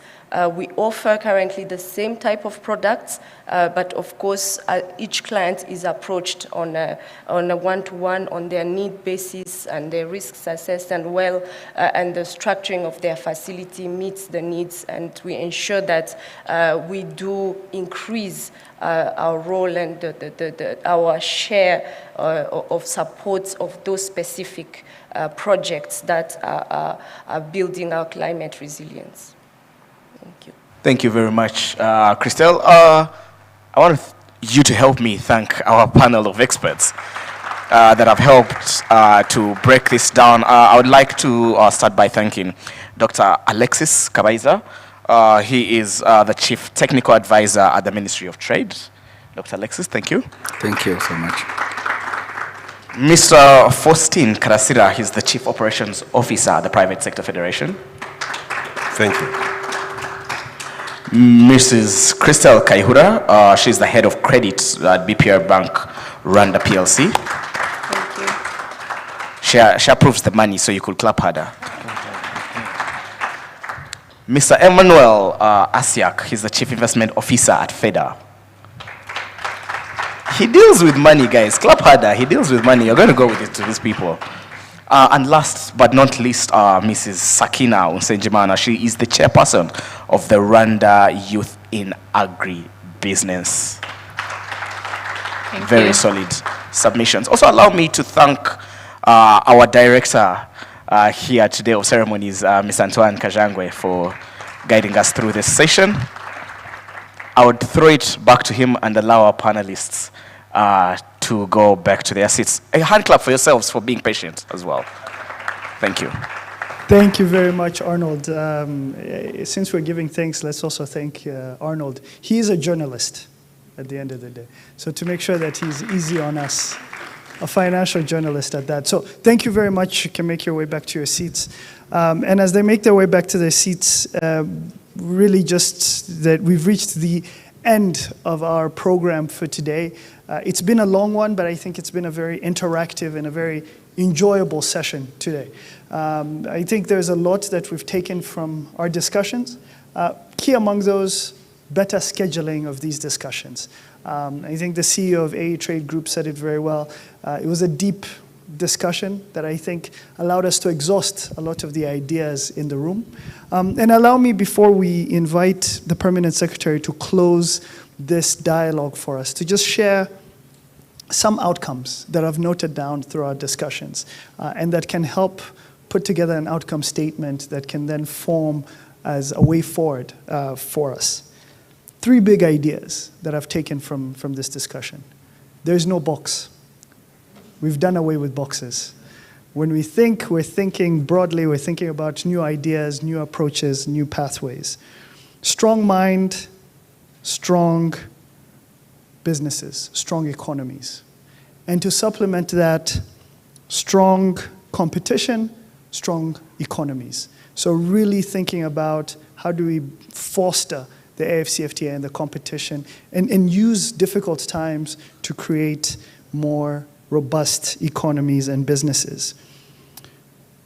Private sector needs to lead the AfCFTA. Faustin, I'm very happy you've said this. We'll be engaging with you even more moving forward, but could not agree more. How do we ensure that the private sector leads the AfCFTA process, especially as negotiations are concluding? How do we involve youth in agribusiness more in the AfCFTA process? How do we involve youth more in the process of awareness and engagement? Sakina provided a lot of tangible, practicable points. how do we provide the right trade infrastructure, handling, storage to facilitate trade? How do we ensure that there's insurance that can facilitate the transport and the trading of goods? How do we harmonize standards and MRAs, through MRAs, mutual recognition agreements? This is part and parcel of the AfCFTA agreement, and so I can attest that this is something that we're mandated to conclude. Removing NTBs and ensuring that there's access to information for things like certificates of origin and other standard requirements. And finally, involving women and youth in the planning process. And I can assure you that as we conclude or as we work towards conclusion of the Women and Youth in Trade Protocol, we will be engaging with your organization on this as well. Translation of AfCFTA documents, this is very well noted, and I think it's important for us in Rwanda to take that on in the various official languages that Rwanda is party to. Something earlier, and this is really a testament to the thinking without a box, how do we rethink about labor factor productivity differently? How do we ensure that our productivity matches with our GDP growth? Deputy SG earlier mentioned the AfCFTA trading companies. How do we facilitate this? And I think the PS supplemented it through his response on the guided trade initiative and how those types of initiatives help to stimulate and to test the AfCFTA environment. Lending to manufacturing and into more productive sectors of the economy. So Emmanuel and Christelle, really looking at how we can attract more businesses beyond the usual sectors into more productive sectors of the economy. Electronic single window. I think this is an important point, and I know some development partners are working on a continental single window to help facilitate trade, to cut down the time and the procedures and the processes that take for clearing goods across the continent. And then finally, and I realize this is not exhaustive. I have colleagues who've taken some notes as well. So we'll put together a document and circulate it to you all. But finally, how do we fast track the signature ratification of the Free Movement of People Protocol to really help facilitate this enabling protocol towards implementation of the AfCFTA? And I would say by extension, and Arnold raised this, the Single African Air Transport Market Protocol as well to help drive down the cost of intra-Africa transport. So just sharing a few, I think, of the practical outcomes that have come from this discussion. The RC sets the stage for us to think broadly, for us to think innovatively, and I think we've really done that, and we've done justice to our meeting today if we take anything back. With that being said, allow me to welcome the Permanent Secretary to help close this meeting and invite us for lunch, which is just outside these doors.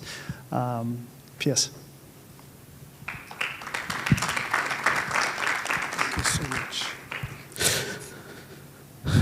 Thank you so much, DG Tony.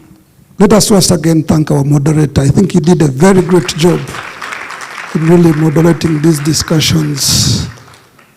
Madam Deputy SG, once again we want to acknowledge your presence and acknowledging this event. So we really thank you as well for traveling to be part of this occasion. And of course, on behalf of the Minister, I still say the discussion will continue. I think there is one part where you said we need 14 countries to ratify the agreement on tripartite agreement.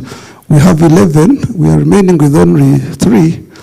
We can do some mobilization quickly. We need to have those countries. Really to thank our UN coordinator, resident coordinator. It has really been a great partnership, preparing and organizing this dialogue, which I think has seen a multi-sector thinking on how to facilitate trade. Where we sit as a trade sector, it is a very, quite a challenging but a very interesting sector because we see other sector play. To the post-COVID, there was probably some thinking around how health relates to trade.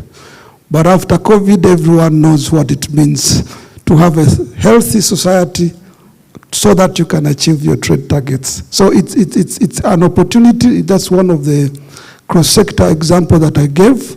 But it's an opportunity for us to be widely thinking about all the sector players for us to really steer the wheel on trade performance. But let us also take, above the actions that Digitoni mentioned, the story of Sekina. When Sekina talks about the challenges that she goes through to get her products on the destination, we have heard about infrastructure, we have heard about standards, we look about NTBs in different countries. I think we all have a role along the chain of Sekina's performance.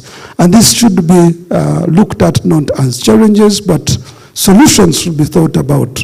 If we talk about the Pan-African payment systems, I think there is a need for us to fast-track that. The digital payment system that CEO Africa Trade Group mentioned, we want to move that very faster, because otherwise it is very difficult for Sekina to have the Rwandan currency converted to $1 to go and buy goods in Kenya. She will lose along the exchanges that she performs, and that's a business challenge.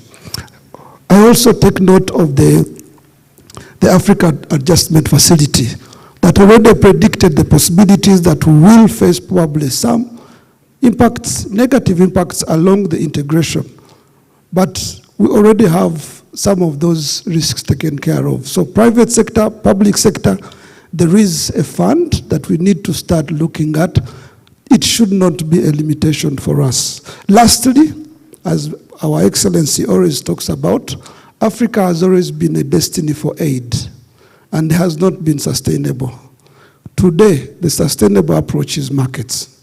And I think this is an opportunity for us to consider the CFTA as a sustainable approach to Africa's economic growth. But it comes with challenges. It comes with challenges. It requires us to have a multi-sector approach, a regional approach, and of course, a continental drive to these initiatives. So with that, I think we have really good actions to take forward. As mentioned, together with Tony and the team, we'll put together some draft actions, work with the UN team as well, to make sure that this does not stop in dialogue. It goes forward. And the advantage I had sitting next to RC, I already know the next theme of the dialogue, which I will reserve for now in case it changes. But I think we have these dialogues ongoing, but the most critical part is the actions that we all take away from here. So with that, on behalf of the Ministry of Trade, would really like to thank you for staying longer and really having very interactive sessions along the different panels. Much thanks to our panel moderators and panels that really gave us an insightful discussions on the different areas of our different things. So with that, with all the energies and sugars that have gone down, I invite you for lunch. Thank you so much.